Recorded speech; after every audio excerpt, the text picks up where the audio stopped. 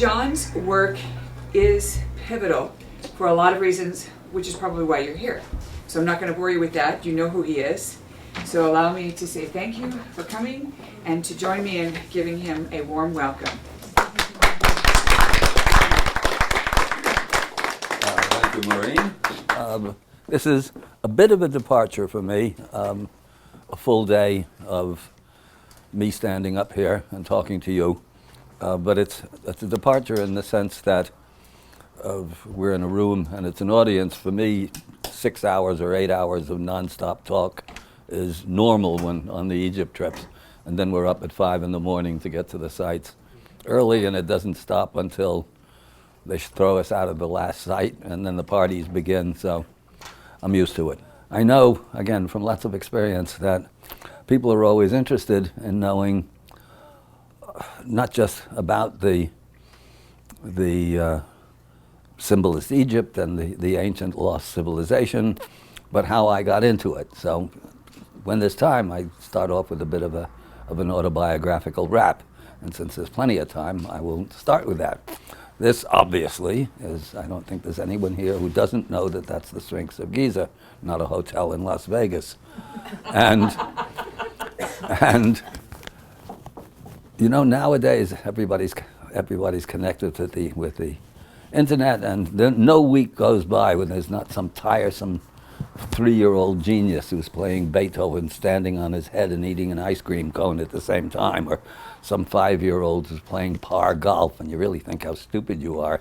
Well, I was never one of those kids. But what I was, I think, in retrospect, was I was psychologically precocious, in the sense that at the age of 12 or 13, I knew I'd been born into a lunatic asylum. And what everybody else called progress, I thought was just madness. And it took a long time, I mean, up till I was about 19, lonely times,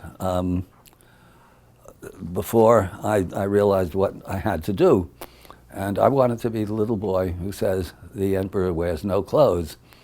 Took another 20 years before I finally wrote a story called The Emperor's New Clothes Continued, that was published in the magazine, good magazine, too bad it went out of print, Omni magazine. And The Emperor's New Clothes Continued, what happens is that the empire regroups and all the spin doctors get to work to prove that the little child was wrong. And in the end, what happens is that the empire is convinced that the emperor's new clothes are real. It's the little child who's imaginary. And again, it makes him realize that how he's used to solitude, actually. And the positive side of it is when winter comes, only he stays warm. And that was one of a number of stories, parables that I wrote that I'm going to, now that we've got self-publishing at our fingertips, which I regard as the writer's emancipation proclamation. We are no longer, those of us who are writers, no longer at the mercy of editors, predators, and bean counters. We can get the stuff out on our own. It's great. One of the few major advantages to the 21st century. Anyway, by 19, I knew what I wanted to do.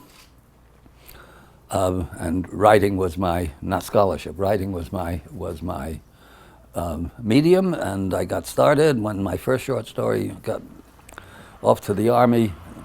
Needless to say, drafted. I didn't enlist, but I ended up, actually Kennedy's line that's often quoted of ask not what your country can do for you, ask what you can do for your country. That's a pompous piece of nonsense. How many people have ever woken up in the morning saying, what can my country do for you, for me? Anyway, I got sent to Germany, owned my one and only and last Porsche, and I had a job that required 8 minutes a day in Germany. I spent the whole year and a half of the remainder of the Army traveling all around Europe with my German girlfriend. And my country, I want to be one of the few people who can say my country did something for me. Anyway, it did. And I got back home to New York, started writing, or continuing. When my first short story was published, that's October 15th, accepted 1957, which I regard as my spiritual birthday. The regular birthday, is 1932, and we won't talk about that. And first short story was accepted by a no longer existent but very interesting magazine called New World Writing, and I was wildly in love with a woman who, thank God, wouldn't have me. And I said, the hell with this, I'm going back to Europe where they name streets after poets. Another long story in this, but I found my way to the then unknown magical island of Ibiza. Anyone who's anywhere near my age, and most of you aren't, will know that Ibiza still is actually the wild party island. Back in those days, it was late 50s. Hippies had not yet been invented, and I was sort of beatnik generation, but not one of them either. And I went to this amazing island and to get my writing done. And in the course of writing, I had a book of short stories published and was writing a novel, and no thought of scholarship whatsoever. Along the line, we all knew each other in Ibiza, the expatriate colony, mostly drunks and drug addicts, but some of us actually got some work done, and still fewer had some talent. And I had a good friend there, a very, very good Dutch novelist who lived near me on the beach, the Mediterranean lapping at the front door. And on Ibiza, there was no telephones, there was almost no electricity. It was effectively medieval. And there was a rule that if you're trying to get any work done, no knocking at the door and saying you're lonely or the rest. The day was to get some work done, and then everyone went to the cafes and the bars in the evening. And I was hard at work, and I ran out of paper.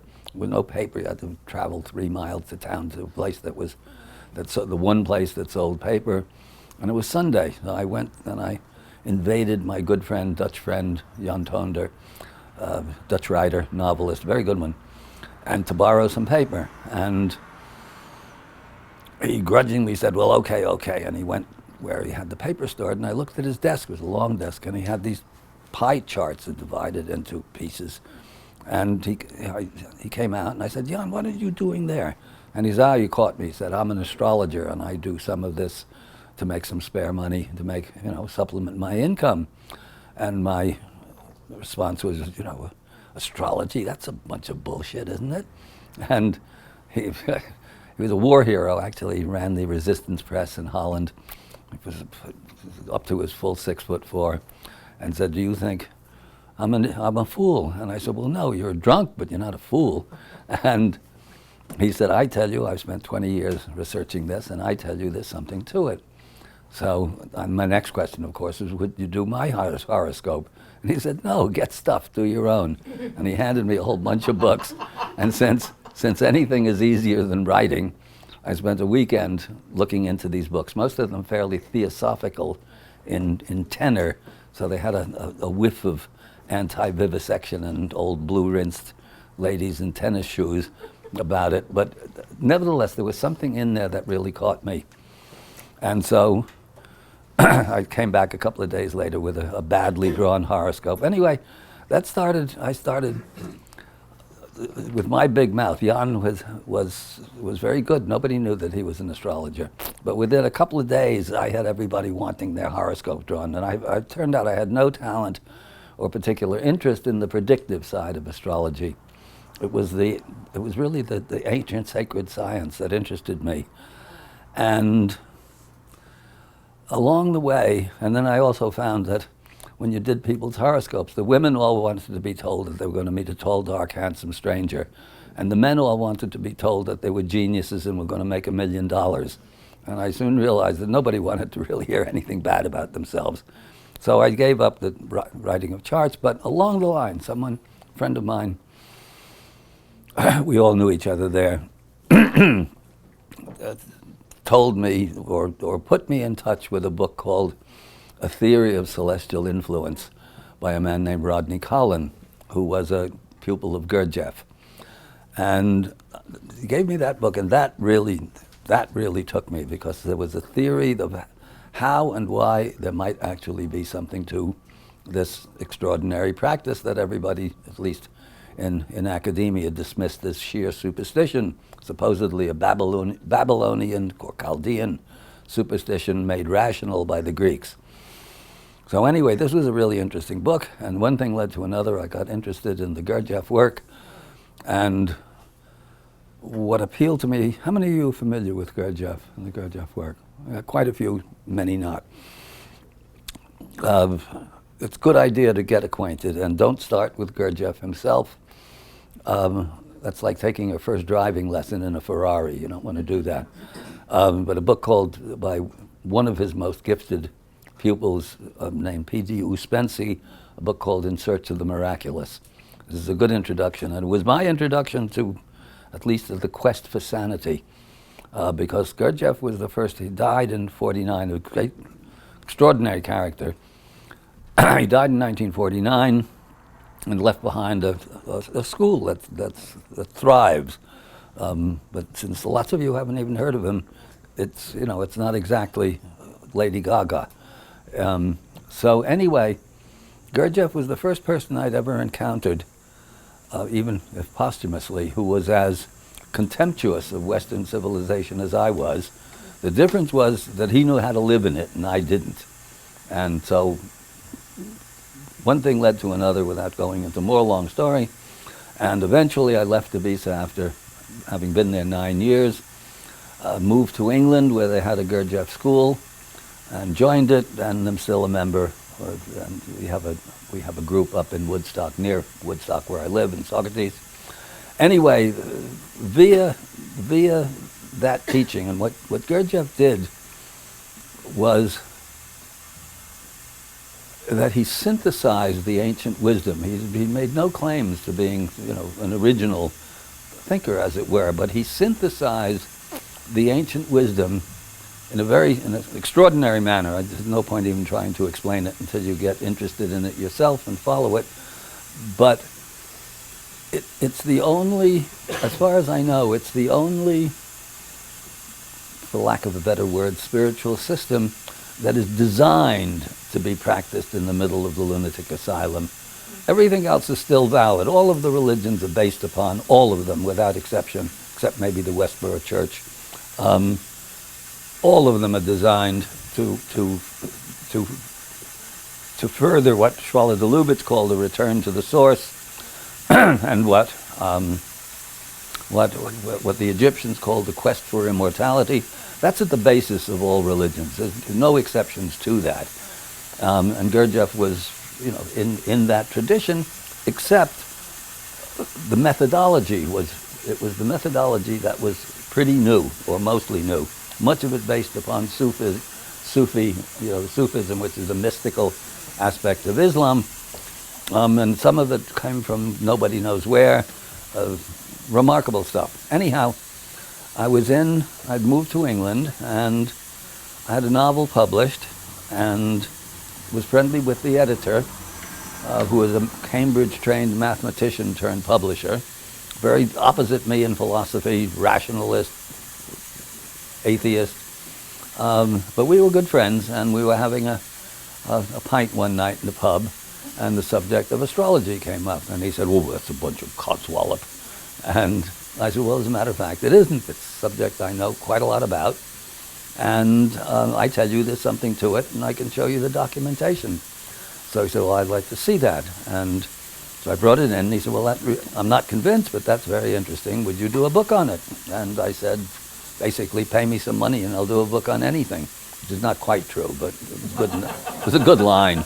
And anyhow, so all of a sudden, here was a contract, and now I had to suddenly be a scholar. I had a certain amount of background in writing my novel of doing scholarship, but not in a serious professional way.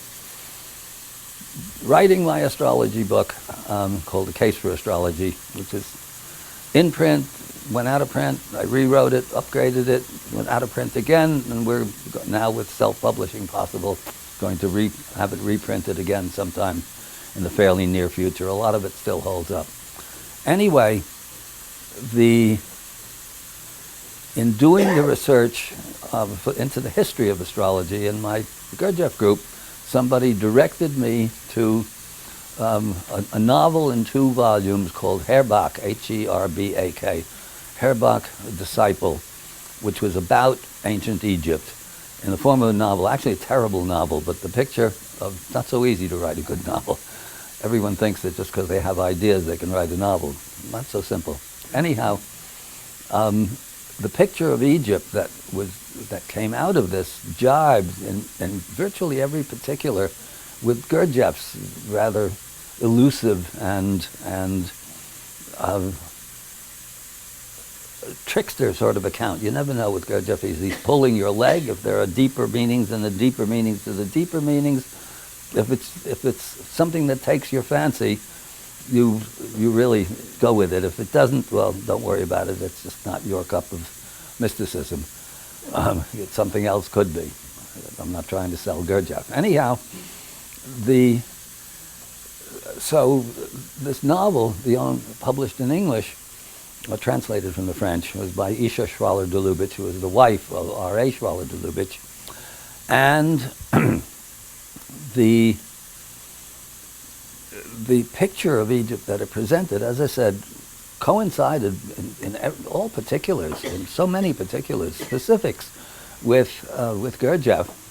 And at a certain point, and as a novel, it was full of footnotes, which you don't normally do in a novel. And they kept on referring to a book called Le Temple de l'Homme, The Temple of Man, by R.A. Schwaller de Lubitsch, who was Isha's husband. And I finally couldn't find a copy of this book. My French was rudimentary.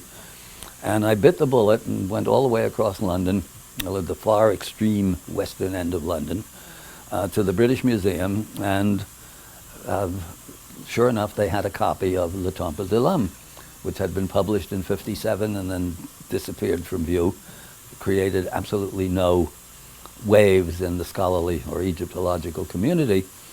And there was, in French, of course, and there was a thing, I don't know if any of you speak French or read French. In the old days, I think it's not that way nowadays, but books used to come always in paperback. If you wanted them hardbound, you went to a bookbinder. And it was a virgin book. In other words, and signatures, have like 16 pages, so you had to cut the pages yourself, which was kind of a ritual. It was something very satisfying about doing that. And so there it was. Nobody had taken this book out in the 12 years, this must be 68 or so, 13 years that they've had it there. They had it there.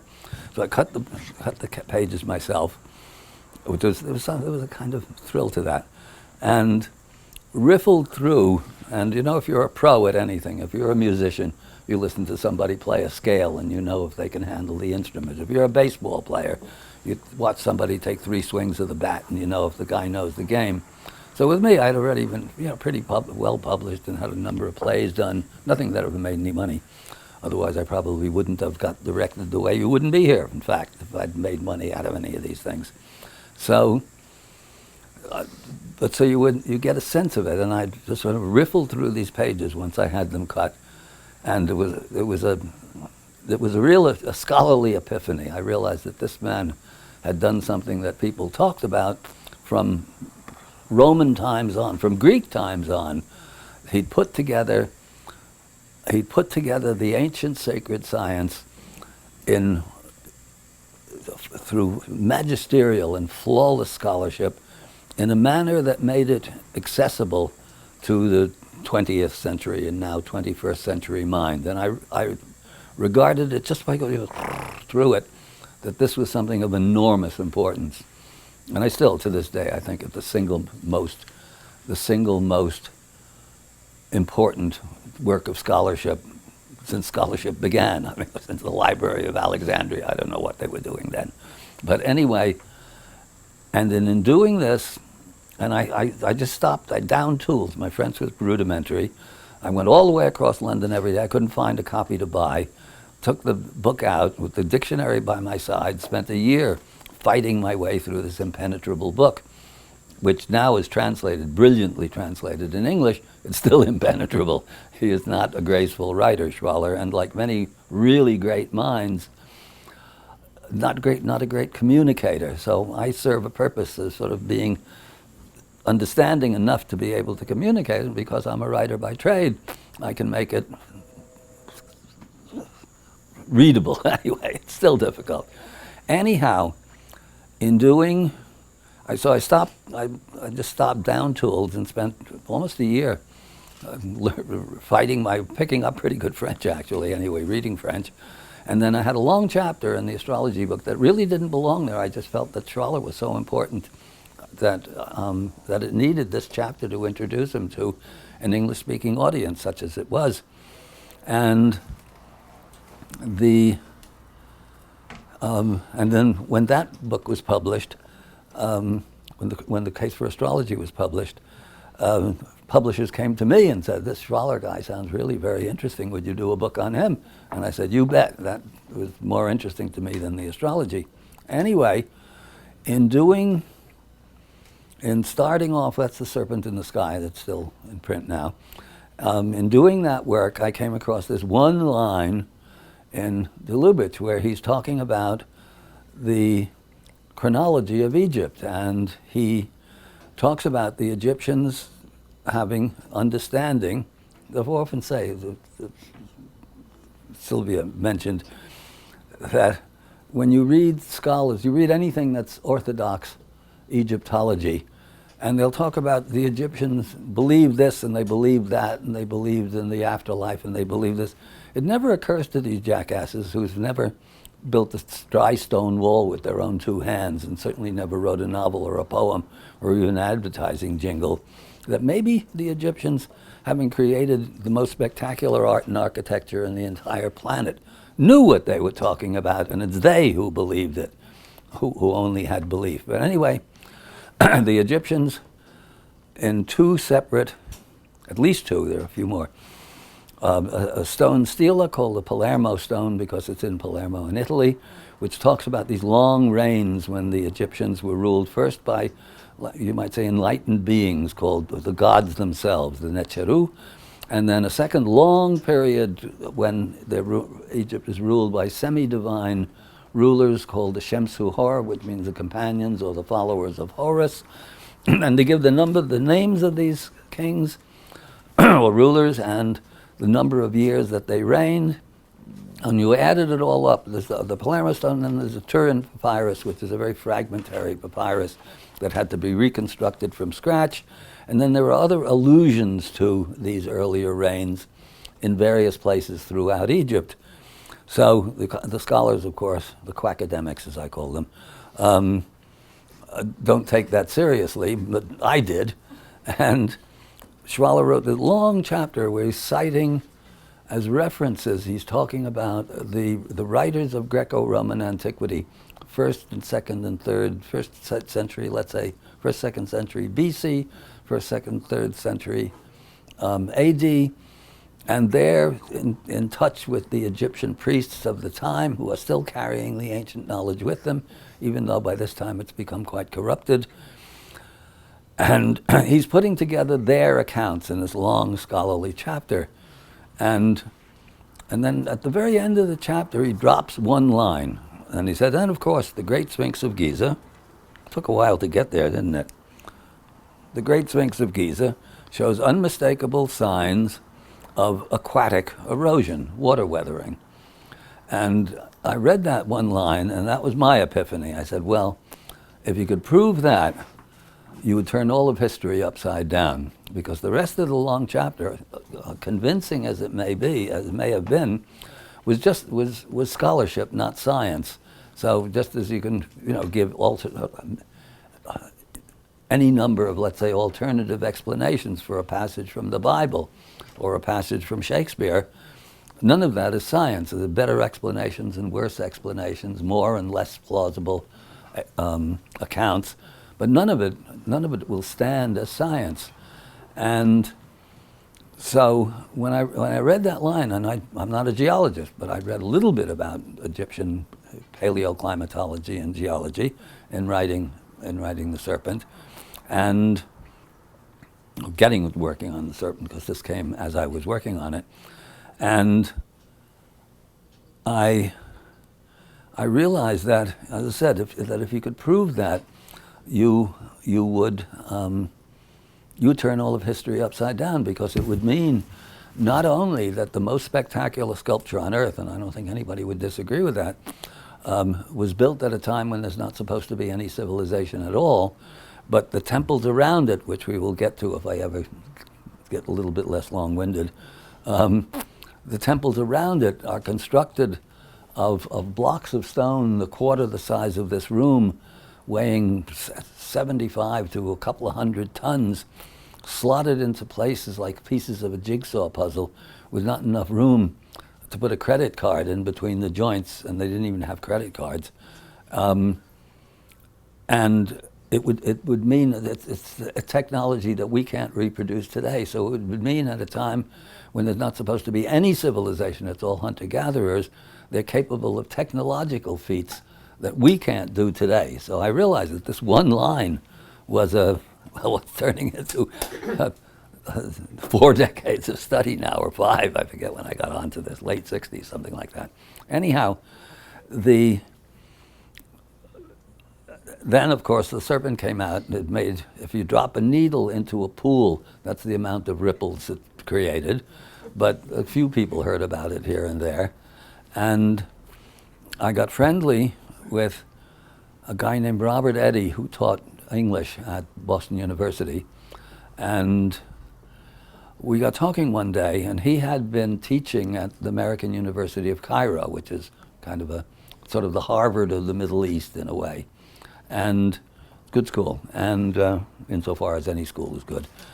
And he'd been teaching English there and then moved back to America and was teaching in Boston University. And we were having a dinner one day, and he said, you know, this is Symbolist Egypt has really become aware of my books when he was there. And by this time I'd published my guidebook, The Traveler's Key to Ancient Egypt. And he said, this symbolist scholar, the symbolist interpretation of Egypt is really important. Is there anything I can do in my capacity as a professor to help you, to make it, to broadcast it? And response was instant. I mean, I hadn't thought of it before really, but it was instantaneous. I said, yeah, find me an open-minded geologist to look into the water weathering of the Sphinx. And I laughed, and he said, well, why are you laughing? And I said, because having done the research for the astrology book, I knew that finding an open-minded scientist was about as easy as finding a fundamentalist Christian who loves his enemies. And then he laughed, Robert Eddy, and said, hey, wait a minute. I know there's a young guy teaching geology at my school. He's very young. He's only 30. He's already published 4 major scientific volumes. And so he put me, and then he said to me, I said, who's this? And he said, he wouldn't tell me. And he said, you'll let me handle this, you're too incendiary. So I said, okay. And I gave him a bunch of documentation, and off he went. And I didn't hear from him in a long time, and periodically I'd get in touch. And he said, well, he's skeptical, but he's very interested. And he still wouldn't give me his name. And then I finally said, why can't you tell me who this man is? And he said, well, he's waiting to go up for tenure. And he doesn't want anything to do with you or even to know his name until he's up for tenure. And I laughed because, I realized he was right. If you're looking for a lost civilization, out comes the dreaded A word, Atlantis. If they think you're trying to prove the existence of Atlantis, no tenure, and that's it. And so eventually I found out we got introduced, and he was up for tenure, and then they couldn't take it away from him. So then he organized a lecture for me at Boston University for faculty and interested students. And that went very well, and it was probably most of you. How many have seen The Mystery of the Sphinx? Yeah, well, not everybody. A lot of people, but the show came out in the 90s. Anyhow, and I met this tall, very sort of not exactly hippie. He just didn't look like what you expected a professor to look like, and in fact, that was what you would expect anybody willing to stick his neck out and look into the possibility of a lost civilization is not going to be your normal quackademic. And I remember very clearly we had a dinner together, and I carefully broached my litmus test, then Darwinian evolution. And at that time, there was the poster child was not of the subject, was a man named Stephen Jay Gould, who wrote pretty well and was often in the New Yorker, and had a slightly variant, different version of rather not so much natural selection of what he called punctuated equilibrium, because it goes in jumps, evolution such as it is. And I carefully said to him, what do you think of Stephen Jay Gould? And Schock replied instantly, he said, he's a bozo. So I knew I had a friend. Anyway, one thing led to another, and with Schock on board, and all of this is a much longer story even than I'm telling here, but he finally stuck his tenured neck out, and we gave a presentation because he had all the credentials, Yale PhDs in geology, geophysics, and paleontology. I mean, there's as good credentials as you can have. And we gave a presentation at the GSA, that's the Geological Society of America, annual meeting in San Diego. This was '91. And this is the Super Bowl of geology. Everybody who has anything that's new and interesting gives a presentation at this venue. And Schock and I had spent a whole day, you have to send in an abstract. We'd spent a whole day trying to make the abstract as boring as possible so as not to bring up the A word.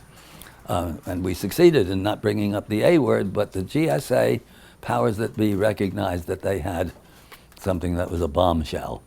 And so we got there, and they'd called a special press presentation for us. The geologists that were going by our presentation, it was a poster presentation, were unanimous that yes, this was water weathering, and there was no denying that it was water weathering, and if it was water weathering, we had to be substantially correct, and the Sphinx has to be a lot older than it's supposed to be, without even the implications of this being a civilization game changer. So this was headlines all over the world, scientific press, regular press, New York Times, everything. And we were being interviewed all over the place, and Schock was being interviewed. He wasn't at the venue.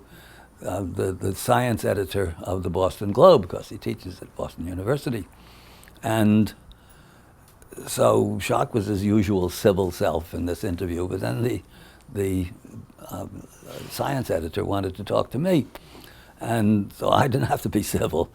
And he said, well, you can't imagine the abuse that was coming from the academics, the archaeologists, and the Egyptologists. They were calling us all sorts of names. And he said, well, why is it if the geologists are all on board with this, why are the archaeologists and the Egyptologists so incensed by all of this? And I said, well, look, this theory is entirely about the weathering patterns in rocks. And when it comes to the weathering patterns in rocks, an Egyptologist's opinion and an archaeologist's opinion is no better than a proctologist's. And he published that. And this did not endear me or Schock to their own department of archaeology in Boston University. And there was a woman there who shall be for the moment nameless, who wrote a really scandalous character assassination. You'd think Schock was running for public office or something. There's absolute diatribe against him personally, not that she even knew him personally. And it was published in their local in-house Boston paper, a journal that they put out every quarter or whatever. And I said, Schock, you can't let this woman get away with this. You got to respond. He said, no. Let's let it be. And I said, well, do you mind if I write her personally? And he said, no, go ahead, you write her. So I did, and I wrote her, and I said, I understand that you're all, upset about this comparison with this reference to the proctologist, they didn't like it either. They said that their job was to cure sick assholes. They didn't like being compared to them. So this had exactly the effect that it was Brer Rabbit and the Brer Rabbit and the Briar Patch. What she did was exactly what I would never have imagined in my wildest imagination she would be stupid enough to do, which is to send it to the entire archaeological and Egyptological community, which pleased me no end, needless to say. Now crunch time is coming up for this lady, as we will get into eventually in this talk. So anyhow, one thing led to another. After this huge amount of press, we got introduced to a man called Robert Watts, who was one of the producers of not of Star Wars, of Indiana Jones. He managed to get, now we knew we wanted to do a video. He got us past the secretaries at NBC. All of a sudden we had Charlton Heston as host. People always say, why Charlton Heston? Well, that was a long story, but since nobody's leaving, I figure you're interested. If you're not interested, you'll leave. Anyhow, we had a budget. NBC wanted this show, and we had a budget, and first choice, and they have an image. NBC, it's got to have an image, a host, and so first choice was Harrison Ford, who was then at the top of his fame as Indiana Jones, but he was too expensive. He liked the script, he was way too expensive, and he was busy for the next 2 years. So next two choices were Raymond Burr, Perry Mason, solver of riddles, that's his image, and Charlton Heston, Moses, it was his image. So I was, I sort of like the solver of riddles, but when we put the question out, and Bill was in the middle of this, we were really trying to decide. We could afford either of them. And when we'd tell women that this was the choice, most of the women said, oh, Charlton Heston. We said, okay, I don't care. Charlton it is, even though I don't really much care for his politics, or his acting for that matter. And all of a sudden, but he signed on, and he did a great performance. I mean, he was wonderful as the host of this show, and one thing led to another, and there was an Emmy and all of that stuff. Anyway, this is where this is what set off what is now, when did that show go out? 93, so it's 20 some odd years of fighting this battle with the quackademics. So now what we'll do is we will look at some of the rather more geology than you might like, but it's very important in terms of, in your own mind, if you have doubts, of seeing how compelling and how commanding the evidence is.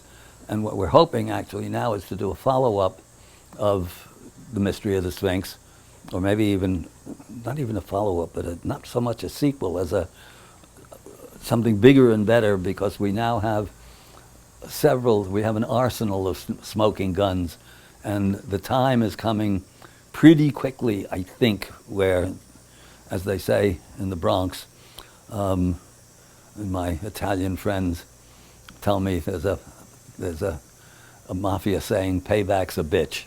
So payback time is coming up somewhere along the line. Okay, so here's really an absolutely glorious picture of the Sphinx, taken by a good friend of mine who I think has done the best book of stills photography on Egypt ever done, a book called The Eternal Light of Egypt, published a few years ago. Her name is Sarit Sanders, who lives up near where I do. And it's great stuff. There'll be a few more of her shots integrated into this. Okay, let's go. Now, the reason, up until us, everybody said the Sphinx had been weathered by wind and sand, which is plausible since it's in the middle of the desert. So how shouldn't it be weathered by wind and sand? Until you look and you see this is a photograph taken around 1900 or a little bit earlier, and you see it's up to the neck in sand. What happens is that the Sphinx is, we can't reverse this, can we? The reverse, go back one, two. Okay, you see the way the Sphinx is built? They had to carve all of this away. The plateau is up here, and this is a bit deceptive, but it comes up to about the neck. So in order to free the core body of the Sphinx, the bedrock, they had to quarry all of this out, and this is where those giant blocks came from that make up the temples that are in front and adjacent to the Sphinx. Now, go forward again. Okay, but if you leave it for about 15 or 20 years, it covers up, the winds blow and the sandstorms blow every year, and within about 15 or 20 years, if you don't keep sweeping it out, this is what you get. So it was possible to prove through texts and kind of direct references, even from ancient Egypt, that the Sphinx is supposedly built by the pharaoh Khafra, the son of Khufu, the builder of the Great Pyramid. We'll get into this question of who built the pyramids and so on, because that's complicated too. Everything's complicated, so I need a whole day. Anyway, so you could prove that the Sphinx supposedly carved by the pharaoh Khafra in his own image around 2450 BC. That from references, ancient Egyptian references and other references, you could say that in the 5,000 years, 4,500 years since 2450 BC, the Sphinx had been covered, of that 4,500 years, around 3,000 years it's been covered up with sand like this. So once it's covered up with sand, it can't weather, right? So this was, now even the academics are agreeing that it's water weathering, but they've come up with all kinds of cockamamie theories that they like to call science. We will get to some of those. Next one. Okay, this is a stela erected by a pharaoh called Thutmose IV. That's about 1450 BC. And here it's weathered away since this was uncovered. Here the name, or the first two letters of the name Chaf were. Now you can't read them there anymore. And over here it doesn't say anything about the building of the Sphinx. It tells a story, it's called the Dream Stela, that Thutmose IV was in a hunting party and they stopped in the shadow of the Sphinx and he fell asleep and he had this vision of the Sphinx telling him, you know, take the sand away from that covers me and you will be Pharaoh of Egypt. Anyway, that was the dream. He uncovered the sand and he became Pharaoh of Egypt. Now, how much of the story is really true or not, we don't know. But what is certainly true is that it was covered with sand in the early days of the New Kingdom, and you could extrapolate from there and pretty much tell, as I said, ballpark, but roughly 3,000 of its supposedly 4,500 years was almost certainly covered up in sand as it is now. So, next slide. Now, here comes the part, is it the face of Khafra or not? Here you see the Sphinx in profile. Next slide. Oh, I got the slide. I keep thinking that this should be reversed. Anyway, back in the 80s, one of the chief opponents, and actually everybody here interested in ARE, and familiar with, will know Mark Lehner, who was an Edgar Cayce, was brought up in the Edgar Cayce tradition, and was drafted in by the foundation in order to be their point man, as it were, to prove that Cayce's prediction was correct and that the Sphinx and the pyramids were much older and all of that.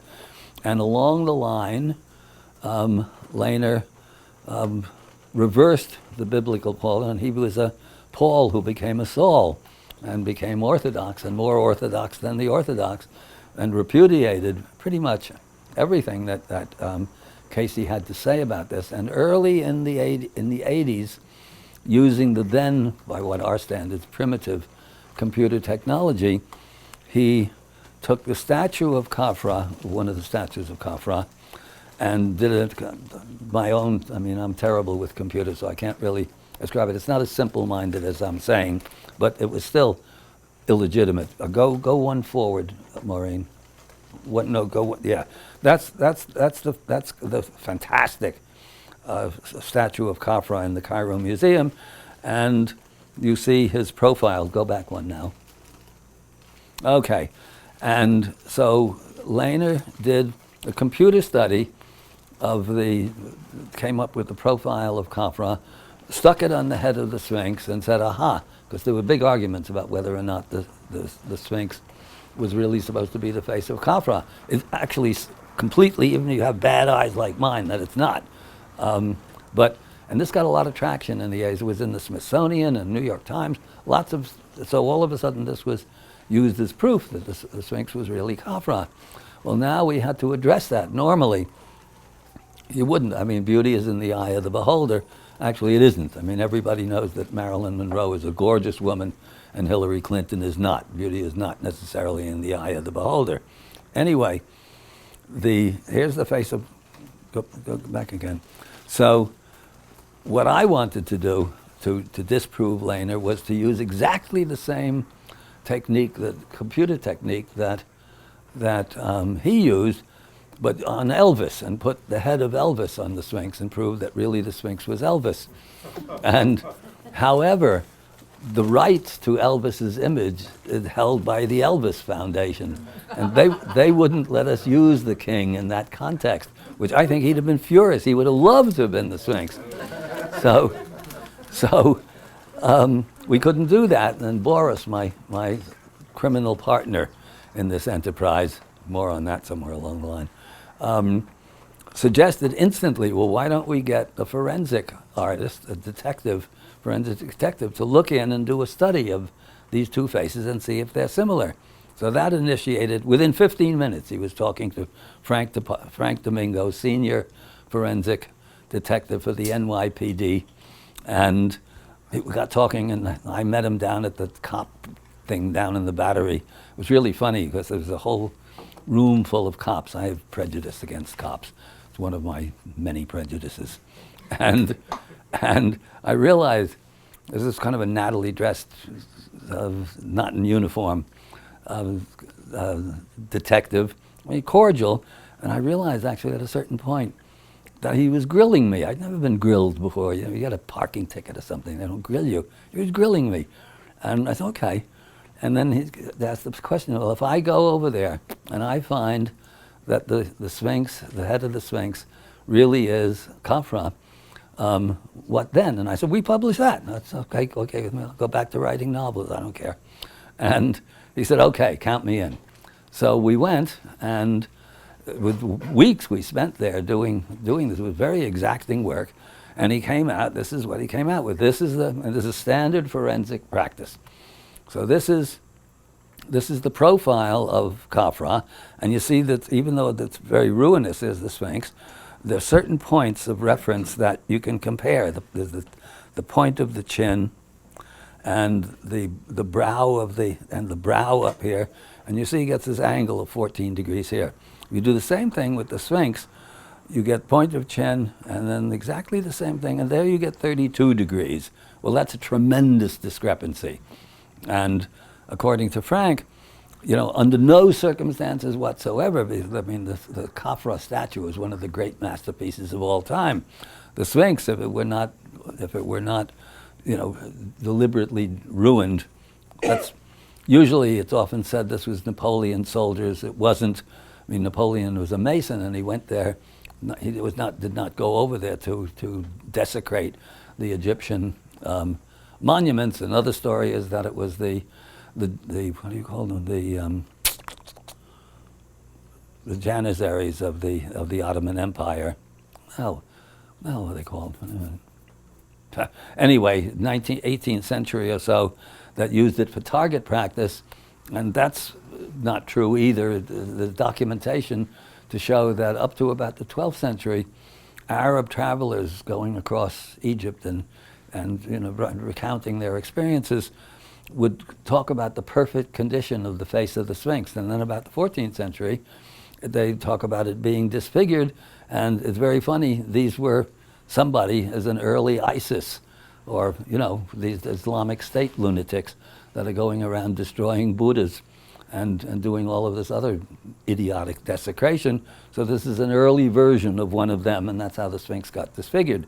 Anyway, despite the disfigurement, you could see that there's no possible way in which these two faces could be modeled on the same individual. And I remember when, Bill, you were there. Remember we were in your studio, and Frank gave us this opinion of his.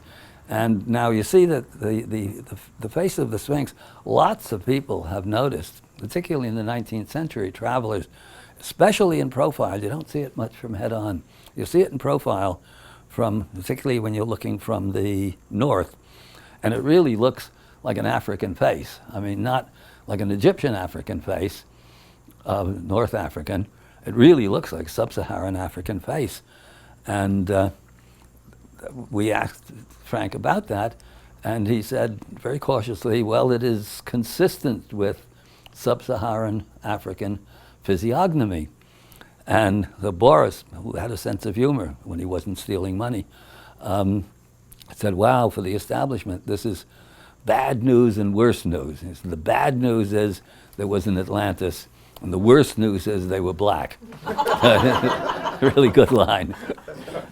Anyhow, we were in enough trouble with the authorities in Egypt that when I had an op-ed piece in the New York Times about Domingo's work, and the Egyptians are as prejudiced as everyone else, and they don't want to know that somewhere in their history, and we also think that the Sphinx, we're very certain that the Sphinx's head is recarved. We don't know what it was originally. It's much too small for the body, and they're masters of proportion. They wouldn't do this deliberately, get it wrong. But so we know it's recarved, but we don't know by whom, and we don't know what it was, of course, originally, just that somebody at some point in time recarved it, and that the face is consistent with sub-Saharan African physiognomy. But in my op-ed piece, I carefully avoided that because, as I said, we were in enough trouble as it is. And then a few weeks later, they published, the Times published a letter from an orthodontist near Cambridge, somewhere up there, named Sheldon Peck, and they're another expert in facial figure things, obviously orthodontist. And he said, hey, that's an African face. So I didn't say it, he said it. And we didn't mention this, we didn't mention it in the video. We just kept quiet about this, as I said, because we were in enough trouble as it was. But now in the follow-up, now we break this story, actually. And it will be among the many bombshells to come. This will be one of the bombshells. This could be of some real interest to an awful lot of people. Okay, so with that established, okay, there's the Khafra statue. Yes? Sure. What is the significance of that? What? That it's a black sub. The significance is that whoever is there at that time and in command is carving a head that is African. In other words, at some point in time, now it's known in late Egypt, 6th, 7th centuries BC, that Egypt was ruled by there were a series of Nubian rulers, but this is not Nubian. This is different. So this is a big mystery, probably one that will never be solved unless they figure out some way of doing what's the opposite of precognitive, anti-precognitive photography to show you, like Curlian photography or something, that shows you what was there, which is, given what we do nowadays with technology, it's not even that, in principle, it's not even that inconceivable. Anyway, let's go. Next one. Okay, so here's the water weathering. And we determined, I'd sort of worked, the end chapter of Serpent in the Sky, I did my homework, and I spent a long time doing it, but I'm not a geologist, so I got a couple of things wrong, but all things considered, not too bad. What I didn't know, and I had misgivings about myself, was it was water weathering all right, but how could it get up to the whole core body of the Sphinx? I mean, where we are here, this is 60 feet of wall. Go to the next slide, I think that'll show it better. Yeah, here, you see this weathering here on the thing, here's us. So you see there's the whole huge wall here, deeply, deeply weathered with these verticals running down it. And it wasn't even Chalk, it was another, one of the people who was with our earlier one of our earliest expeditions, who was a marine biologist but also geologist, who said, hey, that can't be floodwater, that's got to be water running down the plateau, rainwater falling over the edge of the Sphinx and creating the fault lines, scouring out the fault lines, so you get this rounded profile with these verticals in it. Next slide. And then you see this is where this comes into play now, because we have to get the funding together. This is, of course, the big problem always with these things. There aren't grants for this sort of stuff. That we're hoping to get a panel of geologists together to go over and really study this with various, all the relevant different fields of expertise, to really look into this water weathering thing and to try to put, if not put an actual date on it, put together a plausible scenario as to what kind of conditions it would require and how much time it would require to create this kind of weathering. And you see where I'm walking here? And you look down here, this is a harder member of limestone. I mean, absolutely natural. It slopes down. And you see that here you go on a straight line, and here, even though it's very weathered, it's retained its profile. But here, the softer rock, it's weathered back from I mean, this is, you see me walking along there. So up here in these softer layers, the softer members, there's as much as 12, 15 feet of weathering. And the limestone itself is, this is not ice cream. It's a pretty hard rock. It's not granite or anything like that, but what it takes. So what we want to do is to see if we can get some sort of consensus on what kind of weather, what kind of conditions it would require to get this. And I wouldn't, next slide. Okay, there, you see me. They filled this in now, the idiots, as if it were any danger. But, I mean, this dramatically shows you the depth of the weathering. Next one. Okay, now, so this is the plan to see if we can actually put some ballpark dates on, or at least create a scenario in which we can say with some assurance that this is what must have prevailed. And and by the way, the panel, if we get it together, because there is a handful of geologists who are disagreeing with us, all of them with a stake in Egyptology, and we're actually we'd be delighted to have them along as well to get a real ding-dong going, which would be all kinds of good promotion for Egypt and, of course, for ourselves. Now, there are other bits and pieces of evidence all over, and Jacques and I gave Jacques actually, a second presentation to the GSA, which was in 2000, with this further evidence, which includes this here, this strange-looking thing here, which I'll explain in a second. This was at Reno, and there, unfortunately, there was almost no press there, and so there were no real repercussions from that one. But nevertheless, the evidence was presented, and this time there were a couple of geologists who disagreed, and it wasn't a poster presentation. We learned our lesson.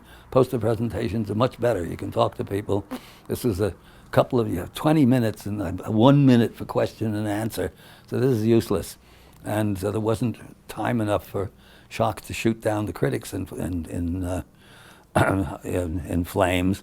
But anyway, this was among the pieces of evidence, and this is one of the reasons, because when I go to Egypt, and I guess I've been there by now on the trips, 4 times a year, mostly since the revolution, not always 4, but the first trip was 85. This is my 30th anniversary of doing trips. Must be about 100 trips. And people always ask, well, how do you do it the same thing all the time? I said, no. Every trip, no trip goes by. You'll see a few instances of this as we go along, where somebody doesn't come up with something really significant. And then I if you're an astronomer, an amateur astronomer, and you spot a comet, it's named after you, So whenever there's a discovery, I always like to say, so this is Jennifer's Corner. There was a girl I was going with named Jennifer on one of the trips, and I'm always looking for things, evidence. And this is a structure called the Tomb of Khentkaus, who was one of the queens of Menkaura, the builder of the third pyramid. And she came by, and I'd been there 50 times, and said, "Well, look at that, John. This is all weathered in here. This is typical undulating, smooth water weathering. And here, in Menkaura, by the way, this is Old Kingdom, and this is typical Old Kingdom masonry that is repairing this block, this huge, massive stone cube, as it were." And I looked, and sure enough, I said, "This is," and you see that the repair blocks are married to the already weathered interior of this.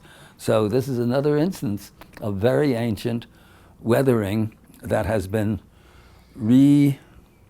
commandeered by the Old Kingdom Egyptians, turned into something that would suit their own purposes. But this doesn't look very particularly visually exciting, but this is an important piece of evidence. Next one, Maureen. Next slide. Okay, now, up here, this is a tomb. So one of the competing theories now is that it's salt crystallization. And what happens is that, you see how all of this is weathered here. Here, you see it. Next slide. Go to the next slide. Okay. These are tombs that were cut in around 600 or so BC. Here you have me standing there. And the interior of these tombs, this is the interior. And the salt crystallization holds that, you don't see it so much here, but they're like giant stone potato chips form on the surface of the stone. The surface of the stone is roughly like this, and they fall off. You watch them fall off. You touch them, they come right off. So the theory is, according to Mark Lehner, that explains the weathering to the Sphinx. But actually, this won't work in a geology conference because, in fact, the Lehner flakes, I call them, the Lehner flakes form following the already weathered contours of the stone, and they don't and can't be responsible for this intense weathering. And then here, you see, this is the interior of the stone. Next slide. And this is, you see, this is the mason's chisel marks. So this has been, there are the Lehner flakes. You see the Lehner flakes, like potato chips. And so the mason's chisel marks, and this is around 600 BC, but so it's been exposed to the elements for thousands of years. And in those thousands of years, this is the amount of weathering. You can actually still see the mason's chisel marks. It's just blurred them. So this is actually a really powerful piece of evidence. Next slide. I call that tomb Lehner's tomb because that's where the theory gets buried. And I just met him recently in aside, we'll see if this works, but we had planned, there was a really hard-nosed archaeologist, professor of archaeology at Penn State University, who was, I mean, the archetype of obdurate, quackademia, and he was having a go at Graham Hancock back in the beginning of 2001, and he was gloating about giving Hancock's books to his students as how archaeology should not be done, and Graham was responding in kind. And at some point, I'm not sure, I think Graham suggested to him, or Fagan suggested it, that we held a public debate of them against us. So it was going to be myself and Graham and Schock and Boval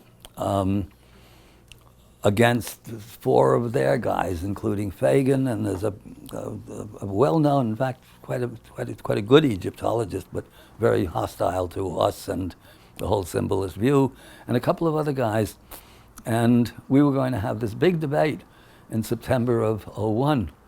And Fagan, who's sent out a kind of a big publicity thing, trying to get students to attend the venue and saying, you know, see pseudo-archaeologists debate with real archaeologists, this kind of stuff, which is absolutely unheard of. If you're going to have a debate, you don't poison it in advance.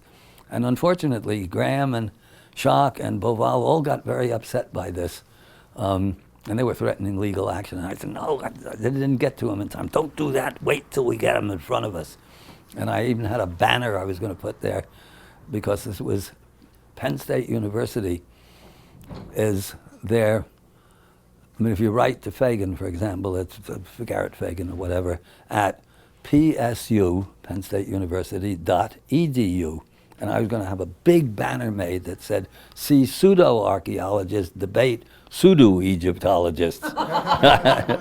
It would have transformed the whole thing. They wouldn't have been able to get a word in edgewise. I was too slow to get them on board to do this. As it happened, 2 weeks before the debate was supposed to take place, 9/11 took place, and that pretty much would have made us anticlimactic at the time. Anyway, more evidence now. These are the. Wait, go back. No, back. Yeah, these. Now, these are the. Even the academics now, Lehner among them. Lehner's a very smart guy, actually, and with a sense of humor, which is not common in academia. And he's in fact provided me with some of the best evidence, but doesn't misinterprets it himself. Very strange. And you see, even he and a number of the others agree that there's a grand pyramid plan, as it were. It's like a unified field pyramid plan that whenever the Sphinx is built, the whole thing is designed. It's not one pharaoh who comes, the usual explanation. Khufu comes along and says, well, let's put it here. And then Khafra comes around and says, well, I can't build a pyramid as big as his pyramid, but I can put it on higher ground so it looks bigger. And then Menkaure comes along, and that's the third pyramid, the smaller pyramid, and he says, well, poor little me, I have to do a little pyramid because we can't afford to do a big pyramid, so I'll set it a little bit off center not to call attention to itself. All of this is foolishness. It's part of a grand plan that takes in the Sphinx, and so whenever the Sphinx is built, something was built in the rest of the plateau. Whether or not pyramids, we don't know, but one of the most important, one of the most commanding bits of evidence or proof is this corner of the Khafra pyramid, because in architecture, in architectural history, when you see two different styles employed in the same structure, you know that you're talking about two different periods. So, I mean, if you buy a nice Victorian house and you buy it and it's got a really modern kitchen in it, you don't say, gee, you were really advanced back in the 19th century. Look at this fantastic microwave they have here. I didn't know they had No, you know that somebody put a new kitchen in an old structure. It cannot be otherwise. So here, styles of masonry are very telling, and they know this. So you see, you can't miss it, particularly in this corner, these giant blocks here, and then the much less refined, much inferior workmanship of the rest of the core masonry that goes into the pyramid. So this is, again, a very powerful piece of evidence. Next one, Maureen. Oh, and this is just more shots of it. I won't go into the casing stones because it's getting long-winded enough as it is. Let's go, next one. Okay, now these are the paving blocks around the Khafra pyramid.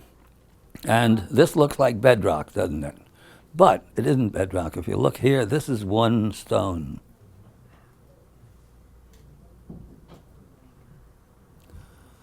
And it goes up around like this, and that's one stone. Now, next slide. This is edge on. We were just up here moments ago, people walking around.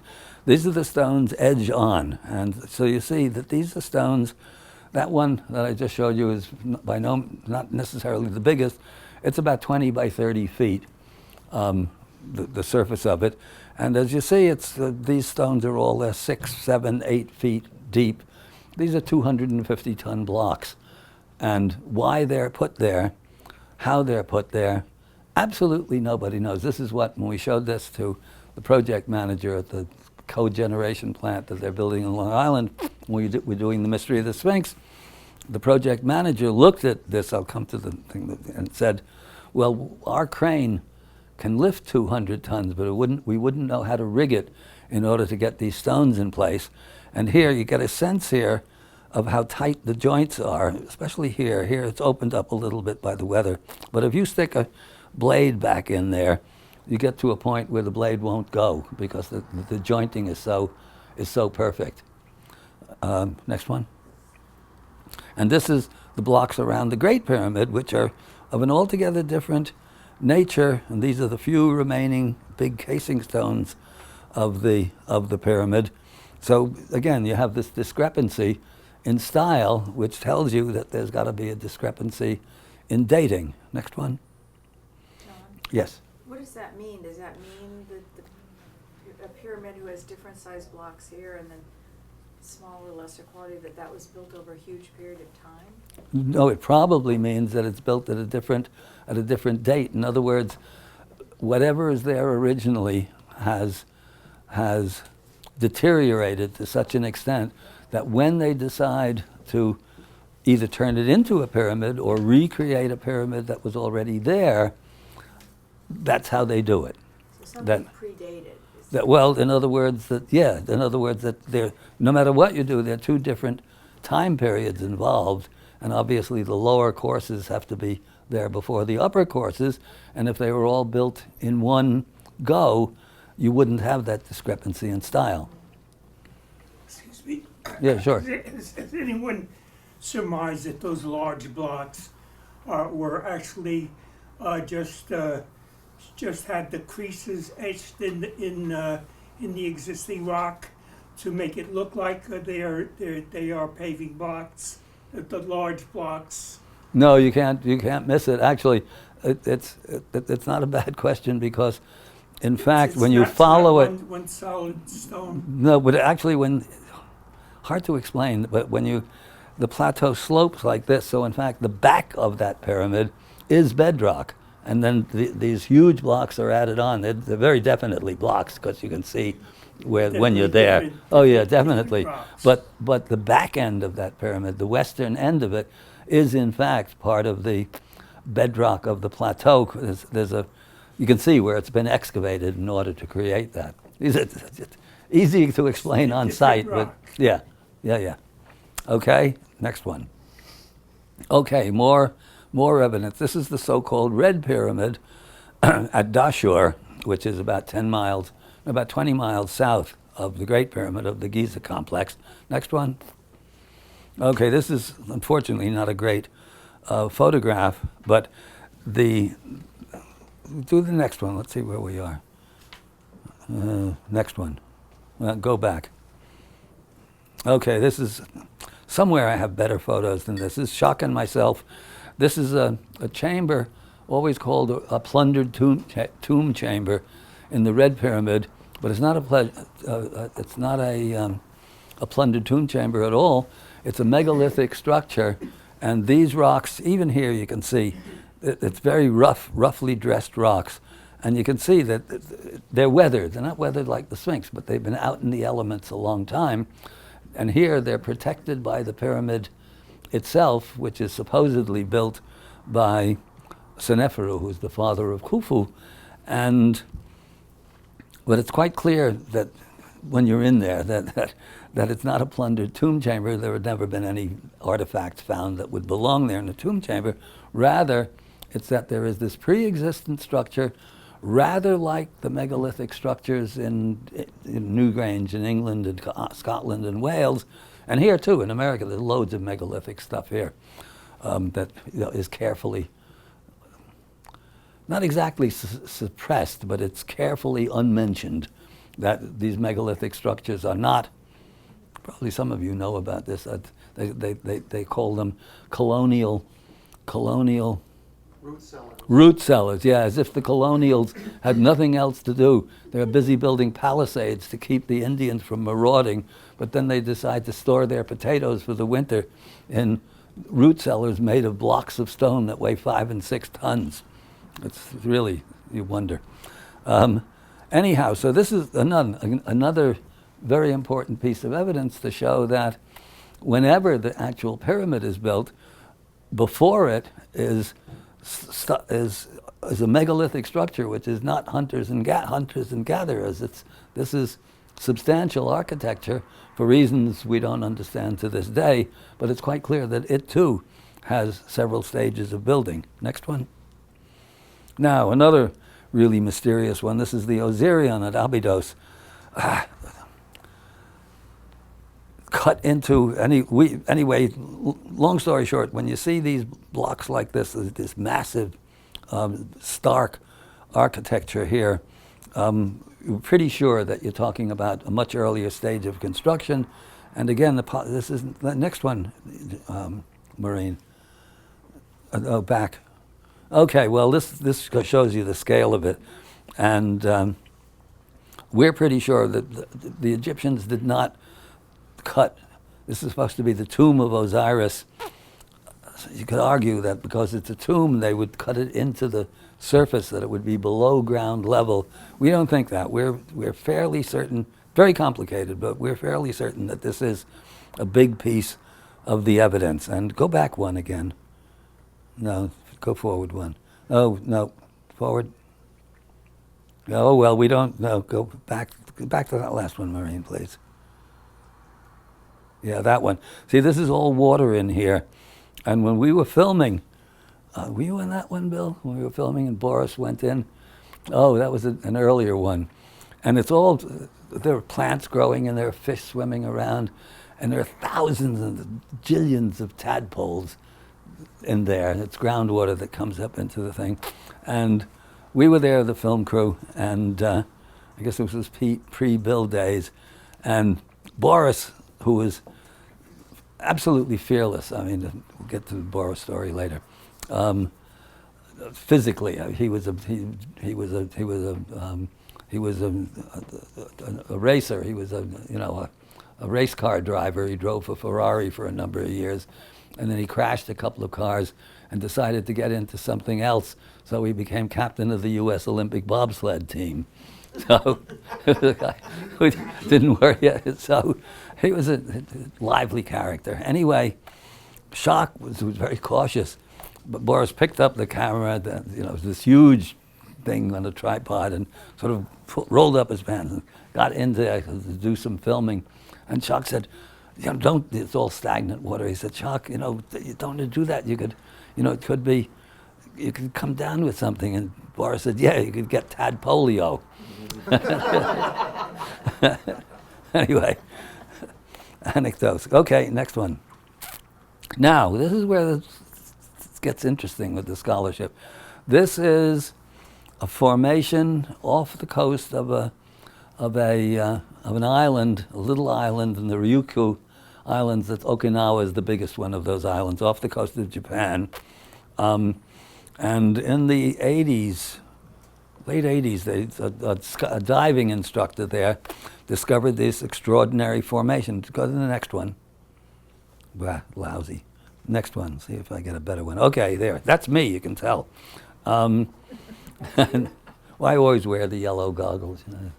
Anyway, you see this, it all looks very, very regular. And the initial thing, this was a big deal, was that because it's underwater and at the very bottom it's about 100 feet, when the Ice Age melted, which is about 9700 BC, thereabouts 9600, the date that Plato gives, it turns out to be probably pretty accurate. The sea levels rose over the course of a few thousand years by around 300 feet.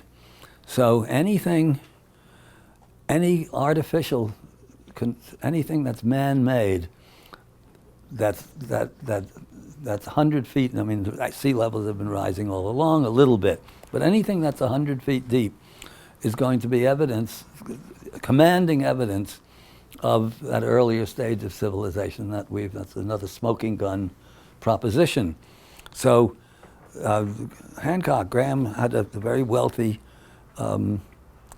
Japanese fan who bankrolled us to come over there, myself, Schock, and Graham, to study this. And when you see it in photographs, it looks, how can it be otherwise? We had it all set. Schock was going to do scientific papers for the science journals. I was going to do something for scientific, for Smithsonian or National Geographic or one of those magazines.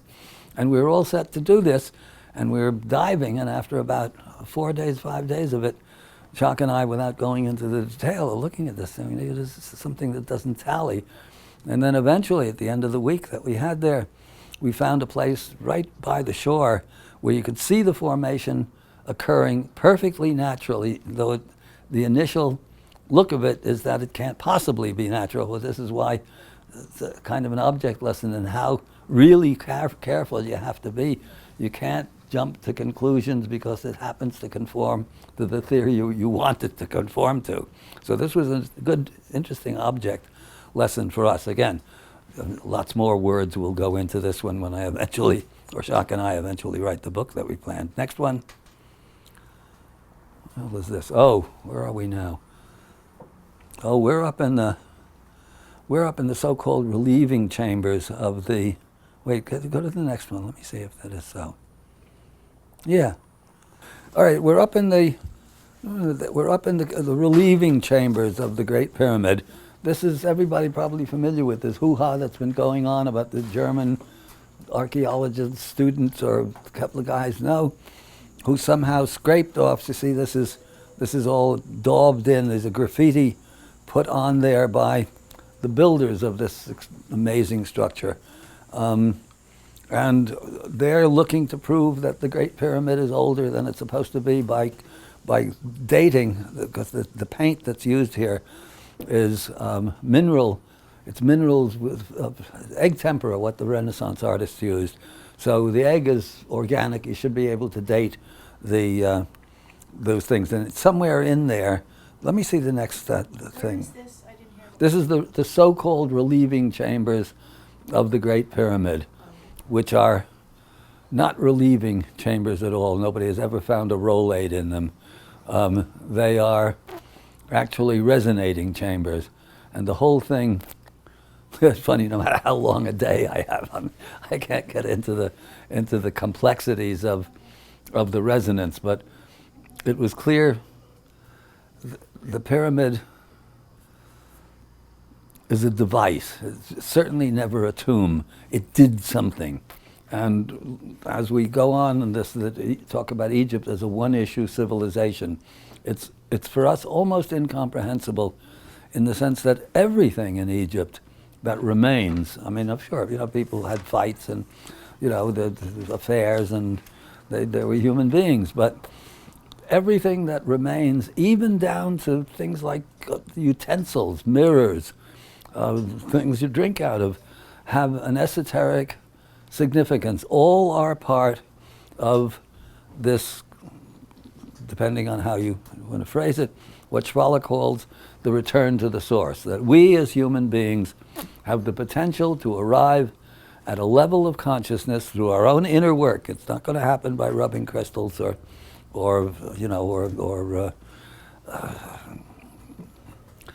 hugging trees, and the aliens aren't, I don't think, going to come and rescue us from ourselves.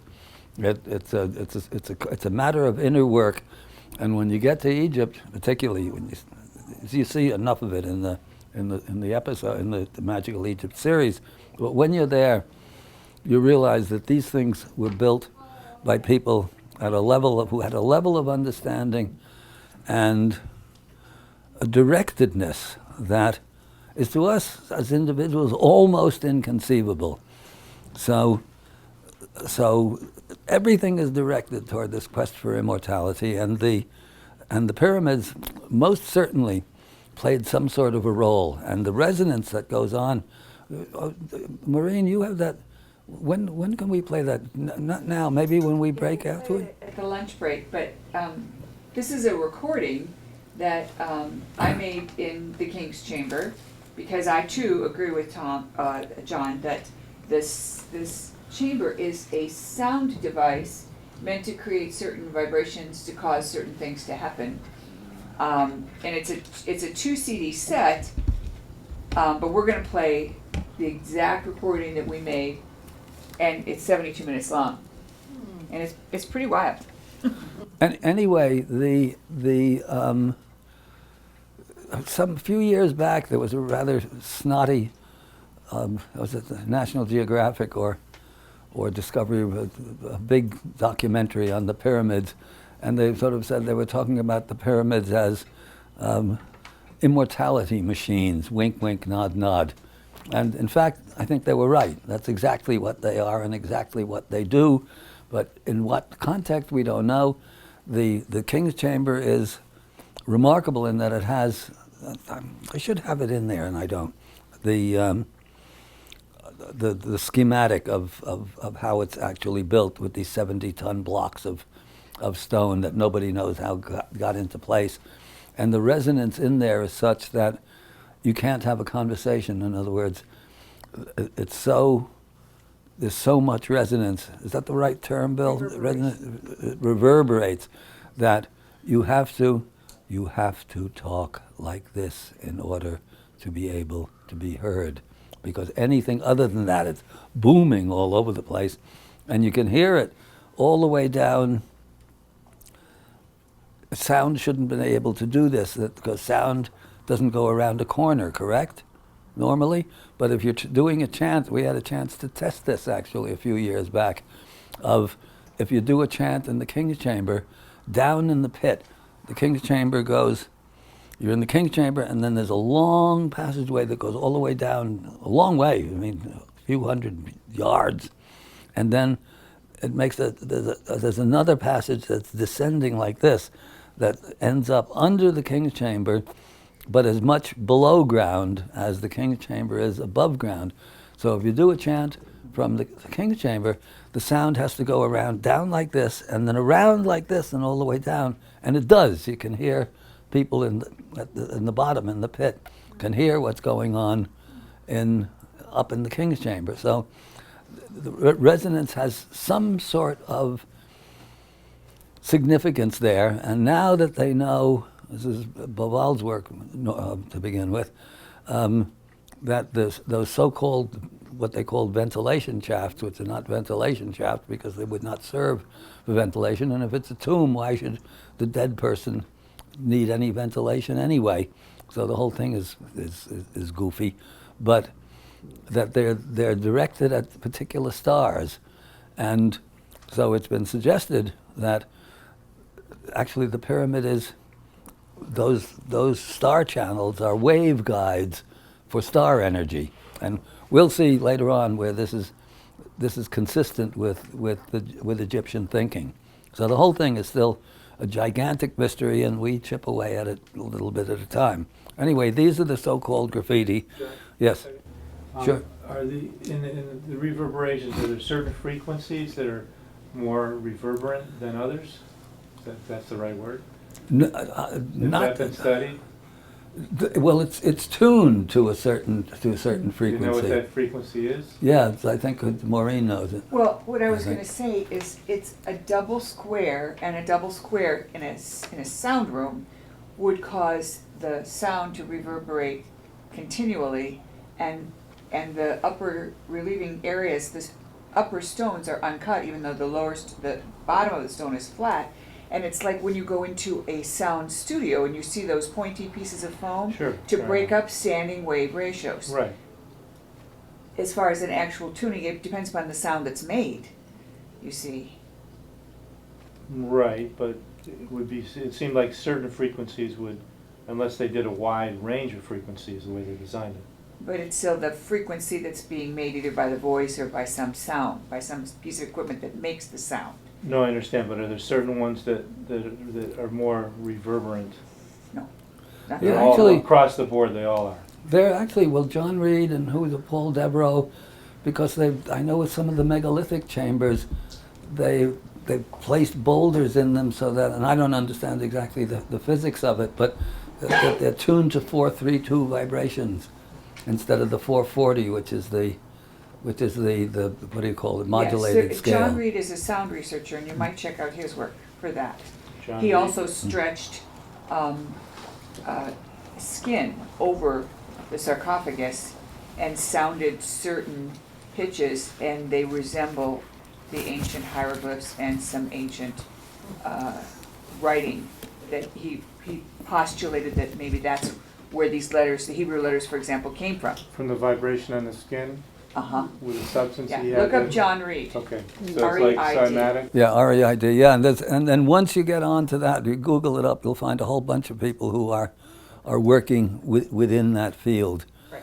And but also you have to remember that whatever the vibrations are now, they're not what they're supposed to be, because the entrance was cut in the 10th century by the pharaoh Al-Mamun, and that's a big thing.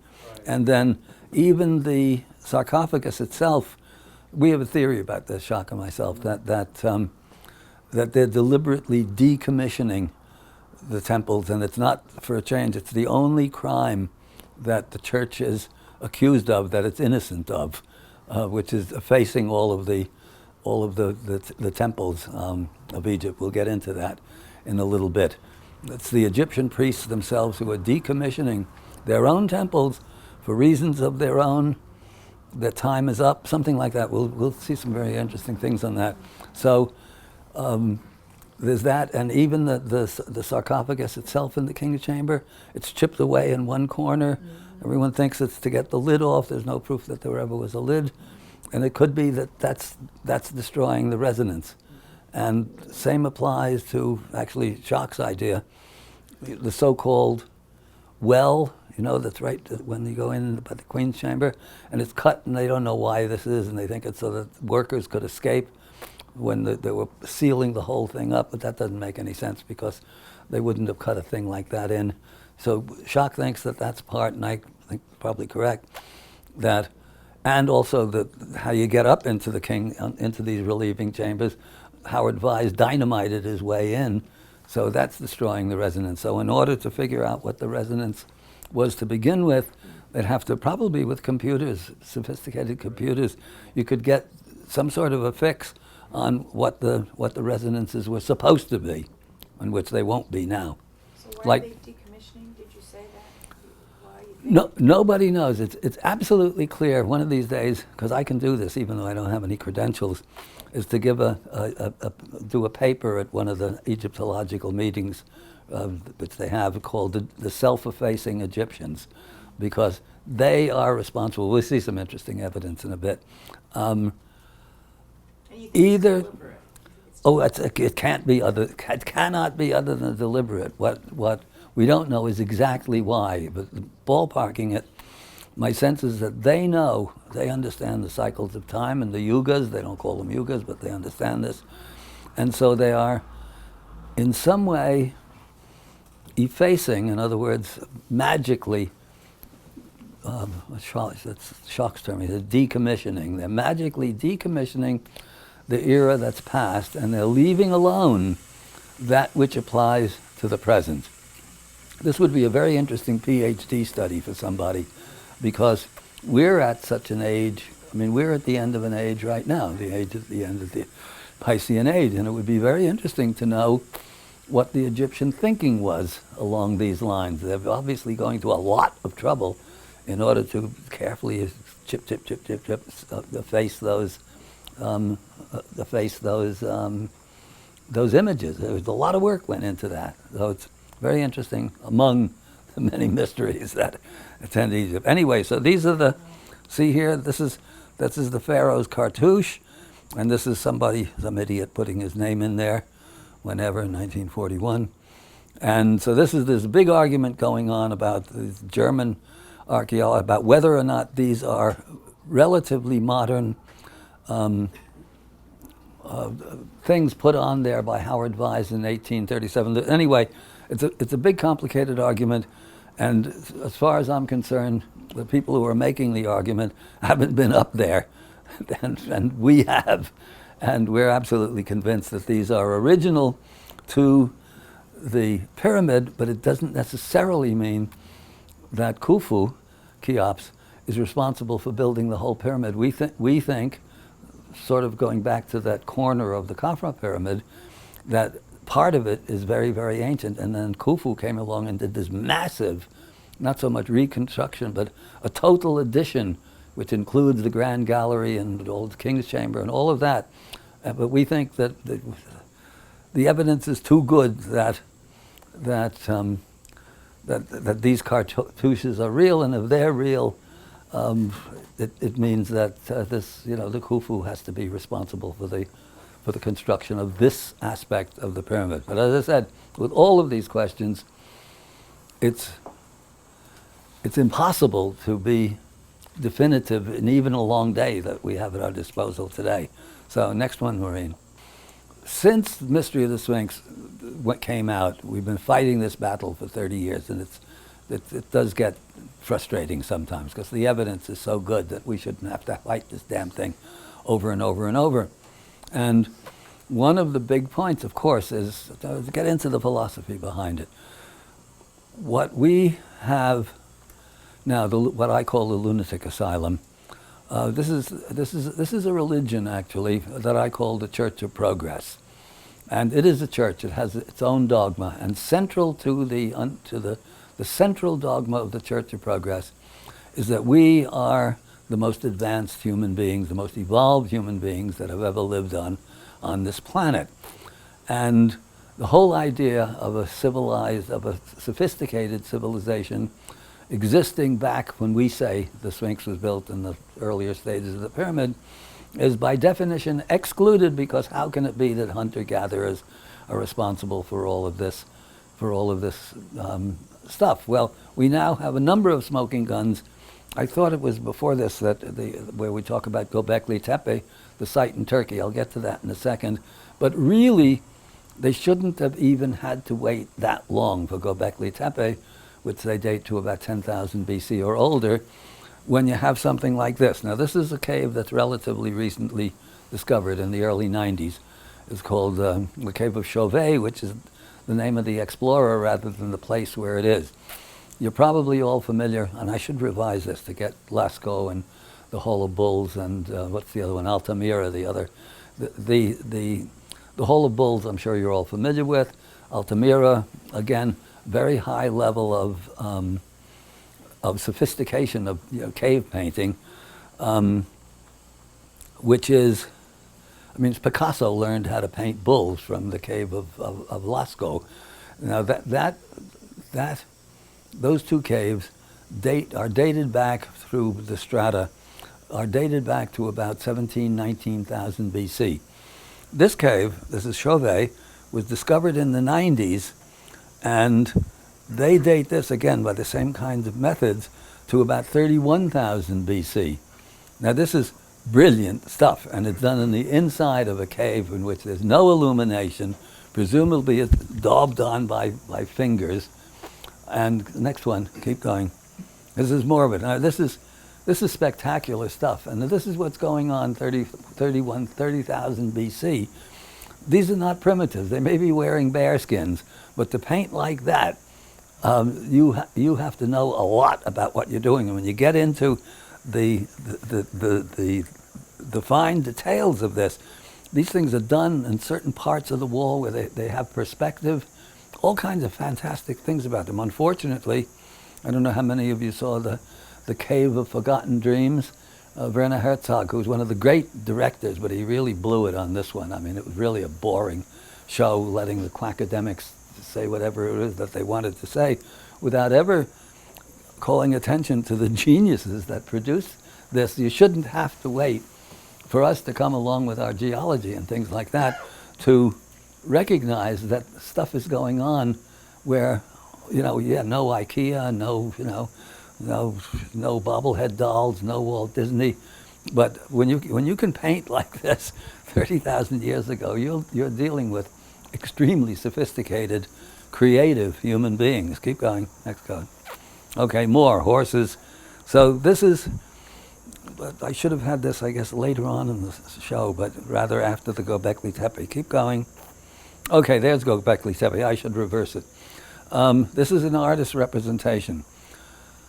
Back in the 90s, there's a hill in Turkey, and it was just a hill, as far as anybody knew. They had found, archaeologists had been there in the 50s and found flint tools or little bits of things to say that there was, that was inhabited, but nothing special. And the peasant who owned the field was plowing in the 90s, and the plow struck what he thought was a boulder, and he went back over it, plow struck the boulder again. The boulder wouldn't move, so it dug around the boulder and discovered that it wasn't a boulder, it was the top of a column.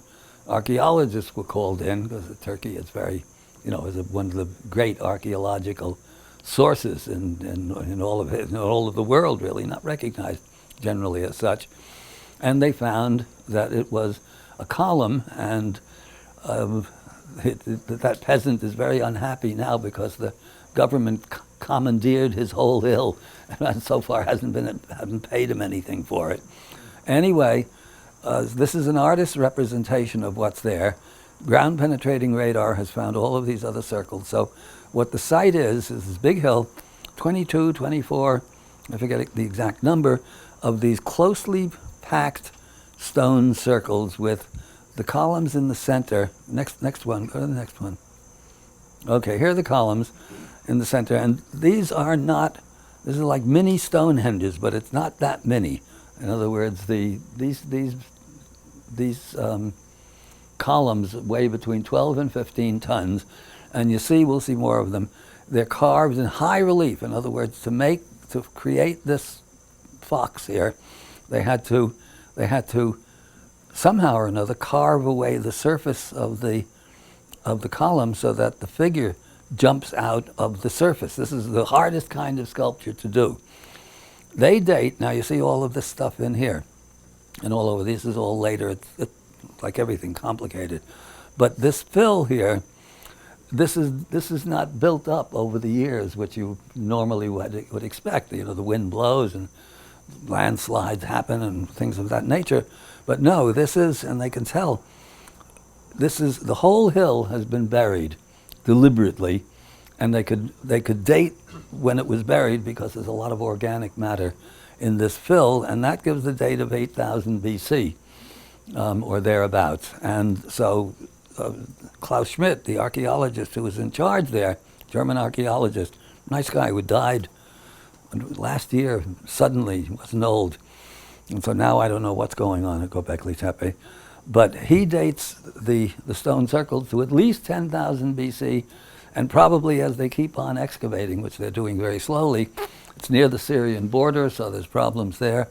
But it means that this is our smoking gun. In other words, if this is, you don't need anything other than this. I mean, the cave painting should have done it to begin with. But now you have this is archaeology. It isn't even just somebody's subjective opinion of great art. But this is solid stuff. Here are the columns. There's no denying them. Here's the fill. Nobody argues. The archaeologists don't argue with the dating. And so a civilization, whether it clad in bear skins or not, capable of doing this kind of work, existed in 10,000 BC. So who knows what more we're going to find. But that's our smoking gun. Keep going. I think there's more cool stuff in here. Yeah, all kinds of interesting things. Look at the way the fingers go around the column. It's anthropomorphic. I mean, it's meant to be a human being. Sorry, I mean, it's meant as a stylized human being. And all of these figures around here, keep going. Okay, here you have the vultures. Here you have, we're not sure what these things are here, but actually a lot of this, if you're not, if you're not familiar with the work of Laird Scranton, this is a very important man who's doing really important work along these lines. Actually, you should have him here, Moraine Laird. He lives in Albany, so he's close by. Because he is proving, we'll get to some of Laird's stuff soon, he's basically showing that a cosmology that an accurate cosmology was in place in the very beginnings of civilization, and it was the same cosmology all around the globe. And we've had this discussion, he's a good friend, that quite possibly when in the Old Testament, I'm always cautious about using the Bible in a historical context because it's really a can of worms when you open. You don't know what's original to it. The translations are dubious and try to support a lot of it. So much of what is myth is accepted as history, and to try and disentangle it is a nightmare, and I usually try to avoid it. But in this case, it really did strike me that if the cosmology through Laird's work is shown to be consistent throughout the world, and it is all, not only is it consistent with itself, it's consistent with the latest wrinkles in contemporary cosmology, except that the ancients weren't stupid enough to imagine that consciousness is the product of our brains. They understood that consciousness is the, you might say, the preeminent, the pre-existing everything that there is, and everything springs from consciousness, not the other way around, as the Church of Progress faithful would like to believe. And it may be that when in the Old Testament, when they're talking about the Tower of Babel, and they're talking about in the ancient days, all of the world spoke with one tongue. It doesn't mean that the Eskimos spoke the same language that the Bantus speak, but it might mean that they had the same cosmology. And the cosmology is the one language, and that's the underlying language for the whole return to the source and the whole esoteric philosophy that, again, is everywhere when you know what to look for. Keep going. Oh yeah, and here's the gem of gems, this extraordinary lion or feline of some sort, again, emerging out of the rock. Oh, and curiously enough, they've got this incredible site. Nothing that looks like a habitation has been excavated. Lots of animal bones, so it's thought to be a ceremonial site of some sort, but they've also found no tools, how this stuff was done. So mystery compounded upon mystery. Next one. Now, big problems or big mysteries enshrined in small artifacts. This is a little bead. You see, this is the hand around it, a little bead, and you see that it's got a very hard stone. It's a diorite or a porphyry. It's a real hard stone, and you see this perfect little hole is drilled through it. Well, how? And you see, you really look how. I mean, here are these hunter-gatherers, and there's kind of, you can just sort of postulate they're hanging around, and they're sort of saying, well, we did enough hunter-gathering for today, and it's our anniversary, so let's carve a nice little necklace for the wife, and we have nothing else to do, so we have this nice little stone that just happened to be square, and so let's invent the drill that goes through to make a nice little necklace for our wife. How do they do it? What are they using to get to do it? And then also, why are they doing this? This strange little thing. So next one. Okay, there's another one. That one comes from Göbekli Tepe. This one was found recently in Turkey. It's an obsidian bracelet. Obsidian is a next to impossible stone to work. It's a volcanic glass, and the art experts who've been studying it, this one dates to where it's found in the, what the layer or the strata that it's found in. This is dated to about 8,000 BC.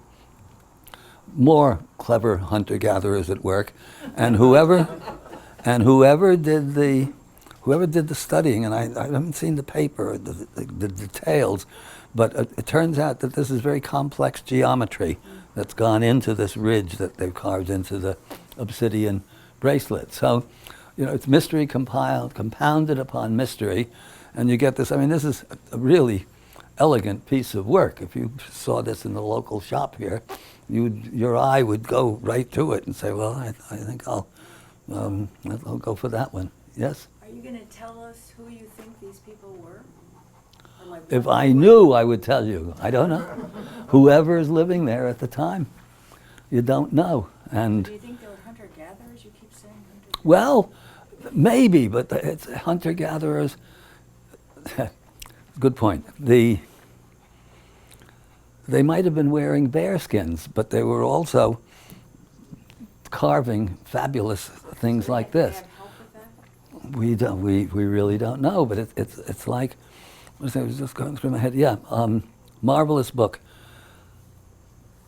Early, I don't know how many people heard of Conrad Lawrence, the Bushman of the Kalahari, book written about in the 50s, and Lawrence is brought up with the Bushmen in South Africa, and he's talking about the missionaries are trying to get the Bushmen to become farmers, and the Bushmen say, why should we plant when there are so many mongo nuts in the world? I don't know what a mongo nut is, but whatever it is, it's a lot less work to get it to eat than it is to plow up the ground and plant stuff. So hunter-gatherers are deceptive. Who in their right mind wouldn't, particularly men, wouldn't rather go out and shoot reindeer and fish for fish than work in an office or something civilized like that, or plow or anything like that? The whole notion of hunter-gatherers have to be, because they haven't developed farming or Walmarts or anything like that, they are inferior to us in terms of their intellectual and philosophical capacities. This is more Church of Progress propaganda that's repeated over and over. So hunter-gatherers is used as, that's a good question actually, it's synonymous with undeveloped, unsophisticated, and there we see from the caves of Chauvet on, it's not like that. And they may have been hunter-gatherers, but why not?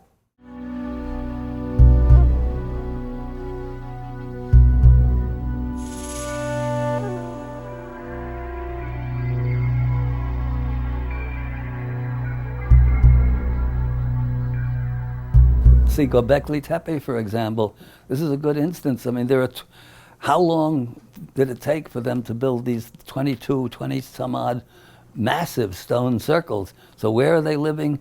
Meanwhile, are they nomads who are wandering around and coming back to this place to carry out ceremonies? We don't know. We don't know. The only thing we can judge by is the results. So when you see that fabulous painting, you know that the people who painted that are not a bunch of gibbering idiots. And when you see things like this, you see that they have not only an artistic sensibility, but again, the same cave hunter-gatherers, they gave this, and they said, let's do this little stone bracelet for our girlfriend. And then while we're at it, because we don't have any geometry, so let's invent some geometry that allows us to produce this, the proportions and the dimensions of this particular bracelet. It's that we have had this notion of us developing from these primitive beginnings beaten into our heads to such an extent that it's very hard for us to think outside that particular box, even when you go back far enough, way back, a couple of 100,000 years, when they're dealing with flints and stuff like that. That's not hard to get a circle. No, but this, you don't see it here, but the geometry involved in getting that ridge together is apparently quite complex. I didn't see the actual paper myself, other than that they were talking about, the archaeologists who were studying this, were saying that you couldn't come up with the totality of it without having sophisticated geometry at your disposal. And we see that in Göbekli Tepe as well. Let's go, Maureen. Okay, now more megalithic sites. This is Sardinia. There's a place you think of Sardinia as the place where they invented sardines, but it has nothing to do with that. And this strange island off the coast of Italy is one of the world's best kept archaeological secrets. It's got all kinds of wonderful megalithic structures in it. This is called the Giant's Grave. There are a number of these, but it's not a grave. And the opening here is focused on, I forget if it's the solstice or the equinox, but very carefully, if you're there on the right day, the sun comes right up. Well, it's sort of obscured by the plants in front, but it's one of these astronomical markers done for reasons that we don't understand. In fact, this is common, almost universal in ancient. The more ancient you go, the obsession with with astronomical astronomical relationships and orientations is manifest everywhere. They're all into this, and it obviously has a lot of significance for them that we don't understand. Because why? What's the difference between a solstice and an equinox and President's Day? But there is some to them. Okay, let's go. Okay, these amazing structures. Jacques and I think, Jacques hasn't been to Sardinia, but these strange things, we think this might have something to do with the whole business of coronary mass ejections, of sanctuaries, places to go from bombarding solar waves, maybe. Next one, these are massive things. Oh, here, that's the interior of one of these Nuraji, they're called. They're dated. They date them to about 2600 BC. Jacques and I have questioned about this. Maybe, maybe not. But there are lots of them. Next one. This is the. It's like a stone beehive, you see, and they've created an arch with no support on the inside, just the rocks piled up. And these are pretty big rocks too. So amazing things, and we don't know why. Next one. More of Sardinian megalithic structures. You know, this is not a day. This is not casual, as it were. You don't build these things, even if you had really big earth-moving equipment. This is a lot of work to get those up, and you have to assume that if people are going to this amount of trouble to do something, they have some good reason why they're doing it that we don't understand. Okay, next one. Yeah, more. Oh, look at this. Next one. Next one. Next one. Okay, now this is Nabta Playa, a stone circle discovered in southern Egypt, close to the Sudanese border, out in the desert. I've never been there. You need a four-wheel drive to get there, but it's called Nabta Playa, and the archaeologists involved, it has a lot of very complex astronomical features attached to it that have been explored. An interesting book called, what is it? Thomas Brophy is the author, and he's a physicist and archaeoastronomer, and there are sort of three levels of science or cosmology involved in this. It's very rough looking, but according to Brophy, it measures. It's not only these three stones. I'm not sure if these are the stones, but it has to do with, again, lots of astronomy. And what's interesting from our point of view is that the archaeologists date it to 6000 BC, so makes it the oldest datable stone circle, whether or not those figures are accurate or not. But it again is an indication that there is this sophistication available to people, at least some people, back as early as that. Otherwise, one of the things that's always thrown up at us is that we're postulating something or another, the lost civilization that disappears under cataclysmic conditions around 10,000 BC, kind of consistent with Plato's account, and then there's sort of nothing until all of a sudden Egypt and Sumer and India and China arise effectively out of nowhere. But when something like this proves that, no, it's that we just haven't found that much that demonstrates the knowledge that was available during those many, I mean, we're talking about 6,000 years, that's a long period of time, but it wasn't as though it's all savagery back then and they don't know what they're doing. If they're building a complex, astronomically sophisticated stone circle in 6000 BC, this is not going to be a one-off that all of a sudden there are a handful of people in whatever tribe lived there and who said, well, let's cook up some astronomy because we don't have anything else to do. It means that this is all that we found that dates back that early, but extrapolating, that has to have been available elsewhere as well. Next one. Okay, there's just more, this tall standing stone. Next one. Oh, that's the plan of Nabta Playa. And these are the ones, the three stones that Brophy says represent the belt stars of Orion. And a very complicated argument he puts forward. What the hell is it called? An astrophysical map of the universe. Anyway, if you look up Thomas Brophy, you'll find it. And he's finding indications in the way that the thing is built that it's calling attention to events that go back at least 17,000 years. That's a pretty good argument. At one point it gets where he's saying that certain of the outlying stones are talking about the speed and of the expanding universe. They're talking about the speed at which the universe is expanding. Whether or not that's a bit of a stretch, but I'm in no position to refute it. It's just that the rest of the argument, or other elements within the argument, are much more convincing necessarily than that. Next one. What's the name again, please, of that? Thomas Brophy, and it's That's the origin map and or the something. stones out of the desert, what's that called? Nabta Playa, N-A-B-T-A. N-A-B-T-A-P-L-A-Y-A. Playa because it was an ephemeral lake. It was a big lake back around 12,000 BC, and then it dried up. Okay, now we're talking about, this is Laird Scranton's work, and I'm going to run through this rather quickly, just brief. Laird is an expert in computer languages, and he got very interested back in the, I guess, 90s. He read Robert Temple's book, The Sirius Mystery, the original one that was published in the 70s.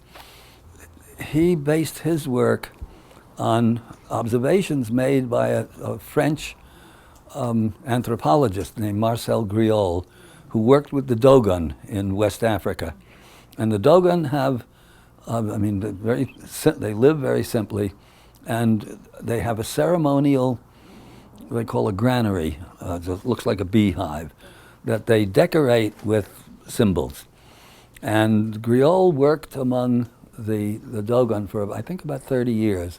And toward the end of his stay, let's say the 30s to the 50s, something like that, and he suspected nothing, that they had this simple society, and they made little pots, and they wove little things, and they were nice people. And then one day they came to him and they said, well, we trust you, even though we don't normally trust white men. You're okay, we're going to initiate you into our deep knowledge, which he didn't even know existed. And though the book is called Conversations with Ogotameli, really a very interesting book. And Ogotameli initiated him into the cosmology, the very complex cosmology of the Dogon, which they inscribe into these huts that they build, looking like a granary. And Temple talks about in his book, he notices a couple of things that Griol himself missed. One is that the Dogon know about Sirius B, the star Sirius that has its very heavy dwarf star circling around it, that they refer to as the heaviest thing on Earth, in the universe. And sure enough, according to the astronomers, it's this unbelievably dense little star that was only discovered by us in 1930 or so, and is a central aspect of the Dogon teaching, the Dogon cosmology. Usual explanation, believe it or not, the quackademics will accept practically anything. Carl Sagan, who was for a while, the poster child of popular science, postulated that they couldn't possibly have known about this star. It must have been the missionaries working among them who told them about Sirius B. You can just imagine the astronomer Jesuits who were working there decided to tell the Dogon about this little star that was circling Sirius B, who instantly said, oh, wow, that's cool. That's the missing part to our cosmology. Let's call that star sacred. This is accepted in quackademia, this stupid explanation.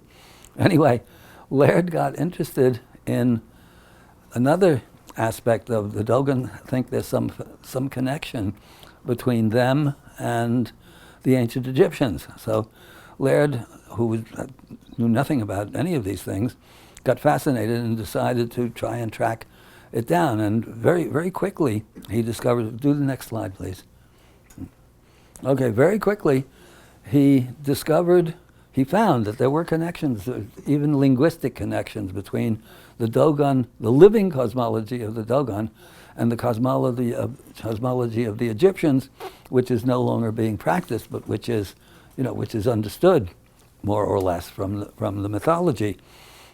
Then he decided, this is his stroke of genius that has kind of put him on the trail, to see how this corresponded, this story of Genesis, as it were, the stages of Genesis, how this corresponded to contemporary cosmology. And sure enough, he found, when he looked into it, that it was virtually the same story. Even the images looked like, these are electron rays lighted after event horizon form. And these are all, next slide. That's the granary, next slide. Okay, and so these are the Dogon forms, and next slide. And you see they're very, very similar. That's Dogon as well. Next slide. That is not Dogon. That's from the laboratory. Next slide. Well, one of these is from the laboratory, and one of them is the Dogon. Anyway, the symbols used by the Dogon show up in very recognizable form in whatever they're playing with, particle colliders or whatever whatever the high-end advanced plasma physics and torsion theory and string theory and all of these things are consistent with what the Dogon are doing. Next slide. Yeah, that's the Dogon. That's the Dogon version. Next slide. I don't know if that's the Dogon or not. No, there's the cosmic strings intersect. So really, it's the same story, except for the crucial element of consciousness, which, as priests in the Church of Progress, consciousness as a precondition for manifestation is anathema to them. It all has to be accidental for them to be happy about it. It all has to be, the quest for meaninglessness is really a hard one for some people to understand.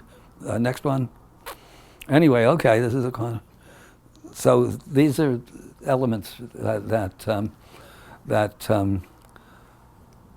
Laird discovered in working out his first book, which is called The Science of the Dogon. And then if you look, he's now on about his fifth or sixth book, and he's now showing that the same cosmology prevails in Buddhism, which comes much later, but nevertheless it's the same cosmology. He's finding it in China, all sorts of places. It's really, I think, major contribution to the advancement of real learning. Next one.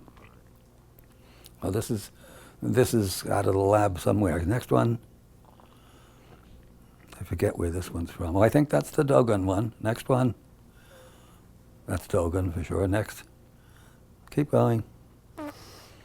Oh, and this is all very, very, very, very, very complicated, but it's just, I extracted it from the book just to show you that the consistency of what the Dogon were doing with what happens in the particle collider lab, which again reflects upon the Egyptian account, which is phrased and expressed rather differently, but it's the same. And then he's finding it all over the world, and this is a big deal. Yes. I forget the guy's name who lived with them and. Marcel Griol. Yeah, whoever knew about Yeah. them. Did the Dogons, did they have the impression that the Dogons understood the meaning of the symbols, that it meant something? Or was it just kind of something intuitive, No, did they actually- say where they came from, that kind of thing? Oh, good question. No, Griol was just fascinated that they had what they called this deep knowledge, this complex cosmology, but as an anthropologist, he didn't understand, his curiosity didn't extend to saying, well, gee, is this really real or not? And in fact, in the 50s and 40s, you wouldn't even known enough, because a lot of this that Laird is working with is only the last couple of decades that you have those kinds of drawings of electron scans and all of this kind of thing. So yeah, Griol This is, I mean, Temple I don't like very much, and I know him quite well. But that was very brilliant of him to have stumbled upon Griol and realized that, specifically, that they know about Sirius B, and if they know about Sirius B, Temple takes the position, one that I don't share, that of course, for them to have this knowledge, it has to have come from aliens. I'm not a great alien enthusiast. Not that the UFO phenomenon is absolutely certain, as far as I'm concerned, that aliens are responsible for building the pyramids and doing all of that sort of stuff. That I don't see any evidence for, put it that way. If somebody found something that really looks like evidence, in other words, it's not an argument to say, well, we can't do it now, so how could they possibly have done it then? It must have been aliens. That's the... I thought a lot of the creation stories and the cosmology of these peoples of these different advanced cultures from the past said that they had, gods from the sky come down. That's yes. This is when they talk about the star people and the gods coming down. They're talking esotericism, not physical contact necessarily. And when we get into talking about the gods, which we will shortly, maybe after lunch, the gods as cosmic principles, the whole thing takes on a very, very different aspect. Effectively, what they're doing, this is Temple himself and Zecharia Sitchin and all of these people are inventing you might say it's a kind of extragalactic Darwinism. It's basically Church of Progress stuff, except that the aliens are responsible rather than just plain old coincidence and accident. Anyway, continue. We'll talk later. Right, talk later, right. Continue. Good, Maureen. Yeah. Okay, this is Laird's next stage. This is a Buddhist stupa, which they use in Nepal and Tibet. And they also, this is very widely decorated.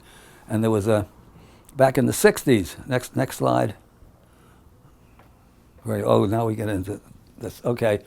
There was a scholar, an architect, and practicing Sufi with the unfortunate name of Adrian Snodgrass, who's an Aussie, who wrote a book called The Symbolism of the Stupa, in which he talks about their cosmology, but back in the 60s he's not really understanding that it's accurate, that it's really advanced, but a very solid scholarly book. Anyway, so and as I said, Laird has followed this path along, and it's now 5 or 6 books into it, and very, very interesting. Okay, now there's Thomas Brophy's book. Wait, what's it called? Wait, can you go? That's the whole slide, huh? Now I can't see the title exactly. Oh yeah, okay, wait, next one. Oh, wait a minute. Okay, well, we're still on Brophy here. Keep going. Keep going, something's out of place. That's all right, we don't have to go into this. An astrophysical map, yeah, the Milky Way galaxy that Brophy is finding in a stone sculpted stone that's deep under the sand now. There's a lot to this, actually. Keep going. Origin map, that's what it's called, origin map, an astrophysical something and map of the universe. Keep going. Okay, now we're, something's out of place. Okay, this is a vase in the Cairo Museum. I'm talking about, again, lost technologies. You see, this is a very hard stone, a green chest it's called.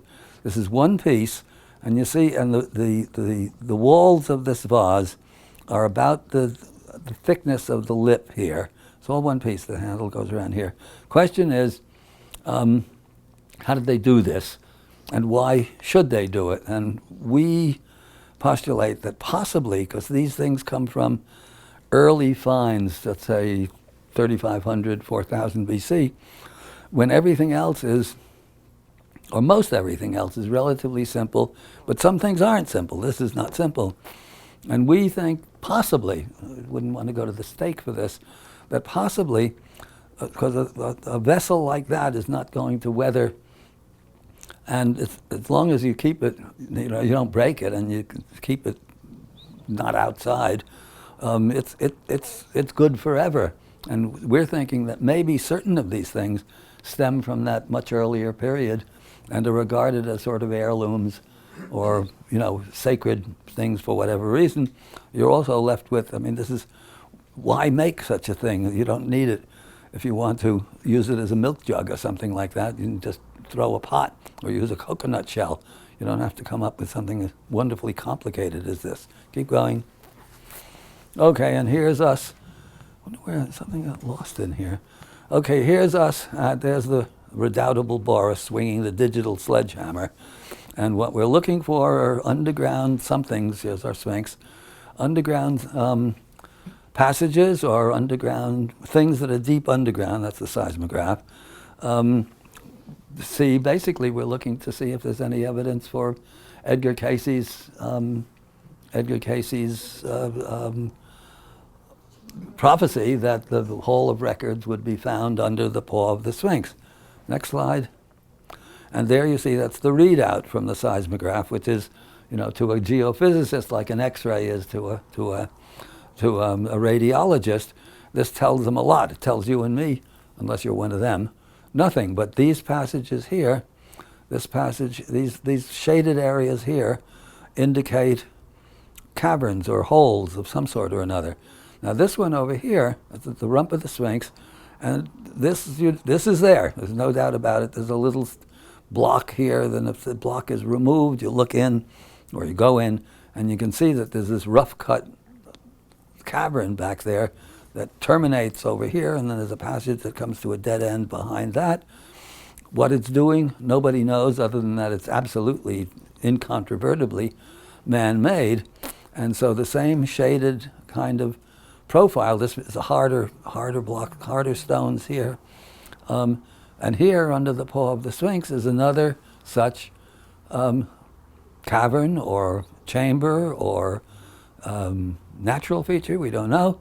But this is exactly where Casey said the Hall of Records is going to be found. So no week goes by when somebody writes me and says, has anybody gone down there and taken a look? Well, it's not necessarily a conspiracy not to look, although it sort of is, because they have poked probes down, carefully not putting them in where they should be. So just on the sides there, not finding a cavern, not finding a chamber there.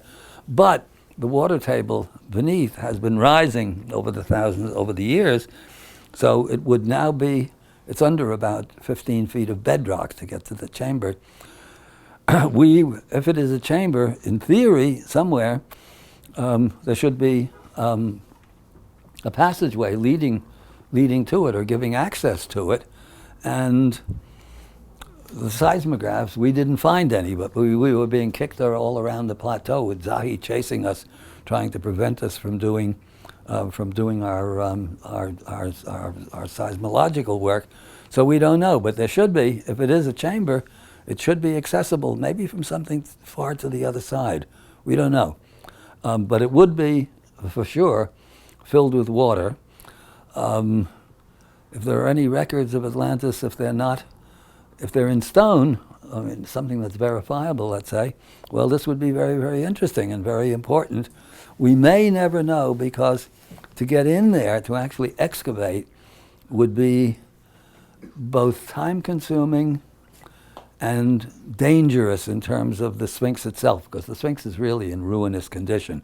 And if they go banging around there with excavators and putting in a cofferdam to keep the water from flowing in quicker than it's, so that they can actually excavate, this would be a big deal, and it would be in the eyes of the world. You could say that the Sphinx is one of the archaeological hotspots of all the planet.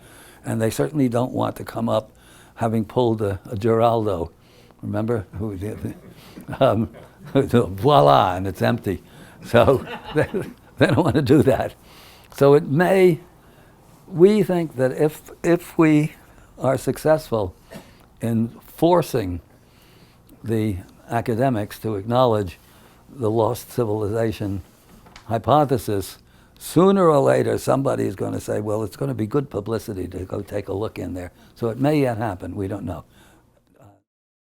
And may I say on this subject of money, but it's not really entirely about money, but Egypt trips, we've talked about them, and I'm telling everybody that since the revolution, it's been practically empty. I mean, a few of these trips, we had Egypt entirely to ourselves, which is unbelievable. I mean, a catastrophe for the poor Egyptians, but an ill wind that blows no good for us, unbelievably good.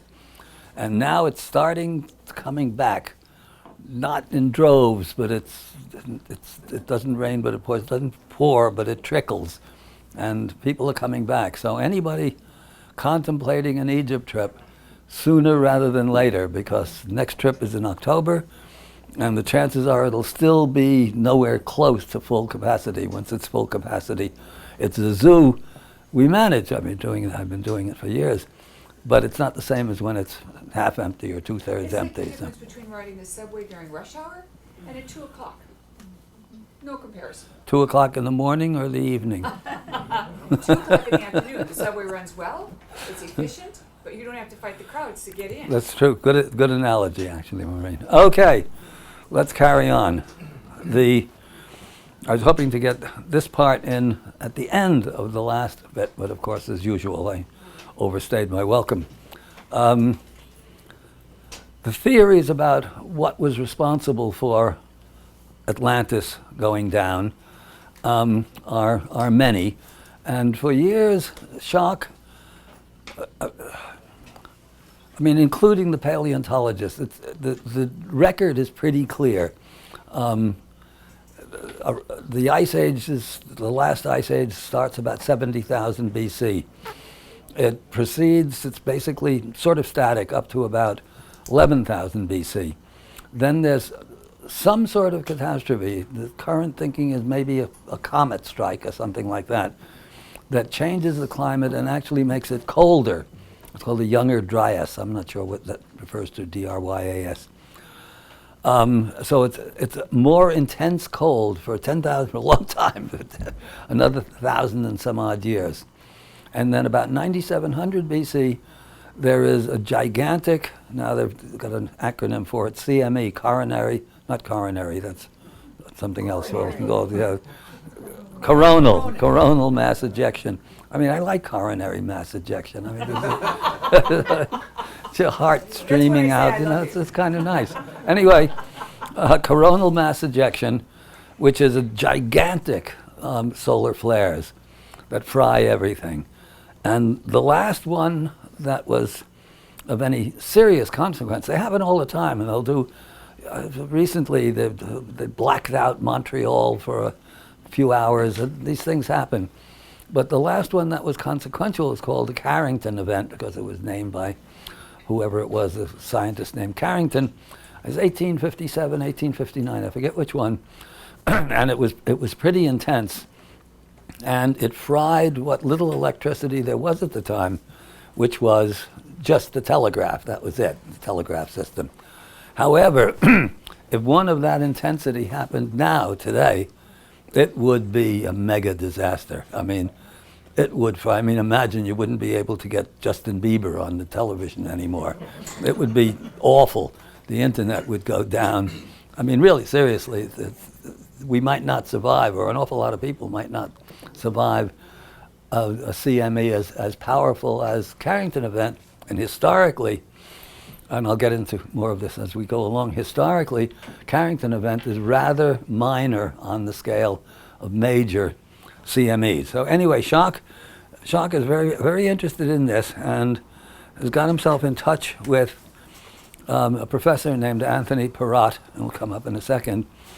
Perrott is a plasma physicist at Los Alamos, and Schock has always thought that the events have some astronomical, cosmological event. In other words, it wasn't just a famine or something like that. It was some big impact of some sort.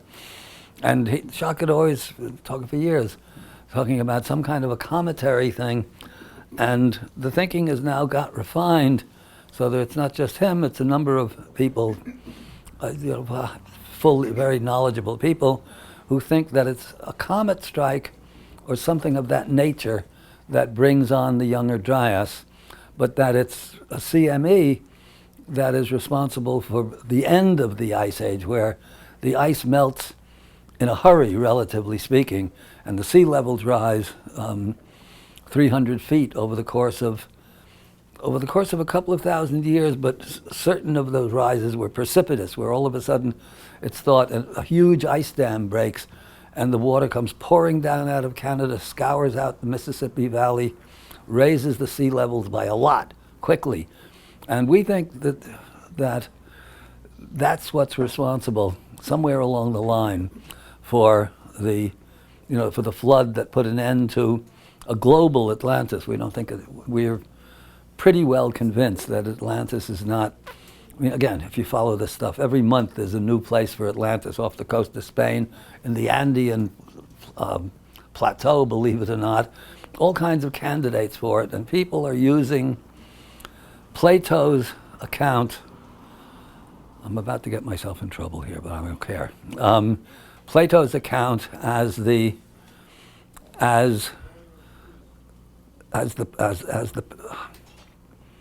history, basically, that it has a historical basis, and and so they're looking for something that looks like his description of Atlantis.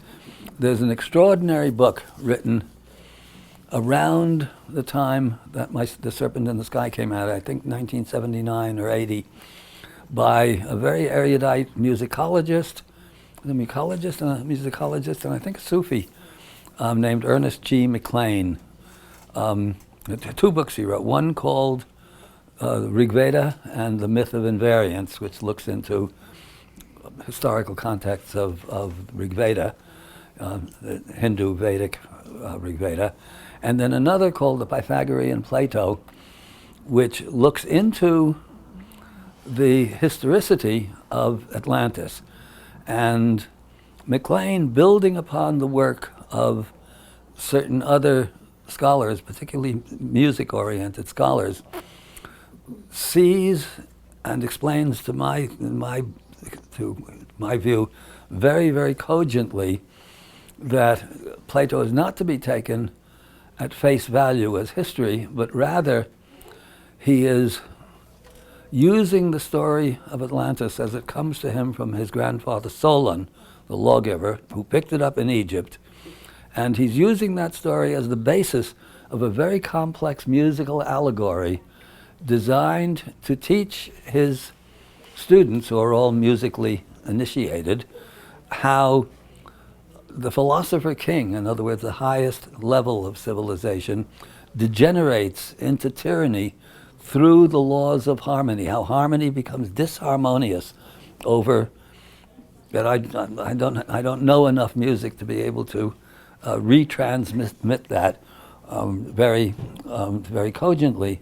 But if you look back, I'm sure everyone's read Plato's account in the Timaeus and the Critias. So if you stop to think about it a minute, which I never did until I found out about McLean, how does he have all of these numbers? There are X number of soldiers, and there are this many moats, and the moats are this wide, and there's all of this detail. When you see that allegorically, you're following how music, harmony, degenerates into tyranny. And when I read that, I thought, this has to be correct. This is the numbers all check out, and when the numbers check out, you can be pretty sure you're onto something. And for some reason, I think Serpent in the Sky was already going to be published. And then when it went through various appendices, I think I just forgot that I'd read this extraordinary book. And at some point, I heard through a mutual friend that McLean dismissed our geology sort of out of hand, and so I didn't pursue the matter.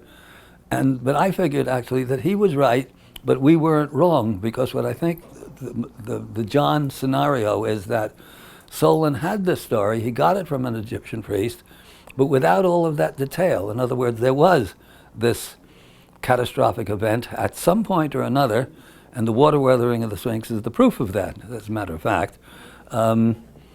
So that part of the story is right. It's that the musical allegory has not been McLean is, I mean, nobody knows about this book. So McLean is quite correct in that analysis, but both work. And then somewhere along the line, fairly recently, I mean, I think McLean, if he's still alive, it is in his 90s, and there was a little bit of an exchange between us, and then I got too busy and I didn't follow it through. But I think he now agrees that this is quite possibly the case. Anyway, something happens to bring on that catastrophe. The Schock's favored explanation is that it is a CME, and the reason for that is will become apparent shortly. Maureen, next one. Okay, so this is solar flares of the northern lights, mild solar storm, aurora borealis, seen from wherever that is, Alaska. Okay, next one. So here now, this is Perrott, and what he's noticing, I don't know exactly where Perrott twigged onto this, but he began noticing he was very interested in the petroglyphs, which are rock carvings all over the world that share certain very peculiar features. And here, these are the strange features that show up. Next one.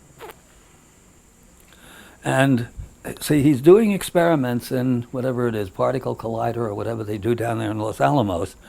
And so these are his experiments where he's getting these figures. Here, his conceptuals. In other words, he's making these figures. He's sort of extracting it's as if this is a blurry. It's the same thing, but this one's blurred and this one's blurred, and this is what it would look like if it were all nice and even in a drawing. And you see what this is looking like. And over here, okay, here's his pinch instabilities. I forget what those mean. And over here, plasma. This is the plasma taking these forms. Next one. Here, this is Schock's work. His wife, Katie. Schock's very interested in Easter Island. He thinks that holds keys to a lot of mysteries. And they have this script that no one has yet deciphered, called Rongo Rongo. I'd love to be able to speak a language called Rongo Rongo. And in it, where are they here? Characters, a lot of these, if you go through it here, let's see, next one. Oh yeah, okay, so here's the experiments, here's what that looks like. These are the petroglyphs, that's what they look like. The petroglyphs right from the rocks. Here they are, the actual look here. And here, figures from the Rongo Rongo script. This is pretty convincing, actually. And those figures, I mean, this is what you have in the petroglyphs all over the world. And if you look at the petroglyphs, and Perrott has gone all over the world, and he finds certain elements in common. One, the petroglyphs are pretty crude. I mean, they don't look like the Sphinx or anything like that. And they usually show the fauna and flora of whenever they were built, depending where they were built. So in one, there are ostriches and rhinoceroses, and in another, there are reindeer and whatever is local to the north. And then toward the top part of the petroglyphs, they have these looking guys here that nobody can figure out. And so they look sort of like shamanistic figures or whatever, and that's what it's always been thought that, until you see, here are the petroglyphs, until you see, there's the Rongo Rongo, until you see the figures that come out of the laboratory. To me, this is pretty good as evidence. This is certainly better than anything I've seen before. Keep going. Okay, here they are. Well, this is us last year, Schock and myself, in Norway at this place called Ausvik, looking at these figures. Next one. Oh, now we're back to the Sphinx. Okay. What does that show? Pardon? What does that show? It's showing, good question. Well, This- when the Carrington event went on back in 1859, you ask good questions. There wasn't enough photography around to capture these events in the skies, but when people who witnessed it drew it, that's what they got, with these weird-looking figures in the sky, showing these strange things with two heads and different arms and so on. So I think this was one of the things of Perrott, that he realized that those otherwise mysterious drawings come out of the Carrington event were part of of a monster CME, and it's that, and when you see it all over the place, I mean, all over the world, from Australia to the Eskimos to everybody, wherever there are petroglyphs, you have these bizarre figures, plasma figures, you might call them. And so this is, as far as I'm concerned, really as good evidence or better evidence than anything that anyone else has come up with for the event. That is definitely, I mean, now, to our way of thinking, there's absolutely no argument that there was this ancient civilization that disappeared. What made it disappear, in all likelihood, a massive CME, and there's enough evidence. Perot's done a lot of this work, and Schock has taken it a bit further or in a different direction on his own. And they're in contact with each other. Perot doesn't like to talk about it in public much because they'll fire him from Los Alamos, but Schock doesn't have to worry about that.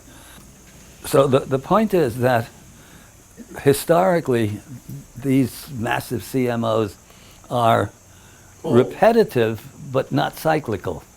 In other words, you can't say that it's every 10,000 years or it's every 5,000 years, but over time, there are a lot of these things, and nobody can say. I mean, Schock thinks that this could be on the future, but the future doesn't necessarily mean next week. It could mean 150 years from now or something of the sort, but that this is a real possibility, and that if people were seriously smart or wanted to survive it or wanted their grandchildren to survive it, they'd be busy getting off the grid in any way that they possibly could and getting out of the cities if they possibly could, and being prepared for something of this nature to happen. Anyway, be that as it may, that's the latest in theorizing on the catastrophe theory and why and how the great global civilization took such a nosedive for all of those thousands of years before Egypt and Sumer and India and all of those reconstituted themselves upon the template of the old. I use the line that Egypt is a legacy, not a development. But so the template was there, so that there are these relationships, as Laird Scranton has shown, between the cosmologies, even though in many other respects the art is very different, and there's a lot that's different, but the cosmologies are sort of a constant. And so now we go into the basically symbolist Egypt and the theory, you might say, or the doctrine of return to the source. So next one, where are we going to now? Oh, to a break. No second break. Next one, okay. So now we go to Schwaller. This is the Temple of Man, the Temple of Luxor, aerial point of view. Very brief thing on Schwaller. He was born in 1891, brought up in a scientific household, something of a wunderkind. He was lecturing the Theosophical Society as a very young, as a boy really, at age 16 or so, specifically interested in number symbolism.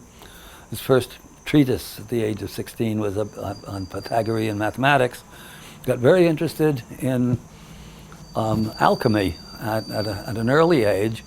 And when I was doing my work on Serpent, and I was working with Lucy Lamy, his stepdaughter, in France, it was remarkable how little personal detail would come out of that. And it wasn't that Lucy was being secretive about anything. It was that there just wasn't much there that was personal about it. And the alchemy, all of these things I didn't really understand them well, and so they're not in the Serpent. But recently, a pretty good book came out by a French woman named Geneviève Dubois, called Fulcanelli and the Alchemical Revival, which is about this extraordinary spiritual ferment that was going on in France, parallel to the Golden Dawn in England and America, in which a lot of people were practicing alchemy. And Fulcanelli is a pen name, a pseudonym, applied to a book called the Mystery of the Cathedrals, La Mystère des Cathédrales, about all of this alchemical and astrological imagery written into the Gothic cathedrals of Europe. Fascinating book. People always thought that Schwaller had something or another to do with this. Nobody was really sure. Schwaller died in 63 or 64. I missed him by just a couple of years. I got interested in it in 66 or 67. Anyway, turns out that it wasn't Schwaller, but it was a lot of notes that he had taken and gave them to a favorite pupil who stole them and published them under the pseudonym of Fulcanelli. And Schwaller didn't even mind because he wasn't about to write them, but the information got out. Fascinating book, Mystery of the Cathedrals, now translated into English. Anyway, sorry? How do you spell Fulcanelli? Fulcanelli, Fulcanelli, which means in Italian, little furnace, referring to the Athenor that you cook all the stuff up in. Actually, there's a wonderful line from that book that I'm going to use one of these days in something that I write about the alchemical process and its culmination, and it is talking about the Athenor, where you cook all the stuff up. The fire goes out. The fire goes out only when the work is complete, and the whole tinctorial mass fuses with the glass and becomes luminous like the sun. Neat line. And that, I think, is what happens in alchemy. Schwaller claimed to have reproduced the magical stained glass that you find only in the Gothic cathedrals of Chartres and Bourges, and those 13th and 12th century cathedrals. And after that, they lose it. It goes into the High Gothic, and the glass is not the same as it was in those earlier days. Interesting stuff. Anyway, Schwaller, there's another mistake I made in The Serpent. I thought that he had gone to Egypt with his wife, who had lots of money. It's a very good thing to have a wife with lots of money if you're involved in doing something that's impenetrable and unreadable for 99.9% of the population. Anyway, my mistaken understanding was that he went to Egypt just for fun with his wife. And according to the Dubois book, no, he wanted to test the conviction held by everybody since the Greeks, the Romans, particularly the alchemists and astrologers and numerologists and Kabbalists of the Italian Renaissance, who all thought that Egypt was the fount, the origin of their knowledge of the Hermetic sciences, as they were called, or the Hermetic arts, and which was poo-pooed, of course, by contemporary academics. And Schwaller wanted to go to Egypt to see if he could find proof that they really had the kind of knowledge that would eventually result in this spectrum of disciplines that was so popular in the Renaissance. And actually, this is another example of the garbage that we learn at school.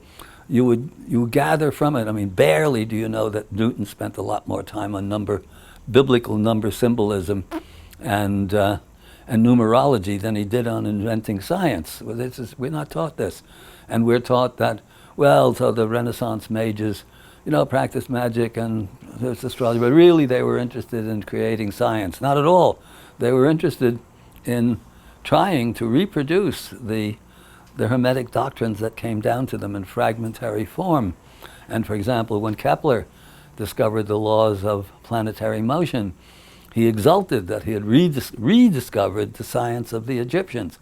So this was common knowledge up to the 19th century and the beginnings of our Church of Progress. So Schwaller actually went there to Egypt to look for the origins of the doctrine in Egypt. And specifically, he was looking for the golden section and the associated Fibonacci numbers. And he was lucky. He got to Luxor here, and walking through this very ruinous temple, built on a kind of strange skewed axis. You see, this goes in like this, and this goes in a different direction. He had what mystics call a revelation, and poets call an inspiration, and scientists call a hypothesis formation, and try in their endless effort to make everything sound boring and meaningless.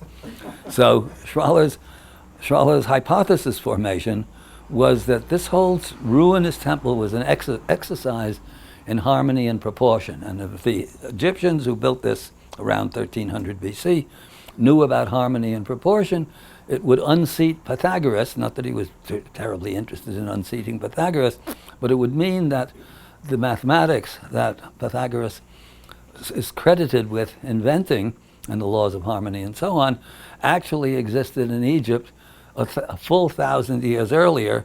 And if they're there 1,000 years earlier, they're almost certainly there another 2,000 years earlier, because this kind of harmonic construction and careful construction goes way back, at least to Saqqara and earlier still. So Schwaller was, again, in his own way, on to demonstrating the reality of that ancient sophisticated civilization. He was very lucky because as he was there, the French archaeological mission was surveying the temple to the millimeter. I mean, so he had absolutely exact measures to go by. And from that, he developed, I mean, first he was able to show that the Egyptians were using the golden section and Fibonacci numbers in a manner far more sophisticated than the Greeks 1,000 years later would be employing. But also, he and that led him to, from the geometry, led to the measures and proportions, which soon led to the mythology and the symbolism. Anyway, he spent another 15 years in Egypt developing this entire, this extraordinary symbolist interpretation that, you know, I'm busy trying to promote and the academics are busy trying to suppress. Anyhow, this is what it was based upon. And next one. This is a harmonic analysis of the temple, and also in the doing of it, at some point, working with Schwaller in those days must have been sort of a revelation a day keeps the doctor away, because when you understand what's involved and some of these things that he's come up with, this is not logical thinking. I mean, it's revelatory that he comes up with this. So in this case, he comes up with the idea of that the temple is proportionately exactly that of the male human skeleton. Female human skeleton is different proportionally, and I think this is John thought. I'm trying to get a copy of the architect's the blueprint, Philae Temple, one of the ones that they moved out of the way of the Aswan Dam, because that's also built upon a skewed axis, and it is an Isis temple, and it wouldn't surprise me one little bit, would be a very interesting study, if the Egyptologists would just stop looking into Tutankhamun's laundry list and try to get on with something of consequence, that's the temple of woman in the same way that this is the temple of man. Anyway, as you see, the major breaks in the plan are at the certain vital centers of the body. This shows that the harmonic scale itself is built into this whole tremendously complex plan, and so it's not meant as a model of the male body, as it were, but it's rather, Schwaller calls his own work, his own doctrine, the anthropocosm, in other words, the man cosmos. Back to Plato, man, know thyself. That in us are written all of the laws of the cosmos, and if we understand ourselves individually and collectively well enough, we understand just about everything in the cosmos, with one exception, very interesting exception. Schwaller calls the ground state, when everything is consciousness. He calls it unpolarized consciousness, which is a good way of avoiding God said this, or God did that, or Allah did this, or Krishna did that. It avoids specific religious symbolism. It's general. But it's unpolarized consciousness. And then, for reasons that are, in theory, unknown, according to Schwaller, the one thing in the universe we as human beings can't know is why nothing, or let's say consciousness, the one, decides to manifest and become the many. And this is in all esoteric religions, all esoteric doctrines, from the unsophisticated, Eskimo and Bushman and so on. I mean, I say unsophisticated, they're sophisticated, but they're not, in our modern sense, they're not intellectualized, but they're there.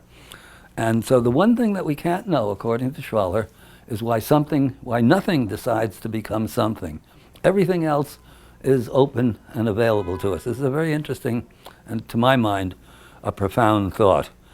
So anyway, in here are written all of them. When we're in Egypt, and we get to Luxor Temple, it's the first big temple the first real temple that we go to after the pyramids in Saqqara. It's very interesting going through this, looking at some of the more salient pieces of evidence that support his theory, and then going back into what the quackademics are saying, and trying to deny that this is actually an absolutely brilliant, introduction to this profound Egyptian doctrine. Next slide. Okay, this is just more of the geometry, and the sweep of the compass and the ruler gives you all of this wonderful interplay. Next one. Okay, now, there's an important part of the whole thing, really, and that is, okay, all of this is, Schwaller called it, the sacred science. What is it that's sacred, and why is the sacred sacred? And this gets into some very interesting, some very interesting work, which is, I mean, it's as you'll see, it's actually undeniable. Back in the 1830s, there was a Swiss, he's called the father of acoustics, named Ernst Kolodny, who was very interested in the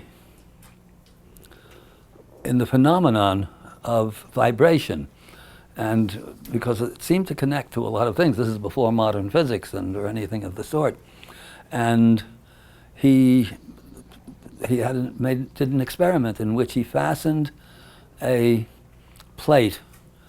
metal plate to a violin and sprinkled sand on the plate, and then bowed the violin, and at certain frequencies, the sand, let's say symbolically chaos, assembled itself into these beautiful mandala-like patterns. And then when you pass that vibration, it dissolved into chaos again, and then at a harmonic of that vibration, it reassembled itself into another related but different pattern. So these were called Kolodny figures, and for 100 years, nobody paid much attention. They were kind of a curiosity in science.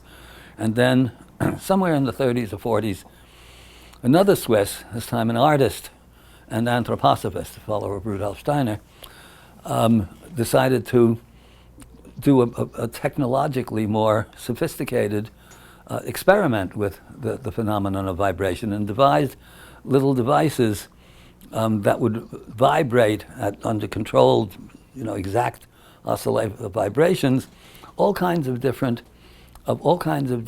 materials, liquids, powders, steel filings, all kinds of things. Hans Jenny was his name, and he called this study cymatics, which from the Greek kymos, which is wave, and so it's the study of wave forms. So these are stills of a couple of the forms that came out of his experiments. Next one.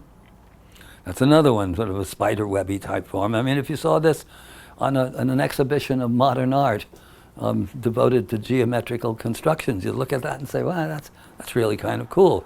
But then when you see it in action, this is another matter. So let's see if the machinery works. Maureen. Okay, now we hit that. We worked before. So this is, nope. Wait, let me go back. Okay. Again.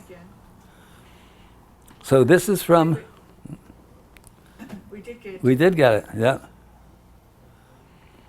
This is from the Hans Jenny film that he did back in the 70s.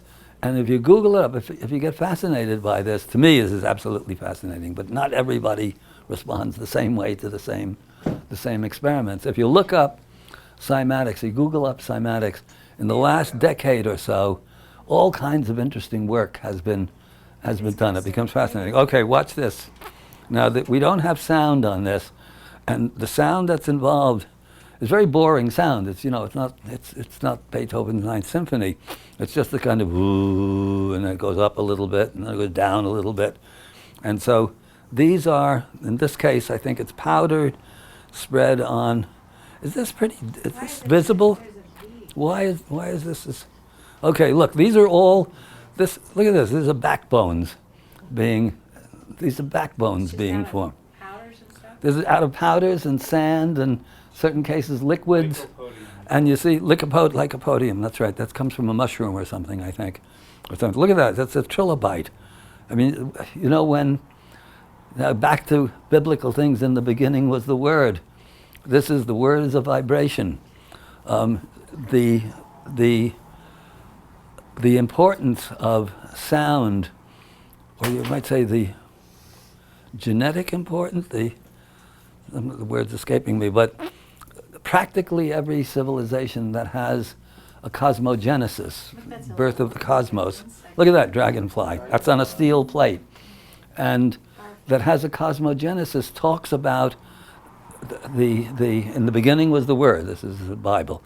In Egypt, Ptah, the architect of heaven and earth, creates the universe out of words spoken by Jehuti, principle of cosmic wisdom.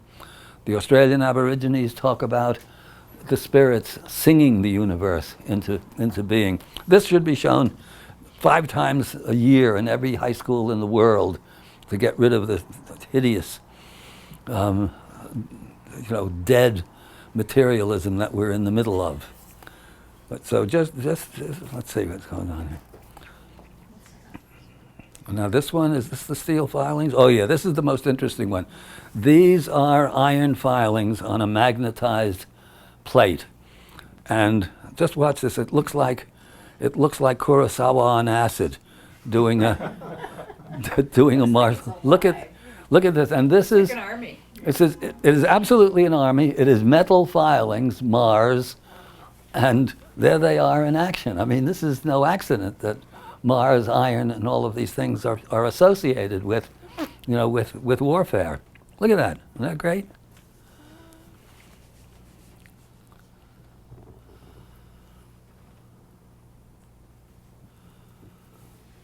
I mean, you could do great fun putting music to that. Is this actually visible? Oh yeah, it's from my view here. It's the light shining on it. This is, cymatics is kind of the chaos to a new order. It's order. Which is contrary to the harmony into disorder that you were talking about, right? No, it's the different other way around. It's actually disorder into harmony. Oh, the other is Cymatics, the other way. disorder? Oh, Well, this but is also different. disorder. We're talking about Plato. Yeah, I mean, if it's not tended, order will degenerate into disorder. In the words of one of Gurdjieff's students, a very brilliant man called J.G. Bennett, he says the higher organizes the lower, but the lower disorganizes the higher. And you can apply that actually to an industry or to a restaurant or something like that. Yeah, there's a whole science called entropy. Well, it is entropy. It's entropy and negentropy. That's right. Okay, anyway, let's see. What is causing the motion? Oh, well, just sound. Sound, and I don't have it. It's not interesting sound. It's just something that goes, but it's not music or anything like that. Actually, it's expandable when it's the pitch, but of a certain volume and a certain frequency and all of that. In fact, when they played, Jenny did this.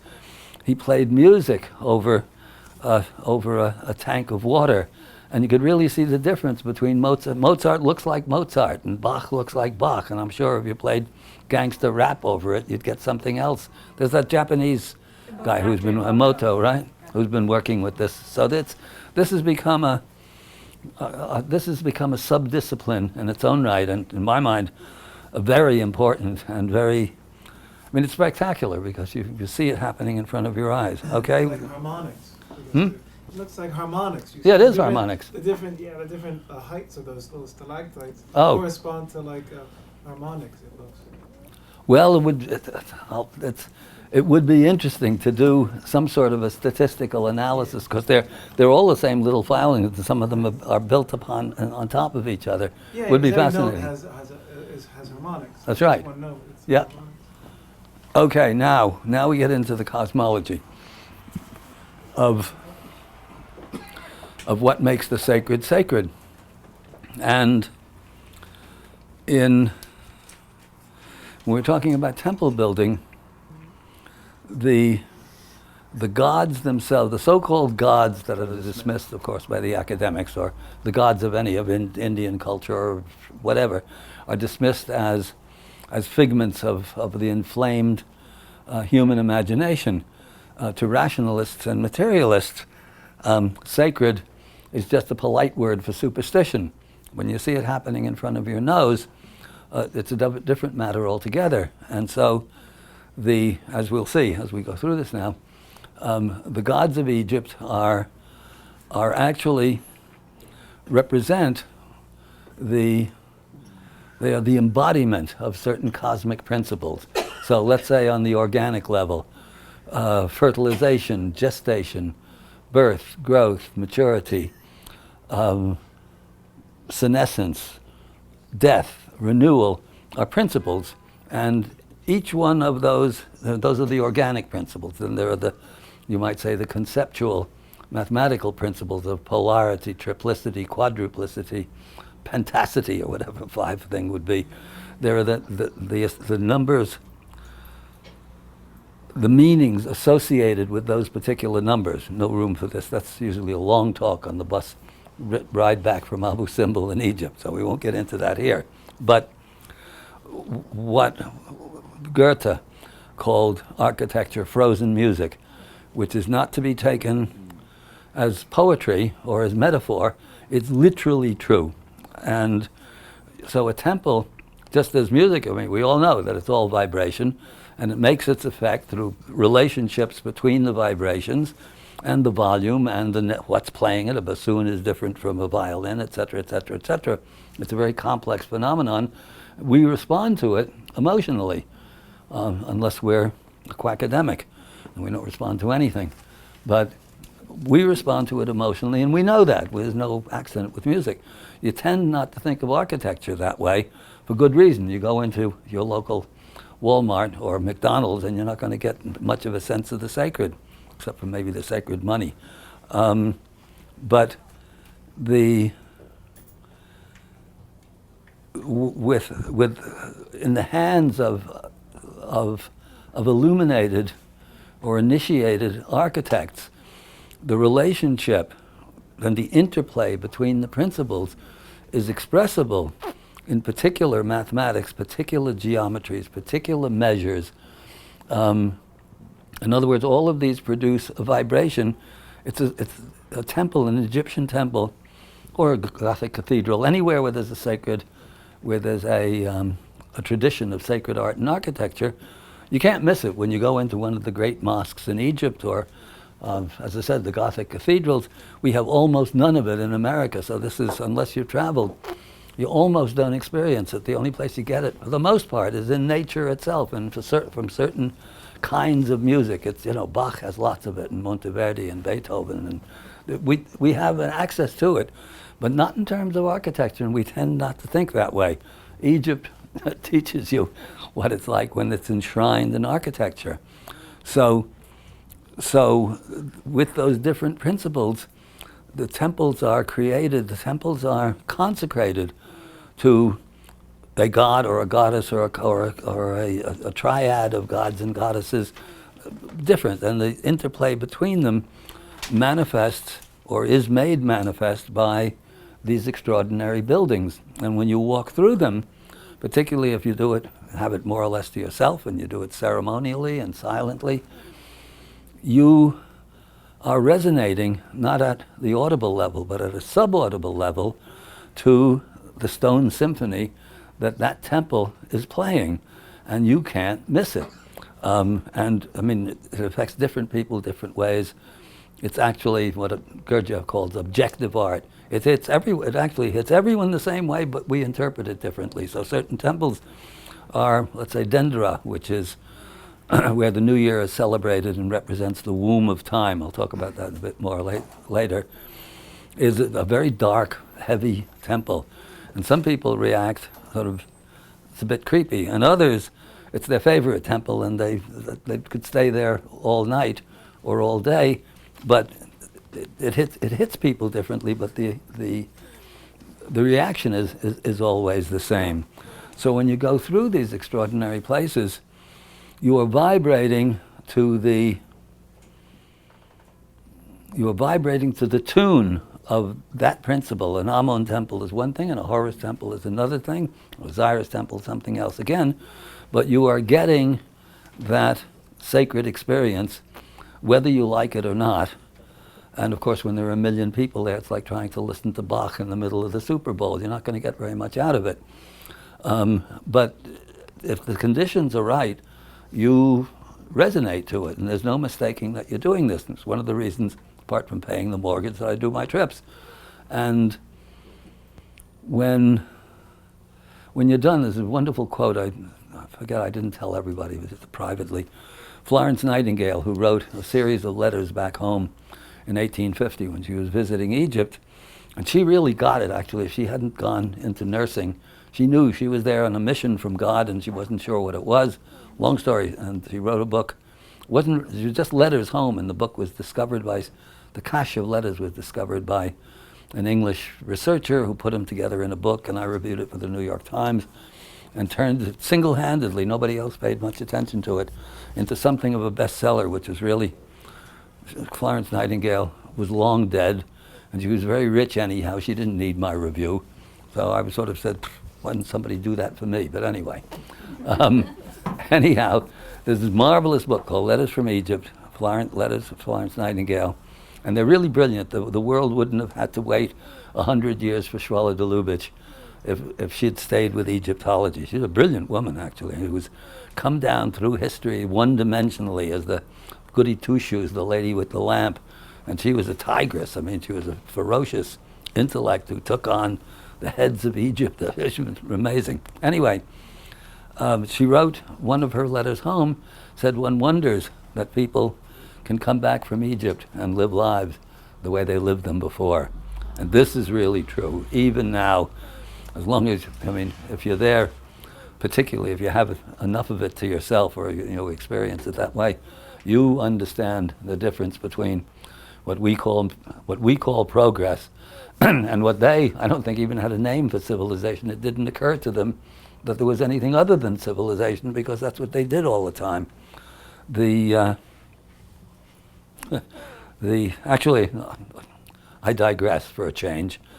If you want to be able to assess any society or any civilization, you almost don't need history books. The history books are, particularly Western history books, are designed to, one way or another, to denigrate the past and champion, again, what we call progress. But it's very easy to judge a civilization, and that is to assess, examine what they do with their creative impulse. So when you go to Egypt, it's very easy, one-issue civilization. Immortality of the soul, the quest for immortality, everything is consecrated, everything creative. All their creative energy is devoted to that one thing. You look at Renaissance Italy, very interesting, very elaborate, brilliant, intensely egotistic, actually. Look at me, look at me, look at me.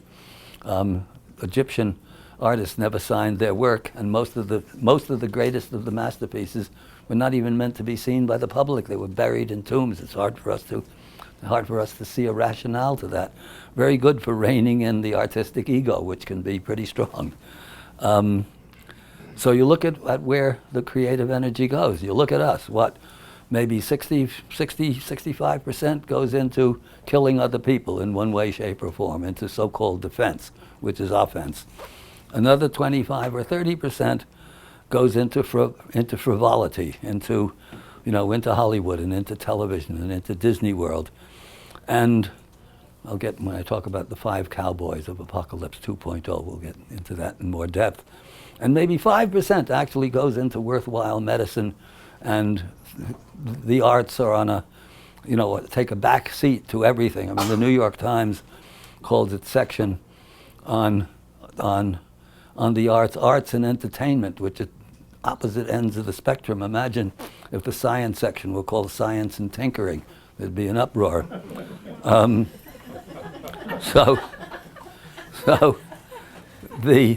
But that, if you really want to know about a civilization, you look at that. And in fact, I mean, novels, Western literature is really only a few hundred years old. But you want to know about Victorian times, you read, I mean, if you can stand it, I can't, Dickens and Thackeray and George Eliot. And if you want to go know about Victorian England, you don't need a book of history. You just go see what the artists are saying. They always say, that fact is stranger than fiction. It may be, but fiction is often truer than fact. You get a real sense of it from those things. This is what art is supposed to be doing and what it very rarely does. Anyway, digression. But if you want to judge a civilization, look at where its creative energy goes and you won't go far wrong. Okay. Now in Egypt, so the cosmology itself, the birth of the gods, or let's say the formation of the gods, and I'm going to go through this pretty quickly because I know, knowing me, that I'm going to run out of time. So let's go. It starts in Egypt. It's what's called, there are different cosmologies. This one is called the Heliopolitan cosmology, which comes from Heliopolis, which is where the airport now is. Anyway, in it, the initial act of which Fowler calls the primordial decision, the decision to make something out of nothing. Go back that one, please, Maureen. Okay, Atum, who represents the god before there were any gods, let's say the principial divine principle. This is Amun, and he creates the first polarity, the first male and female, through an act of masturbation. In other words, he has no female yet. He has to create the first female, the first pair, and between them what arises from this act is the first pair, male and female. Shu, who's often called the god of the air, which means absolutely nothing. Really, he's the principle of extension. Tefnut, his female counterpart, is called the goddess of moisture. That means nothing also. She represents the matrix, the moist matrix from which creation springs. And here is Atum, and here is Shu and Tefnut. And then on the side here, next slide. Oh, no, what is it? Go one more. What happened to the last one? Nope, go back. Go back. There should be, go ahead, go back one. Back another one. There it is. Yeah, that's the one I want. These are called the sperm of Atum. So this is a sperm cell. In other words, the Egyptians know what a sperm cell looks like. They can't see a sperm cell. You need we need a microscope with a pretty high degree of magnification. And you see they all have these heads on them with beards. So that means they're divine. This is the divine sperm cell. And this is one of innumerable indications of the sophisticated extent of Egyptian knowledge, because, as I said, wouldn't know what a sperm cell was like if we didn't have microscopes. Okay, continue. Okay.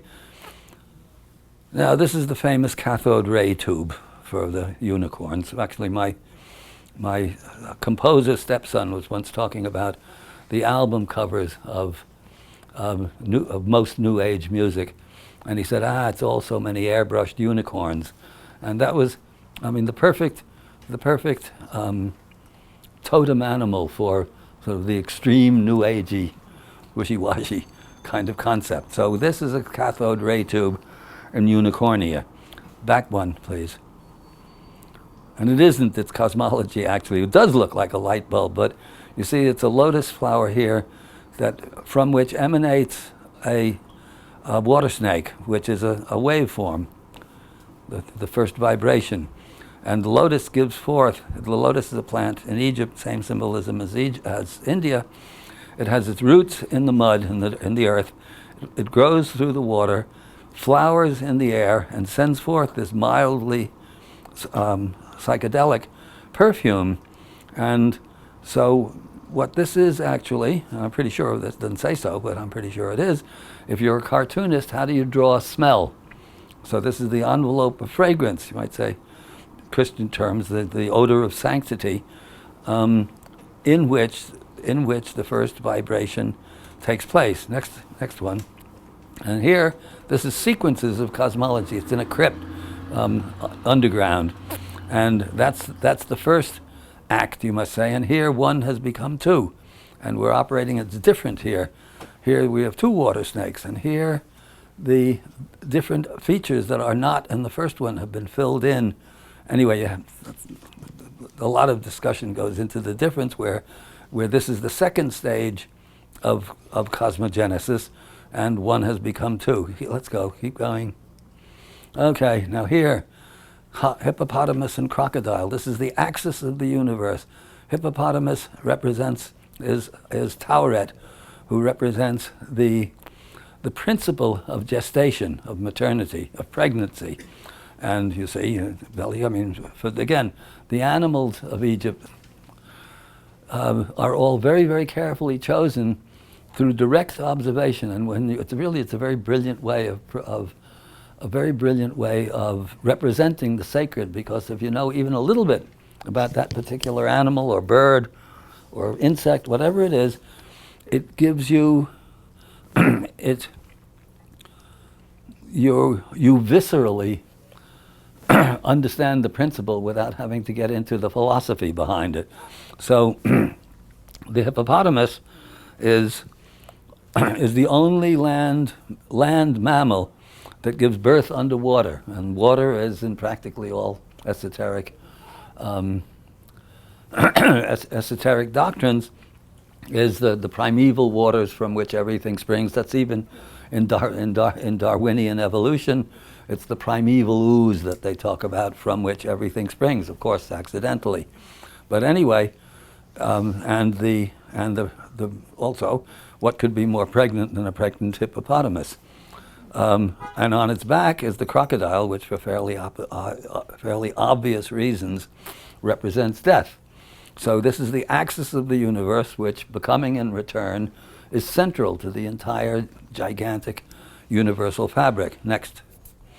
Okay, well, this is another one of Nut, the sky, and on one side is death, and on the other side, life is coming down. So it's portraying a cycle, and here we have our sperm cell all over again. Very, very complicated. This is Nut, the sky, and there's very interesting geometric pentagonal symbolism of all of this. This is Shu, who's the earth. Egypt did it opposite. We talk about Mother Earth and usually refer to the sky, so do most traditions, as masculine. Egypt turned it around, in which the sky, and it both makes sense, depends on how you look at it, in which the sky, the matrix of all, it's the sky that produces all of the stars. And so the sky is feminine, and this is Geb, the earth, fallen to earth. That's the fall, actually. The fall, the descent into matter. We'll get later on into Set, who's the antagonist of Horus. Horus becomes the Christ in Christianity. Set becomes Satan, the devil, but probably there's a linguistic connection between the two.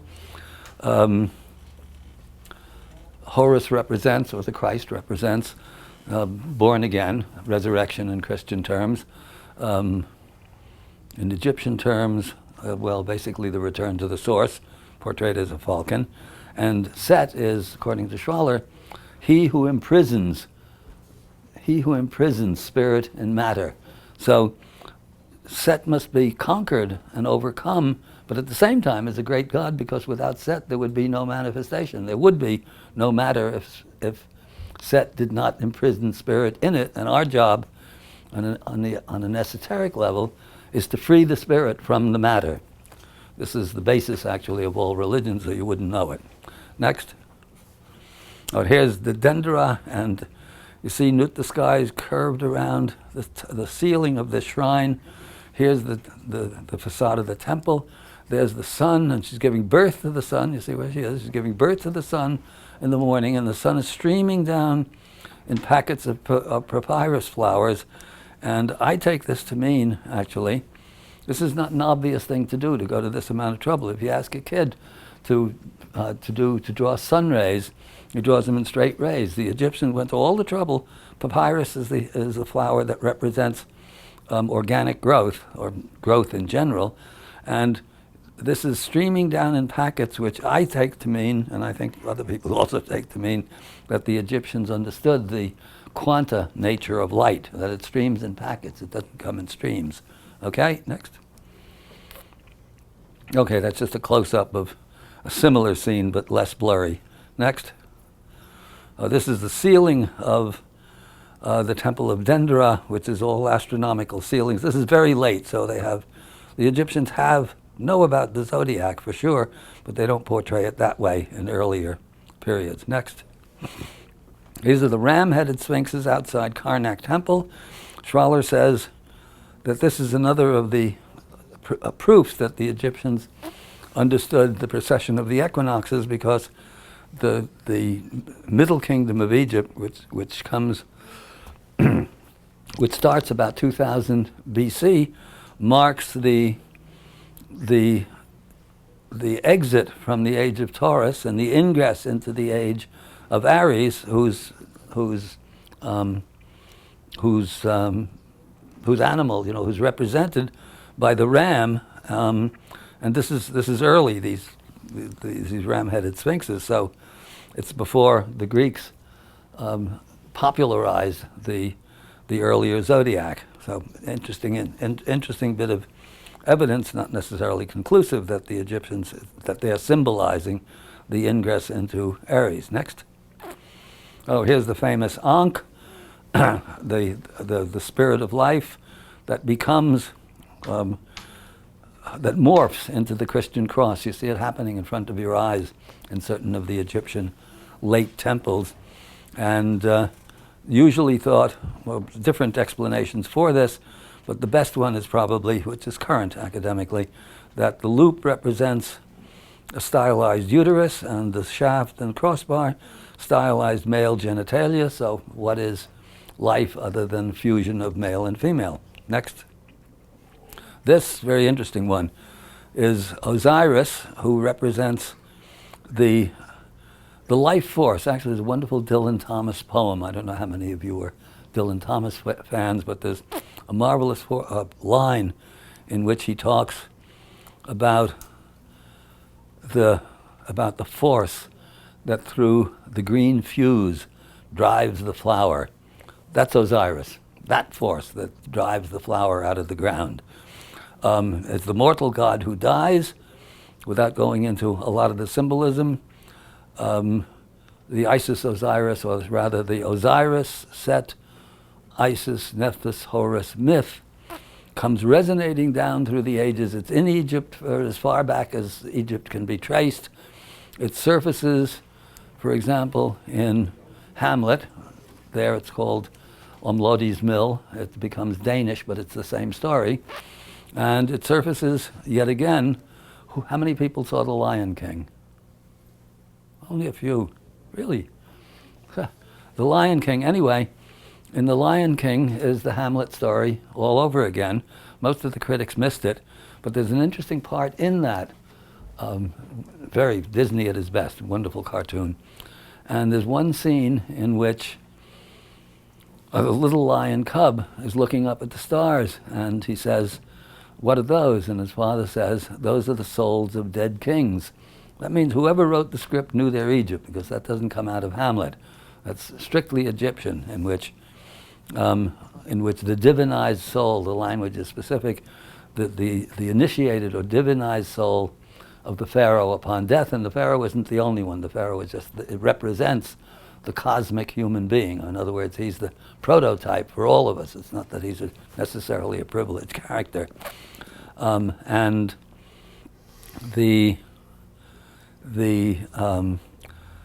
in the myth, in the pyramid text, it says upon death, the pharaoh Ba unites with Ka. There's two spiritual entities. The Ba basically being the divine spark, all of us individually without exception. It applies even to Dick Cheney, the born with, and the Ka, which is sort of the psychological complex, usually fractured within us, the different parts of us that don't know what the other part is doing.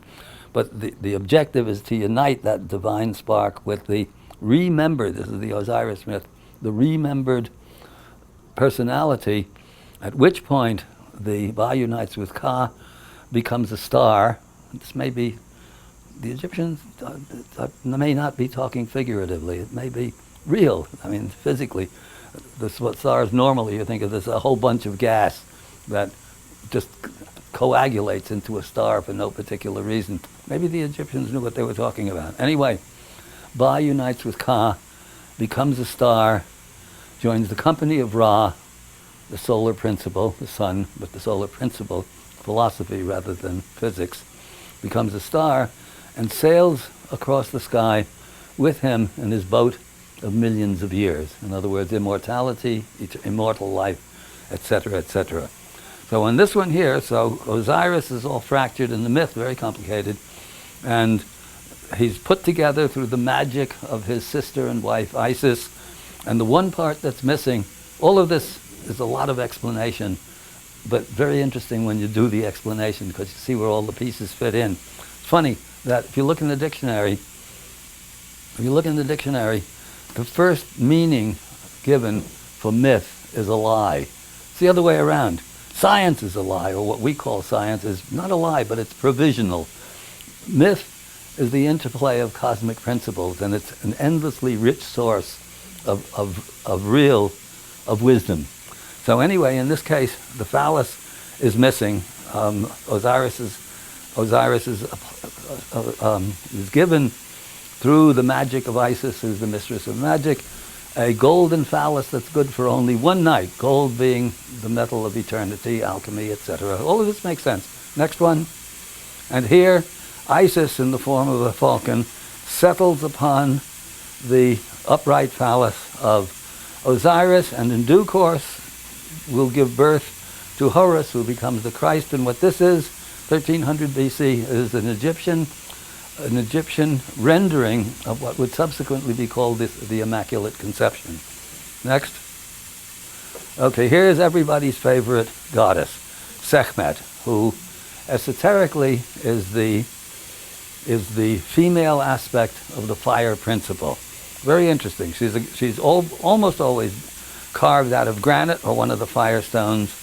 Here, she's so masculine. All the action is done by Sekhmet. And again, you look at the figures who are involved. You look at the actual life cycle of a lioness. Ptah, her consort or her husband, you might say, is shown. I don't have him here, but is shown as a mummified figure. Ptah is the architect of heaven and earth, and is shown in mummy wrappings. In other words, unable to move himself, unable to act, holding in his hands the emblems of power, the myth of the various emblems of power. And it's Sekhmet who does all the work. Well, in real life, the lioness, the male lion, effectively does nothing but sits around and roars and keeps the other guys off his ladies. It's the female who does all of the nurture, all of the hunting, all of the work, which is as it should be, and so she's the perfect animal chosen for this fire, and she's also in charge of warfare and revenge and all kinds of dark sides. She's the other dark side of Hathor, and here she is. I mean, it's a gorgeous statue. The one before that is in a little shrine about from here to there in this room, where we bakshish our way in and have a 20-minute or a half-hour meditation, and people come out of that understanding very well that they've been in there with a very powerful lady. Too bad they kick us out. We could use an hour in there, but we don't have an hour. Anyway, next, that's Sekhmet again, a wonderful statue. This is Hathor, who is unique in that Hathor is the cosmic feminine, whose other side is Sekhmet, and those were big things happen on my trip. I said on a number of occasions that I get things from people who are with me all the time, and this strange face of Hathor, you see, sort of triangular with the high cheekbones and cow's ears, and she's the only one of the gods who has a column all to herself. The columns in temples are either papyrus, representing the organic world in either bud or in flower, or lotus, which represents, let's say, transfigured material, this material transferred and transmuted into spirit, either in bud or in flower, and then the strange Hathor column all to herself. And I always wondered about this, and without going into a long palaver, this is in the temple of Hatshepsut, the great queen, but it didn't figure out, I could never figure out what this face was, because it doesn't look Egyptian, full face, you don't see that normal. Why the cow's ears? Well, there's an association between Hathor and cow as provider of nourishment. That made perfect sense, but the face didn't. On one of my trips, there was a woman, this is known as Rani's Hathor, and as a wife of a friend of mine who was on the trip, and I was talking at greater length about this mystery of Hathor, and she was a woman who'd given birth to triplets at some point, and she said, "Oh, John," he said, "but that face is the shape of a uterus." Ah, well, no wonder, the womb of all, the cosmic feminine. And then suddenly it became clear why the cow's ears. Those are ovaries, and sometimes you see right in there a little egg, so they knew about this stuff. So this was really, and Ronnie, good friend, and she tragically, I mean, not old, but she had this weird thing and died a couple of last week. So this is memorialized as Rani's Hathor. But that was actually a big discovery. I subsequently checked it out, and other people, one other person had noticed this back in the 60s, but nobody paid any attention. So now lots of people will pay attention. That's a big deal, actually, to discover that relationship of Hathor as uterus and as the cosmic mother of all. Next. Okay, that's just a great photograph by my friend Sarit. I mean, the Egyptians knew how to do the feminine form. That's the falcon, which is Horus. Why a falcon for Horus? Representing what would morph into the Christ in Christianity, and is the falcon in Egypt, because representing the return to the source. What a falcon does in real life is it flies high and hovers high up in the air, and when it sees its quarry below, it dives at an incredible speed, faster than gravity should take it, a couple of 100 miles an hour, and then seizes it and returns into the eye of the sun again. So it's the return to the source, and Horus is is a very ingenious bird to have associated with that principle. Next.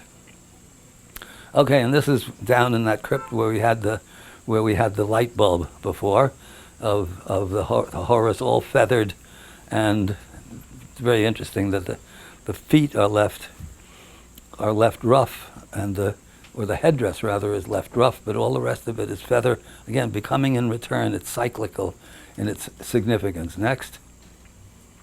And here, actually, this on a complex called Saqqara, you have these rearing cobras representing, actually similar to India, the risen Kundalini.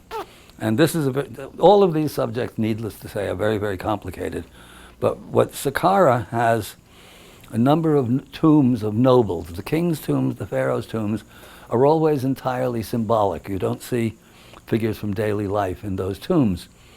But as I said earlier, the whole purpose of the Egyptian esoteric doctrine is the return to the source, which requires from us a transformational process. So in Egypt, particularly at Saqqara, you have a number of noble tombs that have all of these decorations in them. And to the academics, these are scenes from daily life because the nobleman or the noblewoman wanted to remember all the cool things they did in life because they believed in life after death, ha ha, wink wink, nod nod. So they had all of these things carved into their tombs to remind them in their disembodied state of all the cool things they used to do. But we'll take a look at some of these, and we see that they are scenes from daily life. If suddenly the whole civilization disappeared, which it's liable to do any day now, and all we had left were these scenes in the Egyptian tombs, with a little bit of ingenuity, we would start a whole new civilization, at least of the crafts and the arts and things of that nature, just from the information written into these extraordinary reliefs. And we'll look at a few of these now.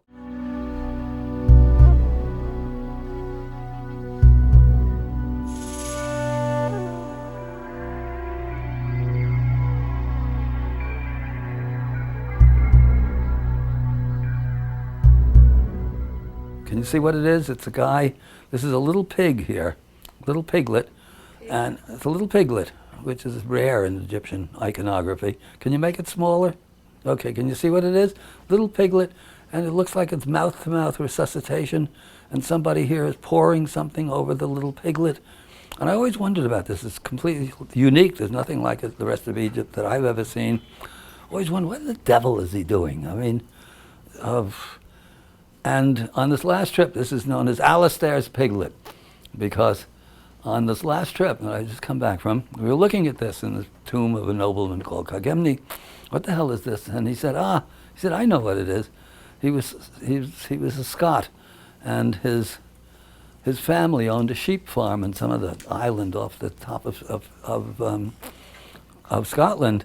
And he said, I've seen them, that baby lambs are often born not breathing. They can't breathe. And what they do is they pour warm water over the lamb, and somebody actually gives them mouth-to-mouth resuscitation, and they come to life. So this is what's going on there, quite clearly. I thought that was really very beautiful.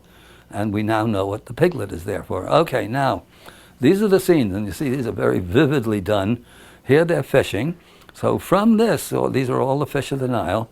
You would know, if you didn't know anything about fishing and everything disappeared, pretty much what you have to do to catch fish. There's a gang hook here, and here's one kind of a net, and elsewhere they have other kinds of a net. In some place there's a big trawl net. And all of this is very vividly realized. All of these, every one of these scenes is in one sense or another transformational, transformative. And in fact, until pretty recently, practically everything that everybody did was transformational. The problem was that you had, at least in Europe, a brutal aristocracy and an utterly repressive church to make life miserable. But otherwise, if people, if human beings are devoting their lives to agriculture, I mean, it takes a lot to be a good peasant, to agriculture, to carpentry, to stonemason, to sculpture, to goldsmithing, to all of these things. These are satisfying in their own right, and they never become dull because you can always get better. This is the opposite of practically everything that everybody does nowadays. Very rare to find somebody who makes a living out of their own creativity and can stick with it. Next. Okay, you can see what's going on here? Okay, this is goldsmithing. Here they're weighing the gold. Here they're smelting it with blowgun. They're stoking up the fires. Here they're transforming it into necklaces. Here a boat they're making, and you see here they got dwarves working on it here. You will not believe what the Egyptologists say why dwarves are so often associated with goldsmithing, and that is that with their stubby little legs they can't run fast, and so they can't get away with the gold. I mean, this is, even at its general low level, this is Egyptology at some of its worst, because, I mean, this guy looks pretty fit over here. Maybe he's got a bad ankle. This guy's got a bit of belly on him, so he couldn't run too fast. But really what it is, simple enough and interesting, because I'm pretty sure that it's what we have in the Wagner, in the Ring cycle. The dwarves, Snow White and the Seven Dwarves, the dwarves are associated, they're earth spirits, associated with mineralogy and smithing and gold and mining and so on. So they have that in Egypt too. fun. Next. Okay, this is the famous, how many people have heard about the helicopter? All right, this is in Abydos, and here, say, this is where the unicorns come into play. This is the helicopter, and this looks sort of like a tank. And I don't know what the hell this one's supposed to be here. But the helicopter, and people are very insistent about this, in order to have a helicopter, you can't channel a helicopter into existence. If a helicopter presupposes a long history of very complex an industrial base. You can't just hammer a helicopter together. You need certain kinds of metal. If they had that in Egypt back in 1300 BC when this place was built, it is inconceivable that there would not be some other kind of evidence for an industrial base, and there's no such thing. So what it is actually, one of the Egyptologists decoded it. It's a palimpsest. There was an initial in palimpsest when they have medieval manuscripts, illuminated manuscripts. They're very expensive, and very often they would, when they no longer served a purpose or they wanted to use them for something else, they'd paint over the original painting, and then that paint would fall off and give you one thing superimposed upon another, and that explains actually quite adequately why, I forget which figure is which, why you get a helicopter out of that. Anyway, these are the sort of things you have to be careful of when you're doing scholarship. Okay, next. Okay, now a very interesting one. Remember, we just saw the hippopotamus with the crocodile as the axis of the universe in a sacred setting. Well, this is scenes from daily life, and you can bet that the scenes from daily life are scenes from daily life. So here you have a hippopotamus, and it is giving birth, and the crocodile is behind it, and it's about to snap the little baby hippo out from its mother's womb. So it's life and the cycle of life and death, and often, not in this one, but often the next scene shows the hippo grabbing the crocodile in its enormous jaws and cracking its back. So this is an actual life scene of a cosmological understanding. Next. Okay, now here is a whole bunch of different real life scenes. Here you have cow tethered, where is it? Cow tethered, yeah, so that it can't kick the bucket, and calf taking milk from it. All of these things have, all of these are life scenes. Here they got to get the cattle across the river, and the cattle don't want to go across the river because they know that there are crocodiles there. So what they do is they take as a sacrifice, sort of Isaac and Abraham, maybe type symbolism, and they take the calf of one of the cows and tie it to the boat in front, and the cows will all follow the calf, and with a bit of luck make it to the other side, but otherwise they won't go at all to the other side. So anyway, but from this, as I said, it's all very vivid, and you could start from scratch and develop an agrarian society from it. Next. Oh, here are the dogs, the greyhounds of Horus. So we saw one of those in Alistair's Pig, but I forgot to point it out. These are the Egyptian greyhounds pulling down the animals of the desert.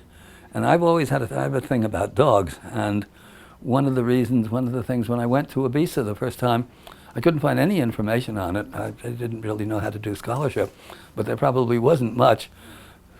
But one of the things I was intrigued by when I read a little bit about it in the Encyclopedia Britannica was that they had a breed of indigenous dogs that were believed to be purebred descendants of the hunting dogs of Egypt. And I was fascinated by that, and sure enough, they were there.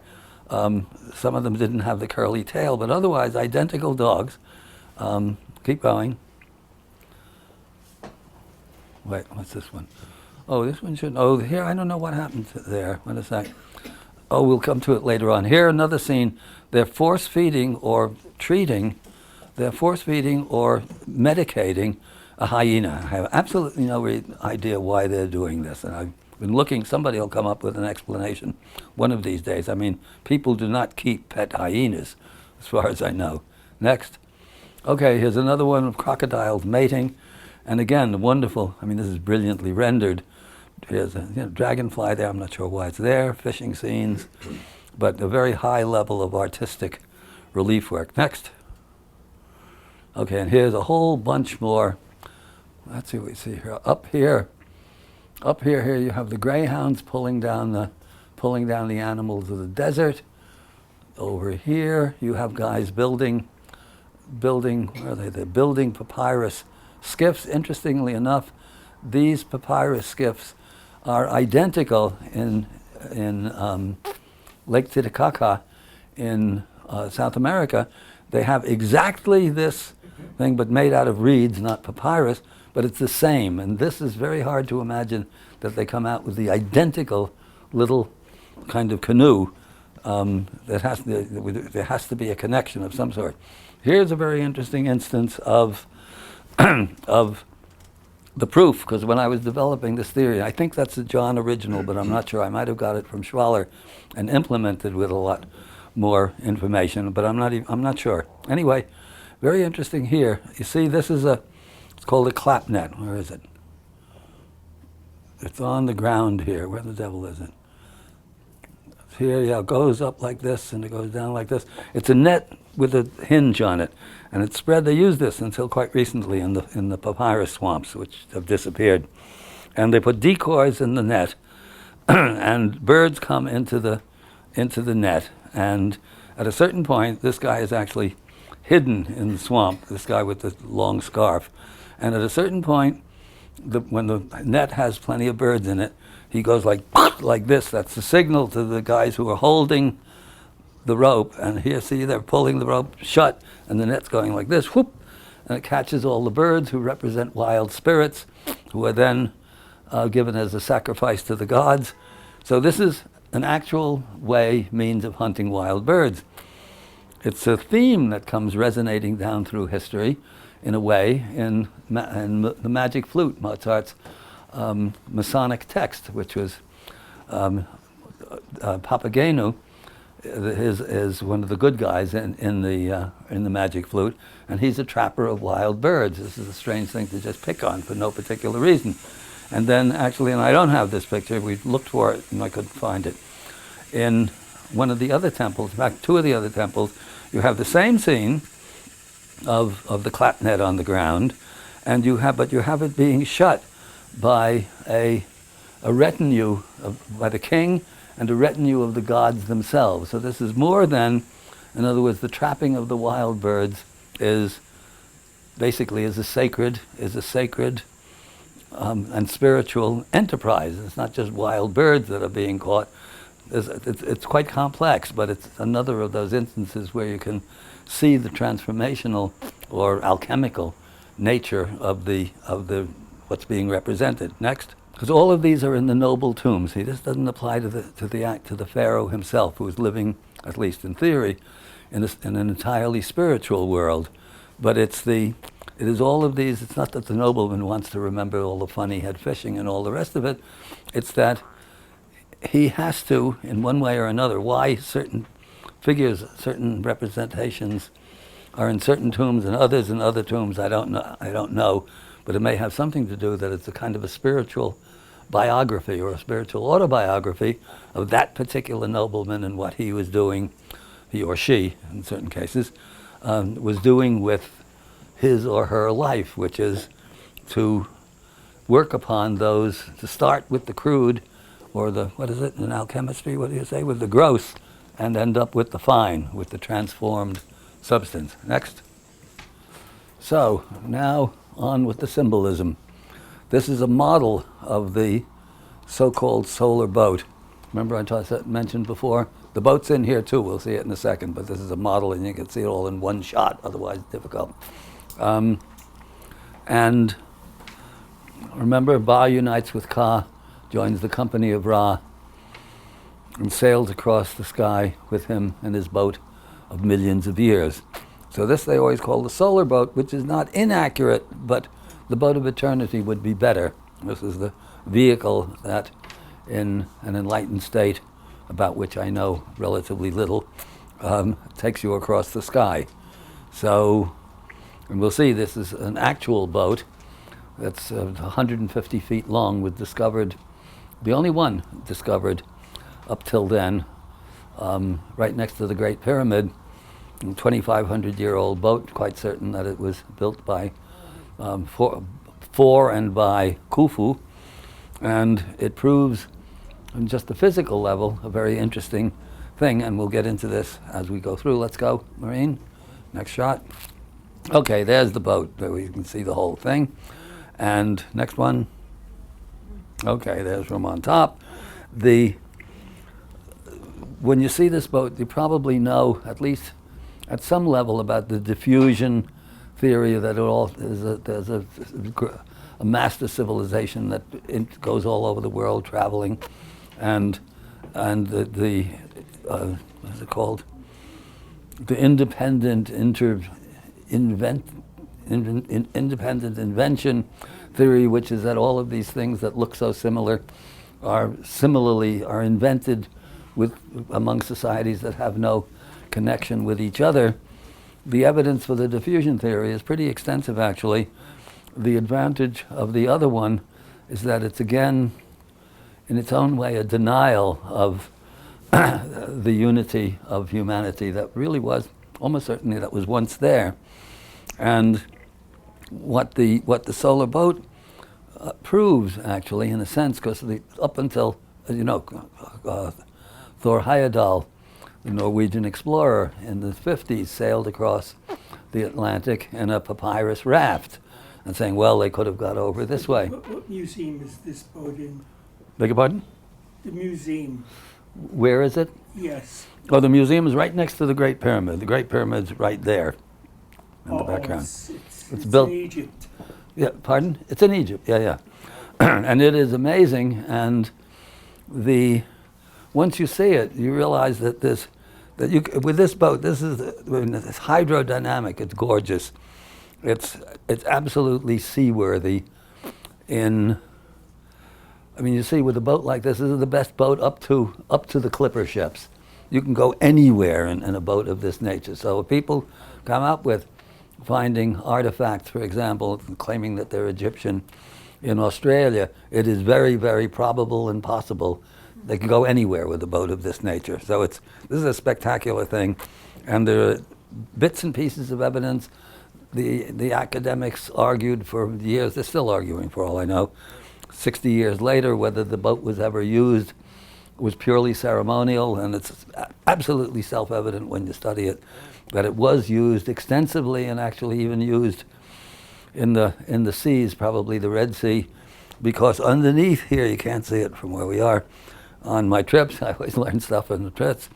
I was talking about whether or not it had ever been used as a sailboat, as a vessel.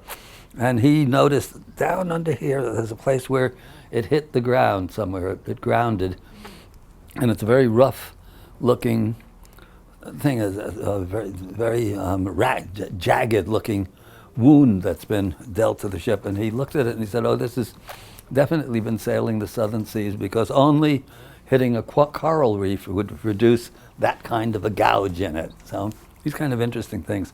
Next.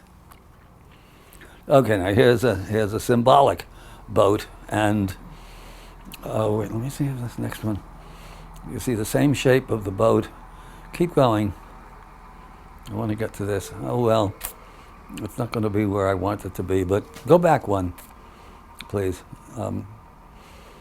Here we don't see it. I have to find another instance of it. At the very back of the boat, there's normally 2 steering oars, and again, the yachtsman on my trip, I didn't have a rudder, but the steering oars would have served perfectly well. And what's interesting about it, remember, this is the boat of eternity, the boat of the return to the source. And there are various divinities associated, 3, associated with who steers the boat, what steers the boat. It's any 2 of the following. Sia, which means consciousness. Hu, which means action, or specifically action, and Heka, which means transformative energy, magic. And so what is it that propels the boat across the sky for eternity, it's some combination of those two faculties. In other words, what guides you through your life?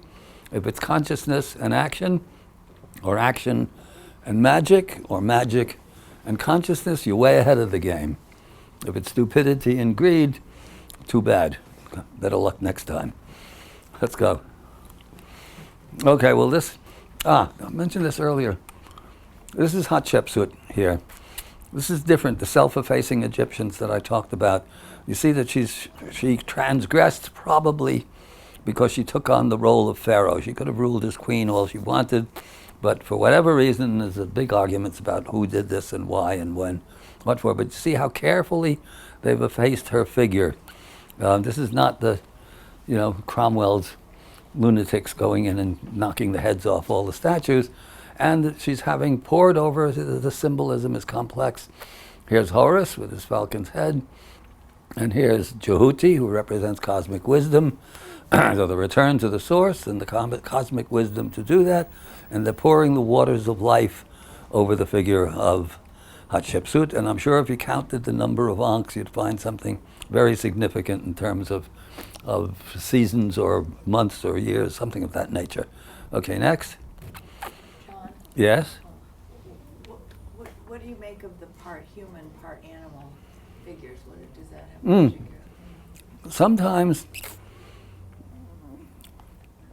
Sometimes in certain kinds of scenes, it's a priest officiating who's wearing a jackal mask or a Horus mask or something of that sort. Sometimes. In other cases, it will depend upon context, and sometimes they'll have a human form, sometimes they'll be entirely a jackal or a bird or whatever animal it is. And in other cases, it's got that human figure, and I'm not sure what the context is other than that they know why they're doing it that way and we don't. I'm not sure. Go ahead, good question. Oh, and here, by the way, underneath here, these are the lost sheep, except they're floating here, but they're basically the lost sheep of Christianity. And here they are the sort of the ones who are wallowing, floundering in the water, the drowning. And the text would talk about them getting up off of their asses and getting their work done instead of just floundering around in the water. Next one. Okay, now all of these are scenes from the book of the Duat. This is the equivalent to the Bardo region of Tibetan Buddhism. And very, very complicated texts. The texts themselves even talk about how complicated they are. And I won't even try to go into detail here. This is the coffin that's being let into the ground. Next one. And here, this is a god called Sokar. This is the bowels of the earth. In other words, it's the ground state of matter. And out of here, you see the three-headed serpent with the divine figure. This is unbelievably complicated. And the wings means that, and the Horus head means that the principle of return to the source is at the very foundation of creation itself. If you have, unfortunately, the guidebook's out of print now, but there's a long chapter on the funerary texts in the guidebook, which is pretty good in that it's hard to follow when you're there in the tomb. It's roasting hot in the tombs, and people are shouting to get in. Very hard to explain on sight, but that chapter is actually even the academics complimented me on making sense of that chapter. I took the work of a closet symbolist who was working in Egypt when Schwaller was there, called Alexander Piankov, who had a number of very big books on the funerary text. And what I did is I took Piankov and Schwallerized it, and insofar as anything can make sense of these extraordinarily complex texts, that probably does. Next. Okay, more scenes. I don't know why I have all of these in here, what I was going to get into. Next. There's more scenes again of the Book of the Dead, or rather the Journey Through the Duat. I'll keep going. Okay, now here's here's the weighing of the heart with which you're probably all familiar. Judgment Day in Christian doctrine is a kind of a remedial version of this. And then it's hellfire and all of that, which the Egyptians don't have. And the principle here is pretty simple. This is Osiris who sits in judgment of the dead. And the character over here is, this is the deceased over here.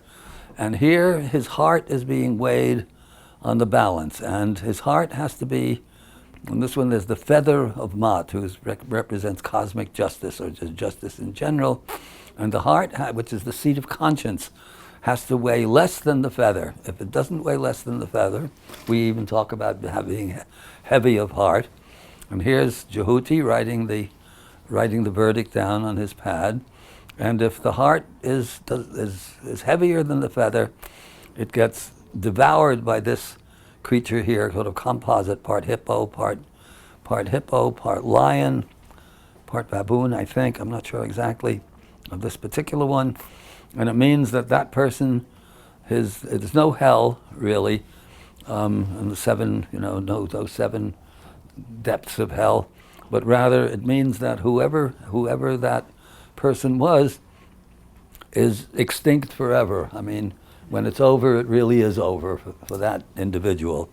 And if not, if he succeeds, then he moves on to new life. And the Egyptologists are very hesitant to recognize that the Egyptians believed in reincarnation, because they don't talk of it specifically. But since they think that the entire universe is completely meaningless, you wonder why they should bother even to get angry about it. But they do. New life, as far as I'm concerned, means new life. And that is reincarnation, which is now starting to get taken seriously, even by mainstream press. Interesting.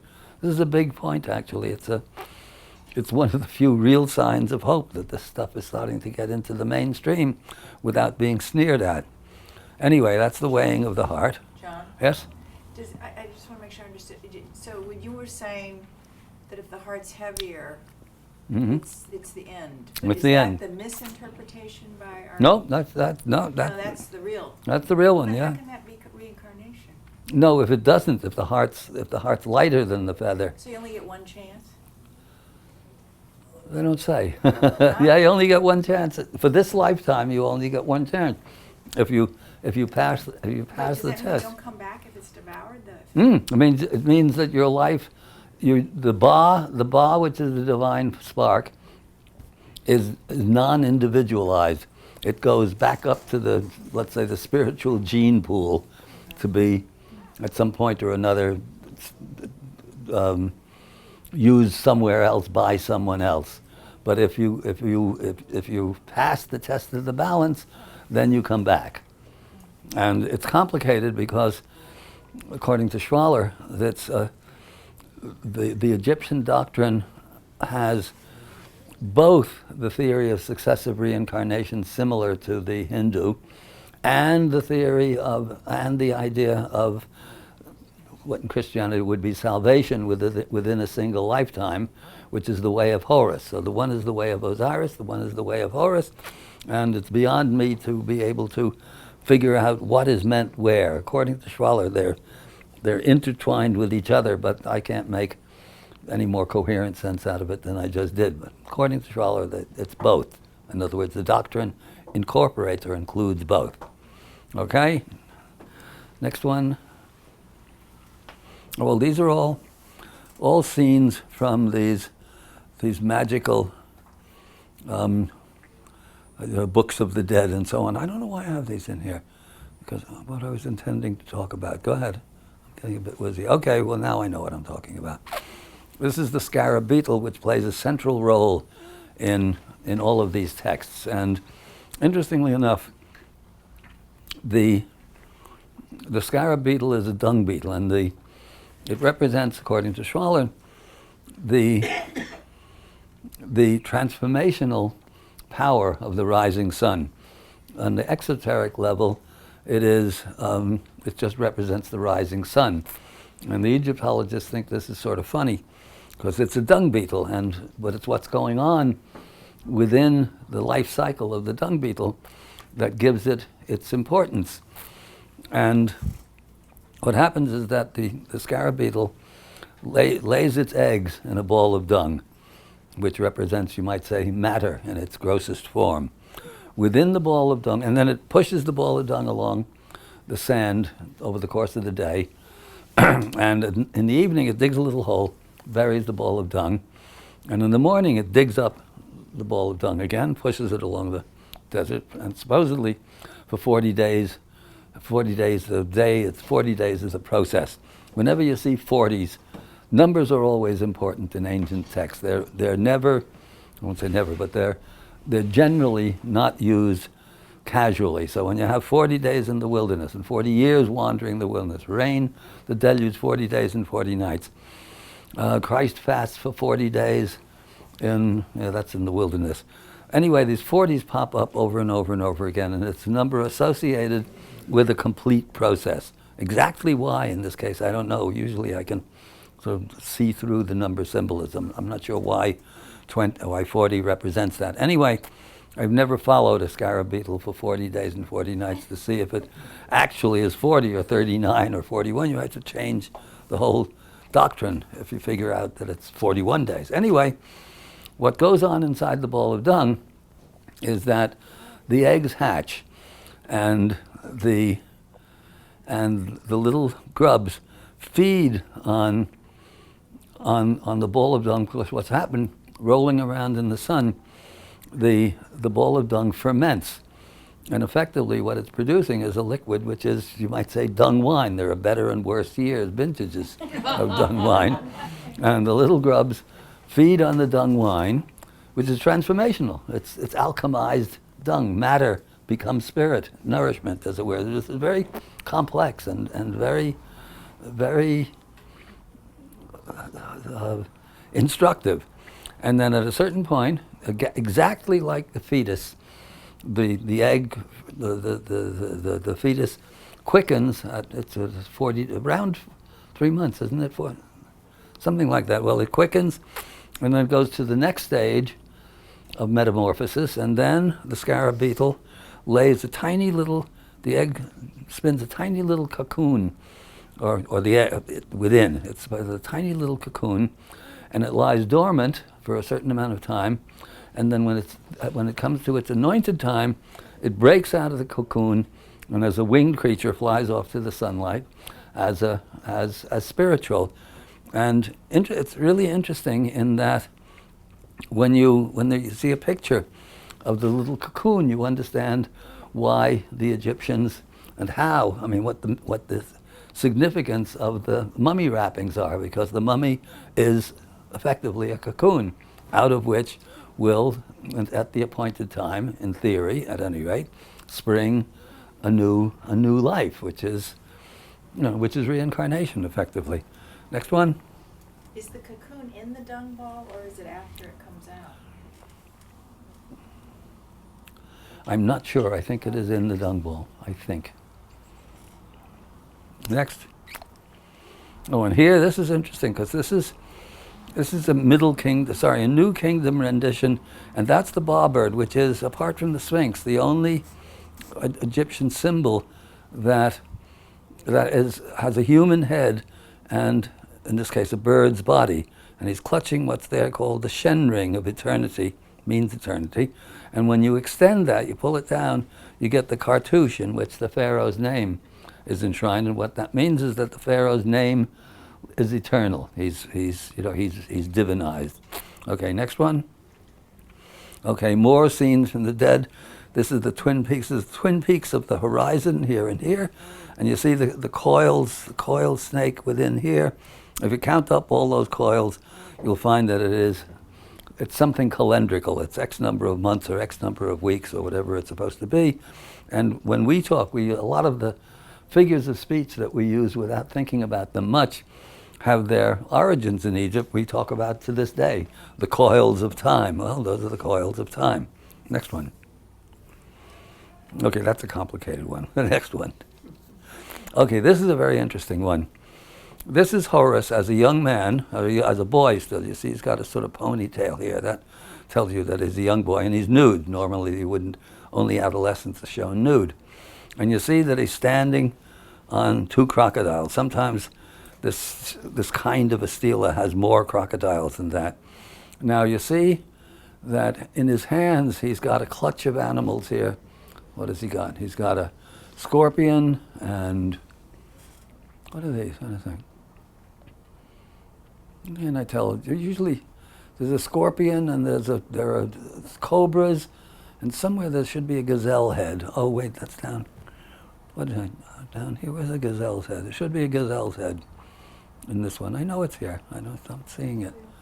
Another scorpion. Anyone see the gazelle's head? Anyway, the interpretation here normally. I think it's there on the left. He's holding it, that head on the bottom. Ah, yeah, right. There it is, the gazelle's head. Now, usually the explanation, and you pour water over this and it comes down to the bottom, it's sort of like holy water of sorts. Usual explanation is that it's a spell to guard you against, to protect you against wild animals. So that doesn't sound particularly, it sounds superstitious, but it doesn't, not particularly malignant or anything like that, except when you look at it, suddenly you realize that you really don't need protection against the saber-toothed Saharan gazelle. So there must be some other reason why he's got these various things that he's holding in his hands. Well, esoterically, this is not difficult to decode. What you're grasping, what you have in your hands, you're controlling. You're master of. What you're master of here are the Setian forces. Set, he who imprisons spirit and matter, is the god of everything that's undomesticatable. It's that which is wild, which does not, as far as we know, want to return to the light. So in order to, the reconciliation with Set is maybe the most important thing we can actually physically do in our lifetime. Remember, Set represents that which does not want to return to the light. So, and at the same time, without Set, there is no matter, because there's no, in other words, he entraps spirit in matter, and for there to be anything at all, any return to the light, we have to start off as physical, and we have to transform ourselves within ourselves into something spiritual. At least that's the principle. Now the reward for getting to this, and you see he's an adolescent. Well, the reward for being able to control the Setian forces means that he is standing on two crocodiles. Sometimes there are more crocodiles, or 5 crocodiles. And what that means actually is that he is immortal. He's in control. He's reconciled. He controls and is reconciled to the Setian forces, and he has mastered death. Standing on means master of. Seated on means master of. In the Bible, in the New Testament, Christ comes into Jerusalem mounted on an ass. This is a specific detail. Why do they say that? He could be mounted on a camel or something like that. But the ass is one of those symbols of the carnal body. So it means that Jesus is in control of his material self. Anyway, this is very interesting, particular kind of stela. Next. But I have 2 questions. Yeah. What is the deity above his head, and where is this found? I've never seen this one before. Oh, the deity above, that's Bes. Yeah. Up there, that you're talking about, who is associated with music and actually with birth usually. Well, good question.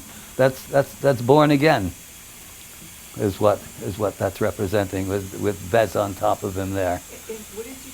Bes, B-E-S. Oh, it's Bes. Bes, yeah. Uh-huh. See the face? Yeah, now I do. That's Bes. And where is this found? Well, you find a number of these. There are a few in the Cairo Museum squirreled away. You have to know where to look for them. And they're found in various places. I mean, I'll bet the Met has a couple of them. They're pretty common. New Kingdom or so, not earlier. The Metternich Stela is one of the most famous ones. Okay, next. Okay, now here's a really important one. when we're talking about aliens and star beings and that sort of thing. Okay, here you see there's a coiled serpent, cobra, representing, actually, the cobra, snake is a very complex symbol, but generally speaking, rearing cobra represents divine intellect. That's why I called my book Serpent in the Sky. There's an Egyptian text that goes, the worm is of the earth, but the serpent is of the sky. Represents divine intellect in one context or another. And you see that it's spitting something, fire, whatever, into the third eye of this mummiform figure here. This is in the second shrine of Tutankhamun, and it's the only such representation that I know of. It's very unique, the Tutankhamun burial. But over here, you see a whole bunch more figures, and you see that they are connected to a star by rays of consciousness or energy or something. But see, that's the connection that makes me think that when in so many societies where they talk about that we're descended from stars, or there's this connection between stellar and human consciousness, that it's not intended as physical. It's intended, and I mean, here it is explicit, that whoever this is, whatever this represents, presumably Tutankhamun, is being illuminated by star energy. It doesn't have to be a spaceship, but it does mean that there is this connection between stellar consciousness and human consciousness, which is, as far as I'm concerned, really important. Next one. Okay, now we're back to our dogs again, and you see the greyhound here pulling down the animals of the desert. This is another instance, very pungent one, of the transformational nature of all of these scenes of daily life. The greyhound is called, in ancient Egyptian, is called Thesemu Heru, which means the greyhounds of Horus. So what he represents actually is instinct under control. Instinct under control is pulling down the cohorts, you might say, of Set, because everything that is undomesticatable doesn't mean that they're evil or anything like that, but it does mean that they are, well, in this case, they're food, and very necessary food, but they're transformational food, you might say. Anyway, I have a thing about these dogs, and next one, it's just a very nice drawing of them, and next one, there they are. They stayed pure on the island of Ibiza.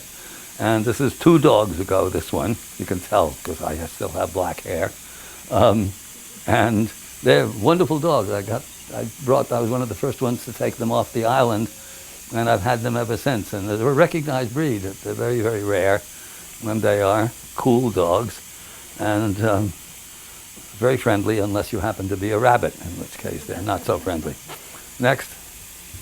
Now, here is our friend Set again, and you see he's got the strange, he looks sort of like an anteater, but not really. And you see he is a great god. He is offering life to the beak of Horus over here, and they're enemies, but ultimately in a very complex myth, they're reconciled. And what that animal is meant to represent has been a puzzle to the Egyptologists for a long, long time. And not too long ago, 2 people almost simultaneously, one a friend of mine who was quite deeply schooled in Egypt, and the other, one of the actual Egyptologists, because people have argued, anteater, or what, with this square lopped off head, and they came up with the same explanation, that really what he represents is animal, the untamed, nothing specific, but just a generalized figure representing he who refuses to return to the light. And then there are many forms of Set. This in Christianity, there are Satan takes many forms. He's a donkey, he's a pig sometimes, he's a hippopotamus, male hippopotamus, all kinds of a serpent sometimes, he's a monkey sometimes. So all of these are manifestations of Set, but this strange Set animal here is so pure Set, you might say, pure opposition. And in the myth, which I absolutely didn't have time to tell in detail, the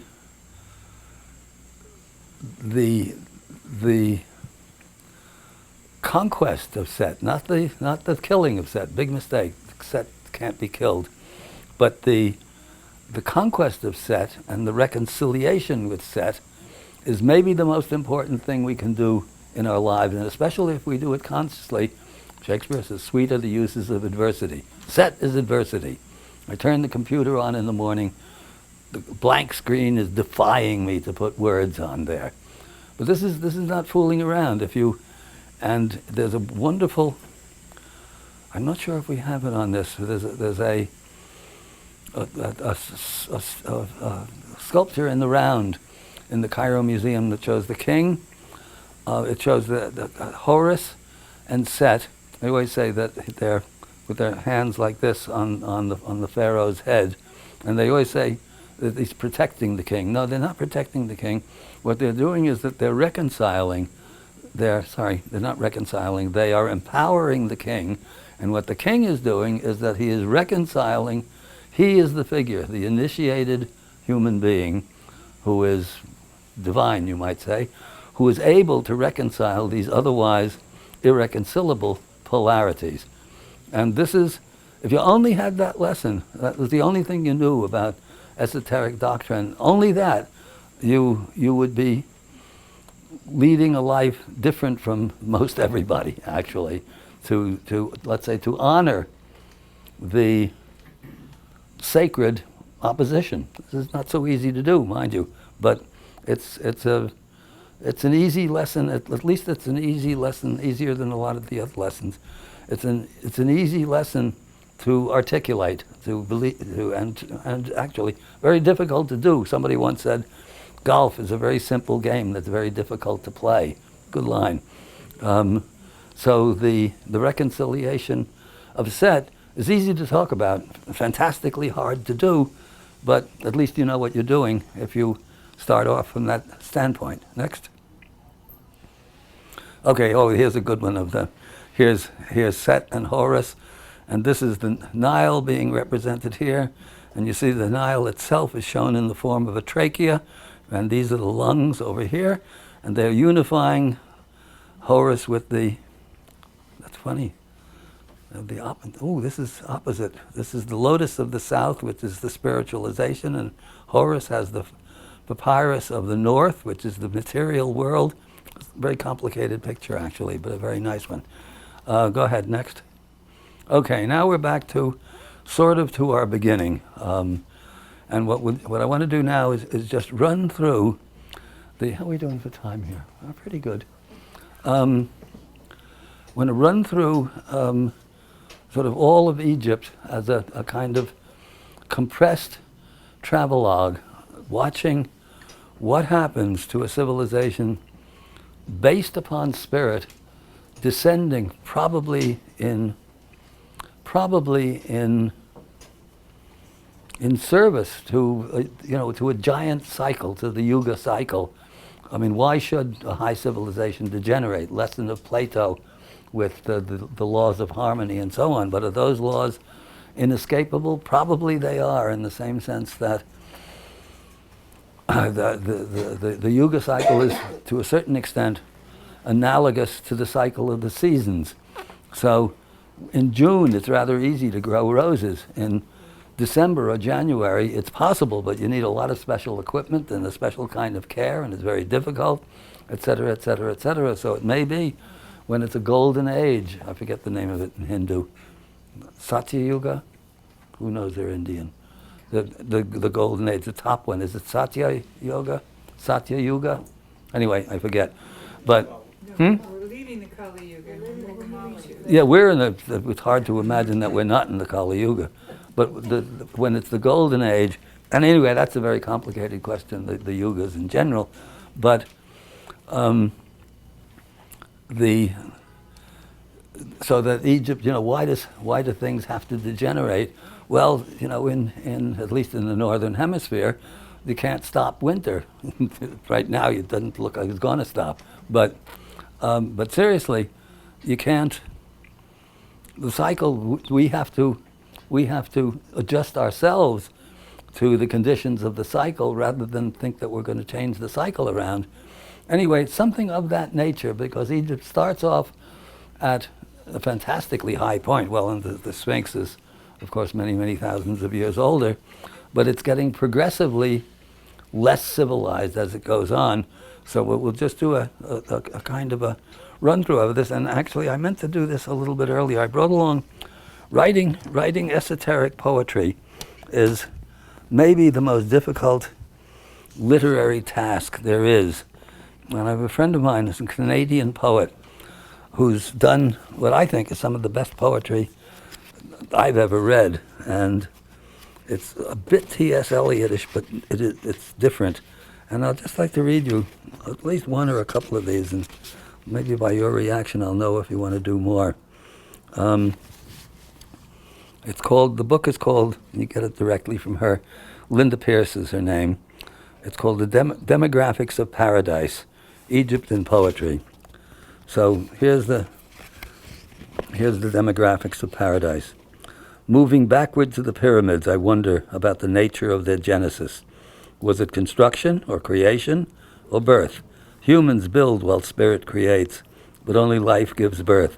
Incarnation reels at the thought. Yet the pyramids have certain organic traits. We do not know they did not grow from sand, which grew to stones and then to slabs. We do not know, in fact, that the pyramids weren't born from some enormous granite womb. We do not know that they have not watched and listened all these years, that we do not know they are not breathing now. I keep trying to retroplay the forensics, picking at the bones of the evidence, disaggregating the stones and throwing off questions like spray from a fountain. Then I try to tackle my ignorance mathematically while superimposing some geometric grid. But the algebraic mystery just keeps dividing itself by pi and multiplying its possibilities by infinity. I walk around the problem like the circumambulation of the priesthood, struggling against the counter-rotation of our cultures and coming to a complete halt up against the third-party intersection of the gods. I examine the monuments to our own time and deduce from them what must be our philosophy. Get by, get ahead, get stuff, get more. I examine the monuments of that ancient race and deduce from them what must have been their philosophy. Live in such a way that after you die, you will reunite with the divine. Enabled by the past and ennobled by history, the pyramids are a pedagogical tool for humankind, a sort of distance education for the earth, employing their interdisciplinary curriculum for the critical masses. Through some miracle of tardiness, we are only beginning to mine the message now, and in a marvelous juxtaposition of time frames, the centuries have curved around the space to meet before our startled eyes right here and now. Since it's an axiom in the marketplace that someone will always undertake the wholesale exploitation of every mystery, if there were snow, there would be a chairlift up the north side and people renting skis in a quaint little pyramid-shaped chalet. Others would be kayaking out across the delta to climb the iceberg. Yet, however long the ice age and however hard I try, I can't scrape quite enough frost off the glass to make out the mystery beneath. And however many metaphors I come up with, the pyramids are always one allegory further down the line, spilling their sweet secrets into someone else's ears. Who that someone is, we cannot know.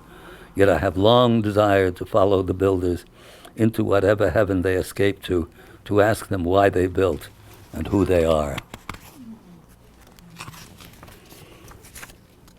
I feel I know, not how, that the pyramid's asynchronous communication with our century has something to do with explaining the demographics of paradise. That's pretty cool, huh? The whole book of this. Anybody wants, I'll give you Linda's name. You have to order them direct from. I'll read one or two more. I was waiting to see what the reaction was, because you never know when you're reading poetry if somebody's going to resonate to it or not. And I see that people did, so I will do a couple more because they're really terrific. Anyway, so here's our Sphinx. Let's go. Next. Now, this is Saqqara, where all those tombs of the nobles are.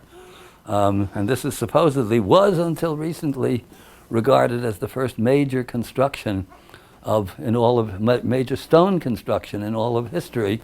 But it now has to take second place to Göbekli Tepe, because that is certainly a major stone construction.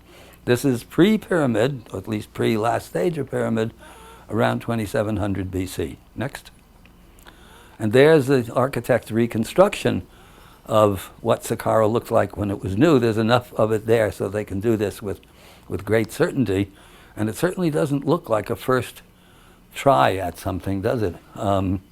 Looks as though they sort of knew what they were doing. I mean, I think if Frank Lloyd Wright designed something like this, he'd come home and say to his wife, well, it was a good day. Okay, next. Now, big mystery. These are the so-called the inlaid eyes. This is a statue actually in the Louvre, but this is the scribe. And I mean, it's obviously spectacular sculpture, but you look at the eyes. Now, these are made of different kinds of crystal, which is very difficult to work. And they look back at you. I mean, it's only in the last, 50 years or so that we've been able to produce glass eyes that are as realistic as this. But in order to do that, according to Schwaller, not only do you have to be able to work the crystal, but you have to know the refractive and the reflective indexes of optics. In other words, you have to. It's not just anatomy. You have to understand what underlies the anatomy in order to produce eyes that look back at you directly. This is Old Kingdom, 20-something hundred BC, and 1,000 years later, they've forgotten how to do this. It's another instance of things being at their height, very close to their beginning. Next. And there's the other modern-looking building. That's the Temple of Hatshepsut, Der el-Bahari, again, looking like something modern and something quite spectacular. It's a temple to Amun, but Hathor plays a major role in it. Hatshepsut is a big mystery in Egypt. Oh, a book. Just as good metaphysical poetry is next to impossible to find, good metaphysical fiction is equally difficult to find. There are 1 million books supposedly set in ancient Egypt, and most of them are really awful. But there's one terrific one done by a woman I know, or anyway, I know her mother, called Truth is the Soul of the Sun, great title, which is actually Hatshepsut's throne name, Mat-Ka-Ra. And her name is Maria Isabel Pita. And this is quite a spectacular book. Somebody could take this, I hope one day me, and turn it into a screenplay, because she really captures the essence of esoteric Egypt and the character. I mean, we don't know much about the actual character of the real Hatshepsut, but she makes her very, very believable. Good book. Next.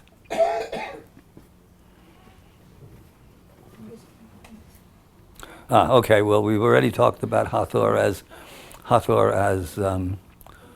as uterus, and here she has the face of Hatshepsut, actually, and looks remarkably like my daughter, actually.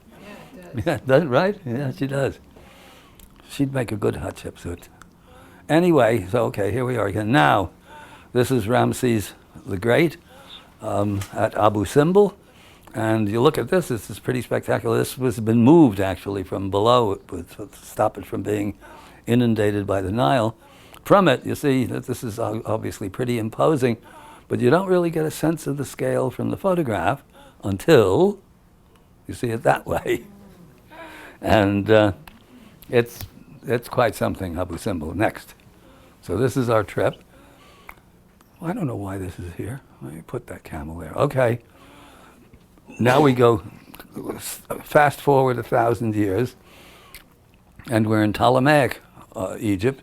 The Ptolemies took over when Alexander the Great died, having taken Egypt over, and was recognized. The Egyptians were quite happy to have him, because before that they were conquered by the Persians, who were very cruel masters, and they had a kind of a rapport with the ancient Greeks, so they welcomed Alexander.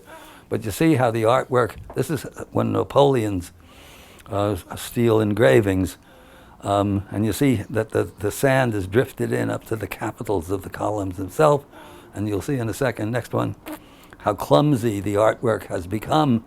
They're no longer able in Ptolemaic times to have a core of virtuoso, an enormous core of virtuoso sculptors and painters. And the architecture is still, the geometry is all there still, but the workmanship isn't. And you see the way the figures have changed. In the Old Kingdom, the women look like fashion models, and the men look like long-distance runners. And you get to the Middle Kingdom, rather the New Kingdom, the women look like fashion, like supermodels, and the men like jocks. And when you get to Ptolemaic times, the women look like hookers, and the men look like they've just come back from the orgy, which is probably the case. Next slide. Oh, this is what's happened. Remember before we saw the boar bird? And this is in Roman times, this cartoonish looking character. So it's all coming apart here.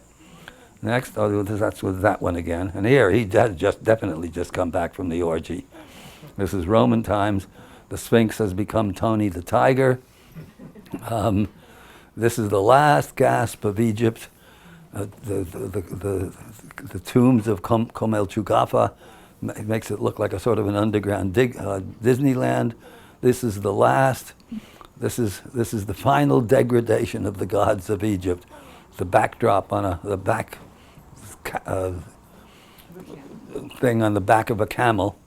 And now what happens is Christianity comes over, and they don't destroy everything, actually. They take over, and this is the hypostyle hall of the Temple of Philae, which is an Isis temple, and they carve their cross, the Byzantine cross in this case, into the columns, and it's sort of business as usual. Egypt is the first country that's Christianized, because what's really happened is that it's sort of, in a sense, it's remedial Egypt. It's Egypt without the science. They've lost most of the science, but they've retained the devotional aspect of it, and everything makes sense because you just change the names of the gods, and they're very comfortable already with the doctrine. Next one.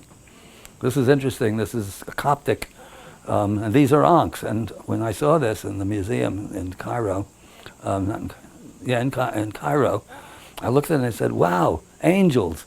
You wonder where they weren't invented just to be put on a box of chocolates in Victorian times. They're actually Ankhs, and life force, and suddenly somebody or another makes them angels. But I thought that was pretty interesting. Next.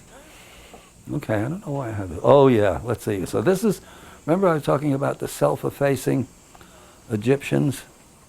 Okay, so this is one side of the pylon here, and you see that everything is left completely untouched, right? Nobody's messed around with it. Go to the next one.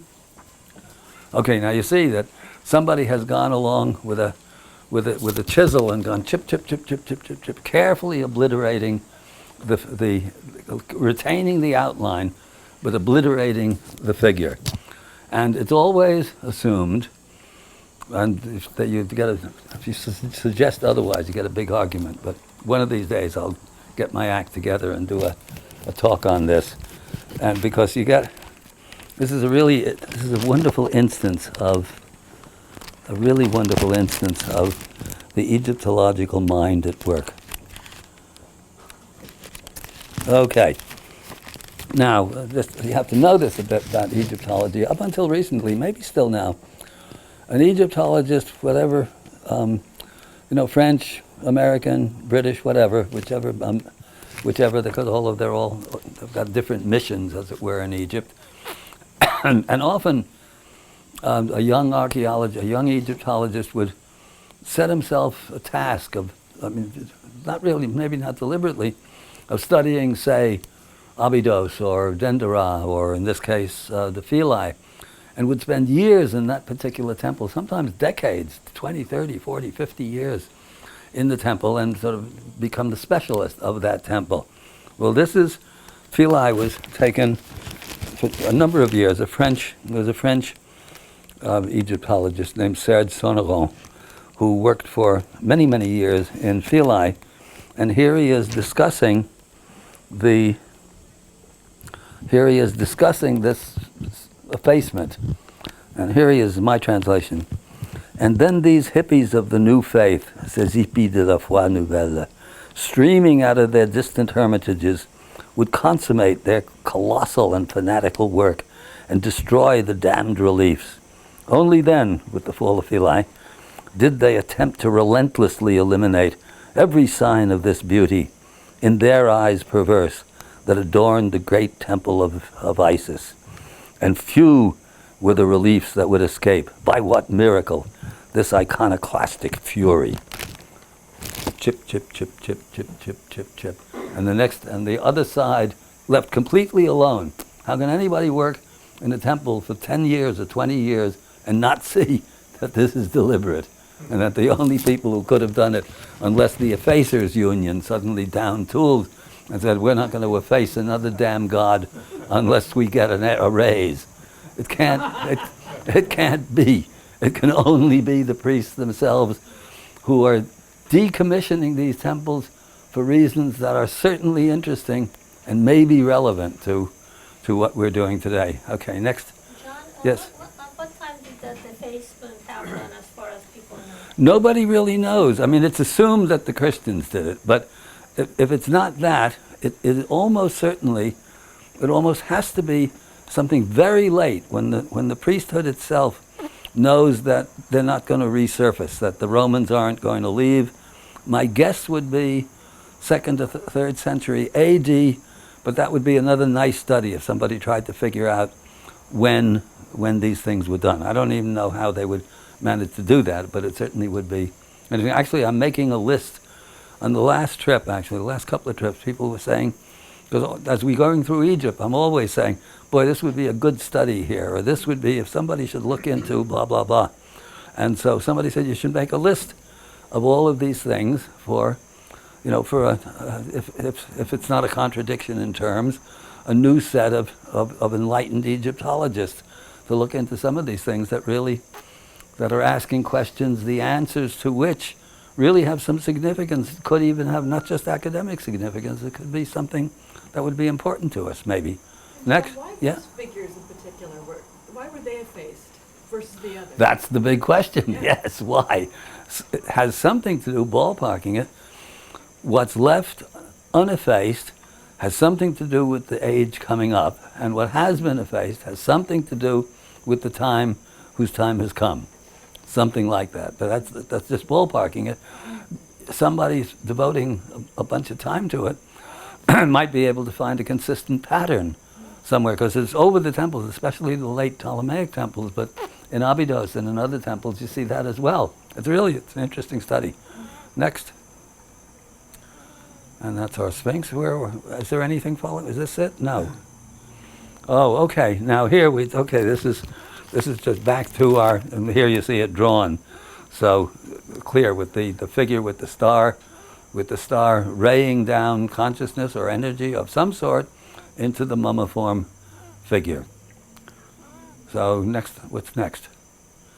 Okay, now I will read this off. I have it in the guidebook, but this is, everyone can follow along, because this is a prophecy. We're talking about ancient Egypt. Does it have a relevance to today? I think it has a huge relevance today, because to put it bluntly, that unless there is, well, I'll get to this in a second because there's another bit to follow. Okay, this is from the Hermetica, which is a series of unrelated texts written in Greek, probably compiled or put together in no particular order as far as I know, around the 1st or 2nd centuries AD, discovered in the Renaissance, I don't know by whom. Since they were in Greek, I mean, by that time the hieroglyphs had become impenetrable, but of course the scholars could read Greek as if it were, the daily newspaper. So the Renaissance, the writers of the Renaissance, this was available, and The translation, there are a couple of translations of it, and this one is absolutely spectacular. It's by Walter Scott, who I think is the Walter Scott who wrote Ivanhoe, which means that he should never have written novels, but should have stayed with translations, because this is really pretty good. If I got done with a page of prose like this at the end of the day, I'd feel pretty good. I'll read it off. You can read it for yourselves, but I'll read it off. Do you not know, Asclepius, that Egypt is an image of heaven?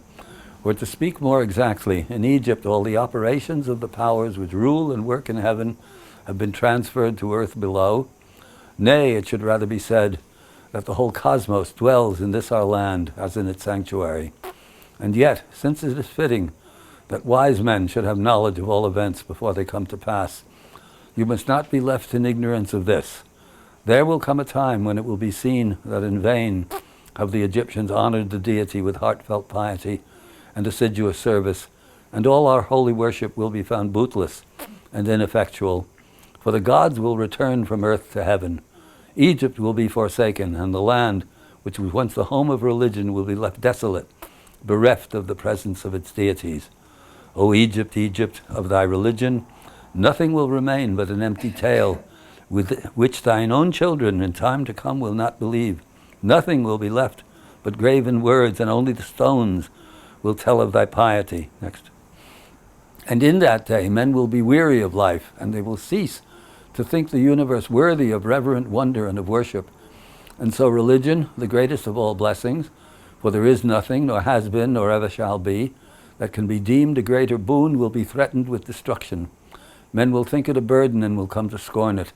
They will no longer love this world around us, this incomparable work of God, this glorious structure which he has built, this sum of good made up of things of many diverse forms, this instrument whereby the will of God operates in that which he has made, ungrudgingly favoring man's welfare, this combination and accumulation of all the manifold things that can call forth the veneration, praise, and love of the beholder.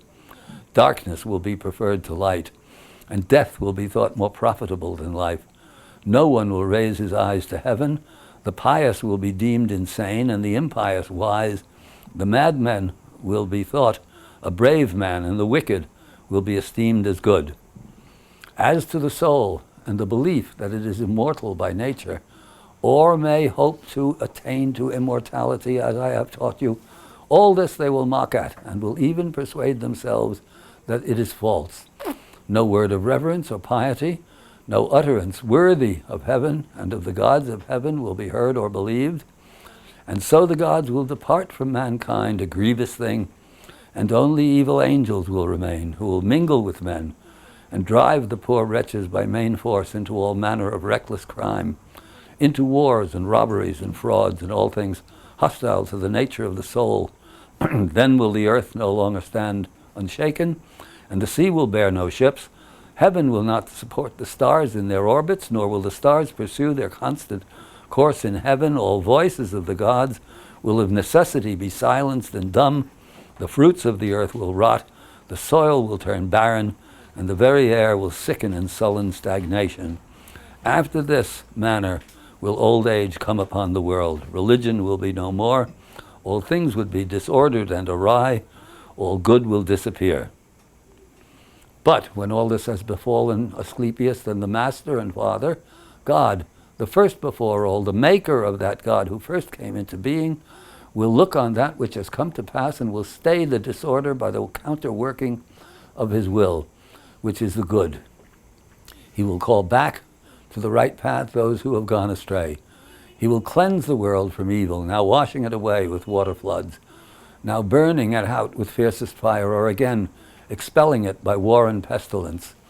And thus he will bring back his world to its former aspect, so that the cosmos will once more be deemed worthy of worship and wondering reverence. And God, the maker and restorer of the mighty fabric, will be adored by that men of that day with unceasing hymns of praise and blessing. Such is the birth of a new cosmos, of the cosmos. It is a making, again, of all things good, a holy and awe-striking restoration of all nature, and it is wrought in the process of time by the eternal will of God. Pretty good, huh? Doesn't sound like something written 2,000 years ago, does it? Sounds like somebody poetizing from the front page of any newspaper. Following that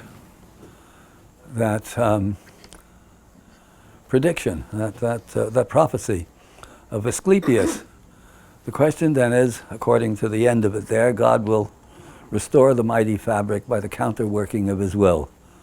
My own sense of it is that that's not good enough. Somebody has to do something other than wait for the gods to counterwork their will. And that's up to us, so individually and collectively. So now we're faced with a problem. Lots of good sayings here, actually. There's one, damn it, I was going to put it up there. One that I just read recently of Thoreau, Henry Thoreau, who's one of my favorite early American writers, where he says, for the many who are chopping at the branches of the tree of evil, there is only one chopping at the root. That's a good saying, actually, because there are a lot of people aware of environmental degradation, or the oceans, whatever, or the income inequality, or all of this stuff that's going on. I mean, the internet is full of people chopping with machetes at the branches of the whole thing, but very, very few are, in my opinion, even aware that there is a root to it. And I've been actually going on, this comes out of Schwaller, and it comes from Gurdjieff, and it comes from my own conviction. As I said, when I was 13 years old, I knew I was living in a lunatic asylum. So getting at the root of it is not so easy. I've been talking about the Church of Progress here, and that's the root, as a matter of fact.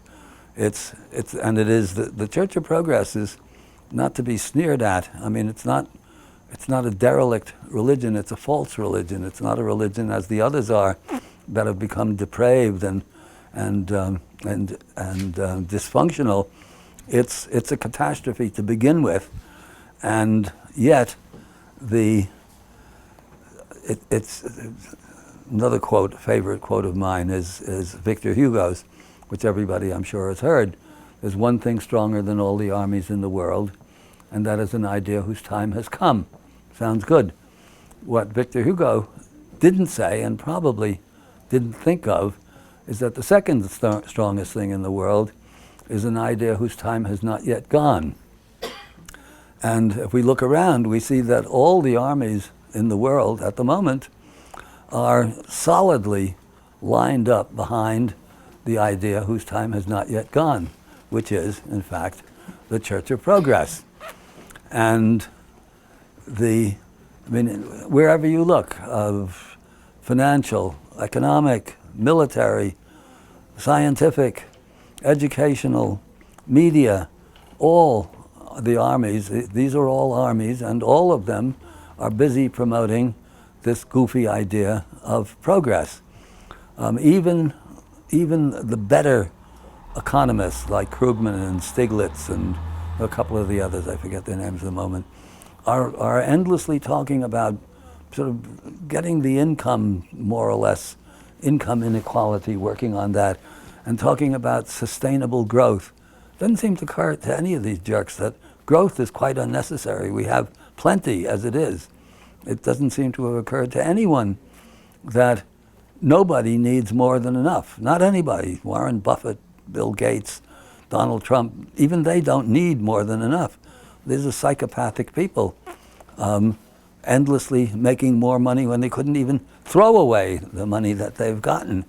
And they are held out as role models, by and large. So even the less bad economists are caught up in this terrible cycle. And when you look at it, and this is where I come in, I think, with my own, it's not that I'm saying anything particularly new, I'm just putting it into a different context than is normal. And The Church of Progress actually has its Jesuits, who are science, education, and the press. Science formulates the dogma, education inculcates it in everyone, and few are those who are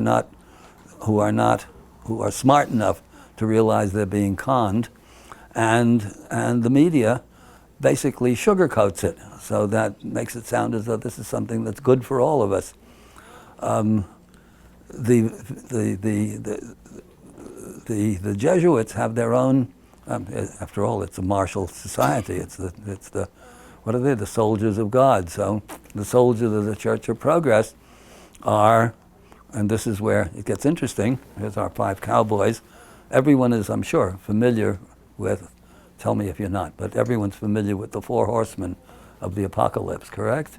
Is there anyone who doesn't know about the 4 horsemen from the Book of Revelation, which read on its exoteric level reads like St. John on acid. I mean, I can't imagine anybody making sense of the Book of Revelation, but I think some people have attacked it in a way that does sort of make sense, and it comes up with all of this, catastrophe theory and the things we were talking about with the CMEs and so on. It may be that there's something in that strange book that that relates to that makes sense. It never did to me, but the language is wonderful. And but the 4 horsemen themselves, people take it as a matter of course. I mean, they don't really question anyone. Anyway, I've not read anyone questioning them. The 4 horsemen are death, war, famine, pestilence, and death.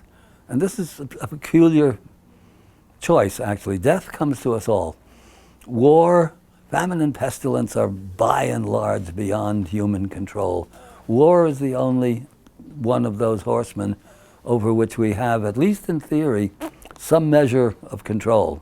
But really, in terms of apocalypse, it's not most of it's not our fault. But I've realized that what we're confronted with is not really the 4 horsemen anymore. It's what I call the 5 cowboys of Apocalypse 2.0. And what's complicated about the cowboys is that though they're riding roughshod over the entire planet, sowing destruction wherever they go, they are painting themselves and accepted as the good guys. The 5 cowboys are, every one of them, played by John Wayne, who must be one of the worst actors ever to have hit Hollywood. And they're all riding white stallions, and they're all wearing white Stetsons.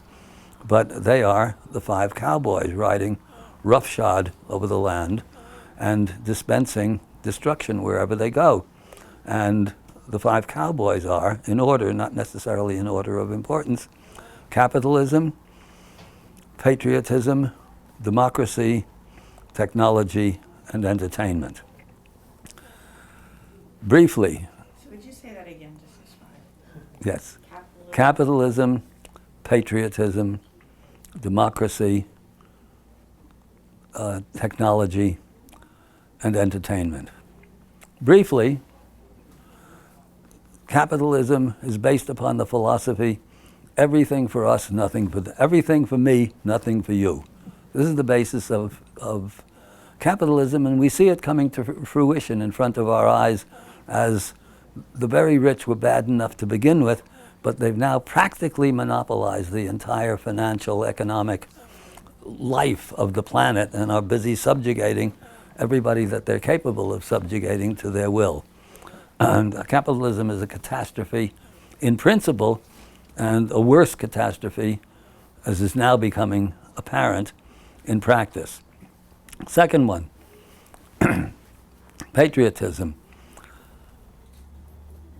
Patriotism is in one sense sort of obvious on a level that even a Bill O'Reilly should be able to understand, or a Rush Limbaugh, or one of the other jackasses. It should be obvious that under any circumstances, it is confrontational, divisive, and destructive, and it cannot be any other way. Patriotism is, the bumper sticker says it very well, God bless America. The other side of the bumper sticker, the one that you can't see, says fuck everyone else. That's patriotism. It probably has, if you try to analyze it, it probably has its roots somewhere back when people were, when things were tribal, and it was a genetic blood thing of the clan. The American Indians had this, I don't know how many of you read that wonderful book called Black Elk, which was the Black Elk Speaks, in the 30s, an extraordinary Indian who had lived through Custer's last stand and was, part of the last stand of the American Indians. And he talks about how the tribe was more important than the individual, and they really meant it. They felt it. And I think that patriotism is a kind of a degenerate offshoot or a degraded mass delusion that still goes under that belief. And it's quite clear that at that profound level, as I said, on the obvious level, it should be good enough. On the obvious level, it's divisive, destructive, confrontational, and destructive. On a subtler level, what it is, and particularly in its extreme forms, what it is it's a surrogate for the soul for people who have never developed their souls. And the soul is something, without getting into a long theological discussion here, is something that has to be developed. That's very brilliantly in the Asclepius that I talked about, that we read from. It's that believe that the soul is immortal or may strive to become so. That's the secret. No striving, no soul. It's like a talent for baseball. You may have a talent for baseball. If you don't play the game, you're not going to play baseball. A talent for music. You don't play your violin, you're not going to get any music out of it. All you're going to have is a violin. And so with the soul, it has to be developed. And patriotism is the word I'm looking for, is a surrogate soul for people who have never developed any of it themselves. Now, democracy, this is what everybody thinks is so great. I don't know about you. I don't want to eat in a restaurant where the dishwashers elect the chef and tell them what to do. And I don't want to put money in a baseball team where the hot dog vendors elect the players and the coach and give directions to them what to do. Of course, we don't have that anyhow and never have had in this country. And maybe it works, democracy, on a small enough level, on a tribal level, actually. The Indians did very well with that. Was it the Iroquois or the Algonquins? The women told the chief what to do. The wise elder women told the chiefs what they were supposed to do. What? I think it was the Iroquois. Yeah, I think you're right. It is the Iroquois. Right. And democracy, America wasn't set up as a democracy. It was set up as a republic in which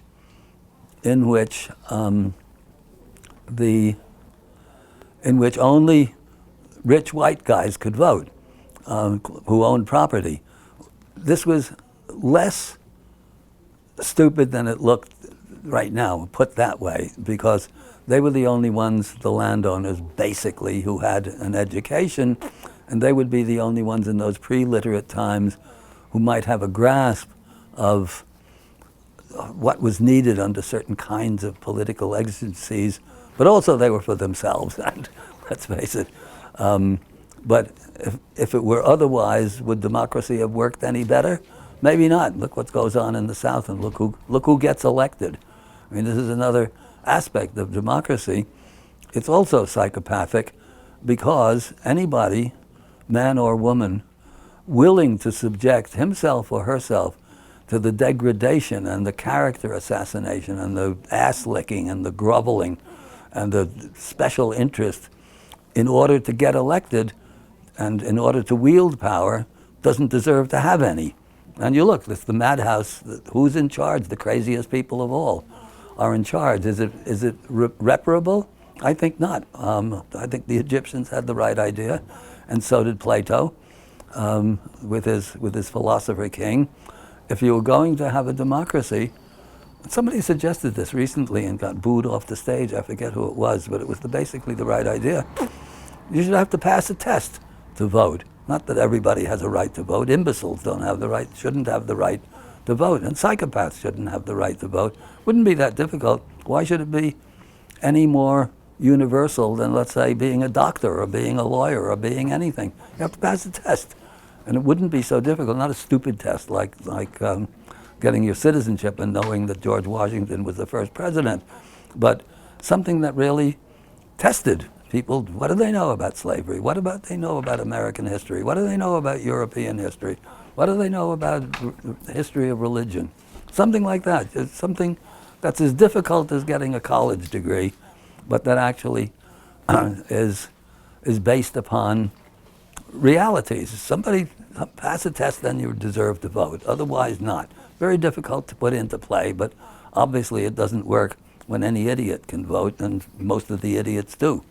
So that's basically that's democracy. Actually, that's a big cowboy, and the horrible thing is that there are some people who recognize that capitalism is not all that it's cracked up to be.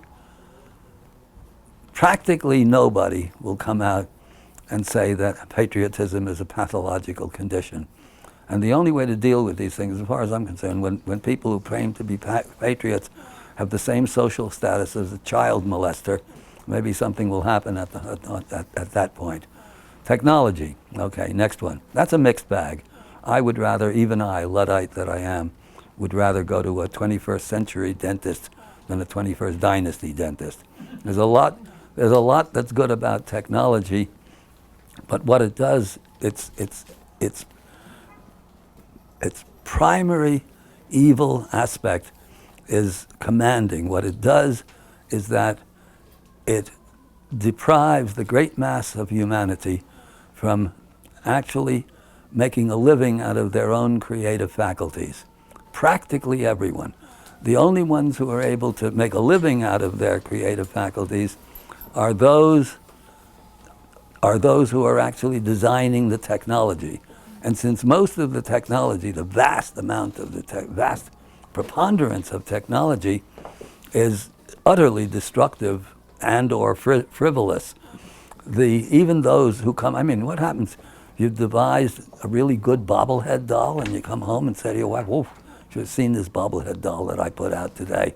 This is not the Cathedral of Chartres, the Temple of Luxor, or anything of the sort, nor is it, as we saw with this transformational life of daily life scenes, until quite recently, however horrible the external conditions with a repressive church, and this is worldwide, you know, all the churches are repressive, some more so than others, and a brutal aristocracy. Again, the aristocracies, the Turkish aristocracy spoke one thing and the English aristocracy another, but it was aristocracy, and they lorded it over everyone else. Aristocracy, by the way, means rule by the best, but real aristocracy, or aristocracy in action, is ruled by the most powerful. This is a very difficult thing altogether, or the most powerful and or the richest. So technology is in principle destructive. I mean, in practice, it's even more than destructive. Thank God for the internet. As long as we have that, we at least have the ability to communicate, but that still doesn't help us individually or collectively of exercising our creative faculties, and a hobby isn't good enough. It's got to be more than a hobby to make a living. You know, to me, happiness. I have my own definition for happiness. Happiness is when you wake up in the morning and what you have to do is what you would choose to do. How many people can do that? You watch television, what percentage of the ads, particularly on the financial and on the news, what percentage of the ads are devoted to retirement? And they have 30-year-old people in the ads, 40-year-old people. If you're thinking about retiring at 30 or 40, boy, you're wasting your life, buddy. I mean, you're doing something that you would rather not be doing if you're thinking about retiring at that age. Yeah, if you're a professional baseball player, you might think about retiring when you're 35, but otherwise, You're doing something seriously wrong, but it isn't your fault.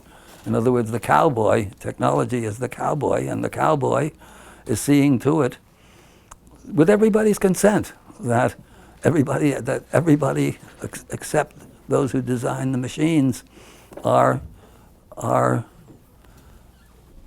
enslaved by a society that will not allow them to exercise their creativity. So we have all of these horrible problems, many of them traceable to technology. It's interesting because some of you probably watch the TED Talks. The TED stands for Technology, Education, and Design. I have no idea what they're talking about when it's design. But technology and education are two of the cowboys, and they have these idiots like Kurzweil up there talking about how wonderful it'll be when machines can think for us. I mean, it's bad enough as it is. Anyway, with entertainment, entertainment is, with technology, is one of the cowboys. And entertainment, John's definition of entertainment is something you do to kill time before it kills you. Entertainment is a complete waste of time, especially, but there's a big gray area down the middle. The Cathedral of Chartres and the Temple of Luxor and the Sultan Hassan Mosque or in Cairo are not entertainment. They're art. Art is different. And art and entertainment are, for the most part, antithetical. The broad stripe down the middle is comedy. Comedy is more interesting philosophically. Most drama, or what we call drama, the stuff that wins the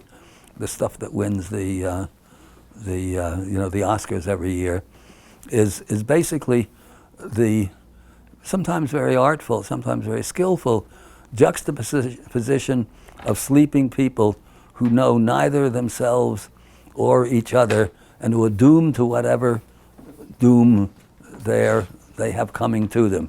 And some of them are very good. Tennessee Williams is very brilliant, but it's all about crazy people who are enacting their craziness, and all that can happen is a crazy ending. Comedy's a bit different, or at least in theory, because comedy, and this is funny, almost nobody seems to understand, including the comics, what makes anything funny.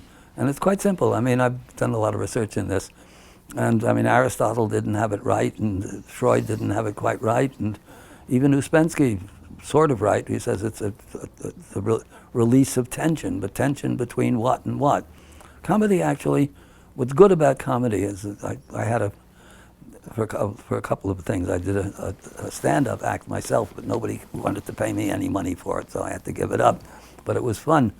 And what good comedy is based upon is it's metaphysical because it presupposes a sense of right and wrong, which doesn't mean that it isn't conditioned by anything, but you can't actually make fun of anything that's right. You can make fun of attitudes, or you can't make fun of good sex, and you can't make fun of good food. You can make fun of attitudes toward good sex and good food, but you cannot laugh at, and people who don't have a sense of humor are dangerous because they have they don't know the difference between right and wrong. And so comedy was that broad stripe. Mostly it's jokes about mother-in-law, and it's mostly pretty corny stuff. But at the higher levels, it can cut pretty deep, comedy. And that's the sort of, with entertainment, that's a kind of it's a broad line down the center.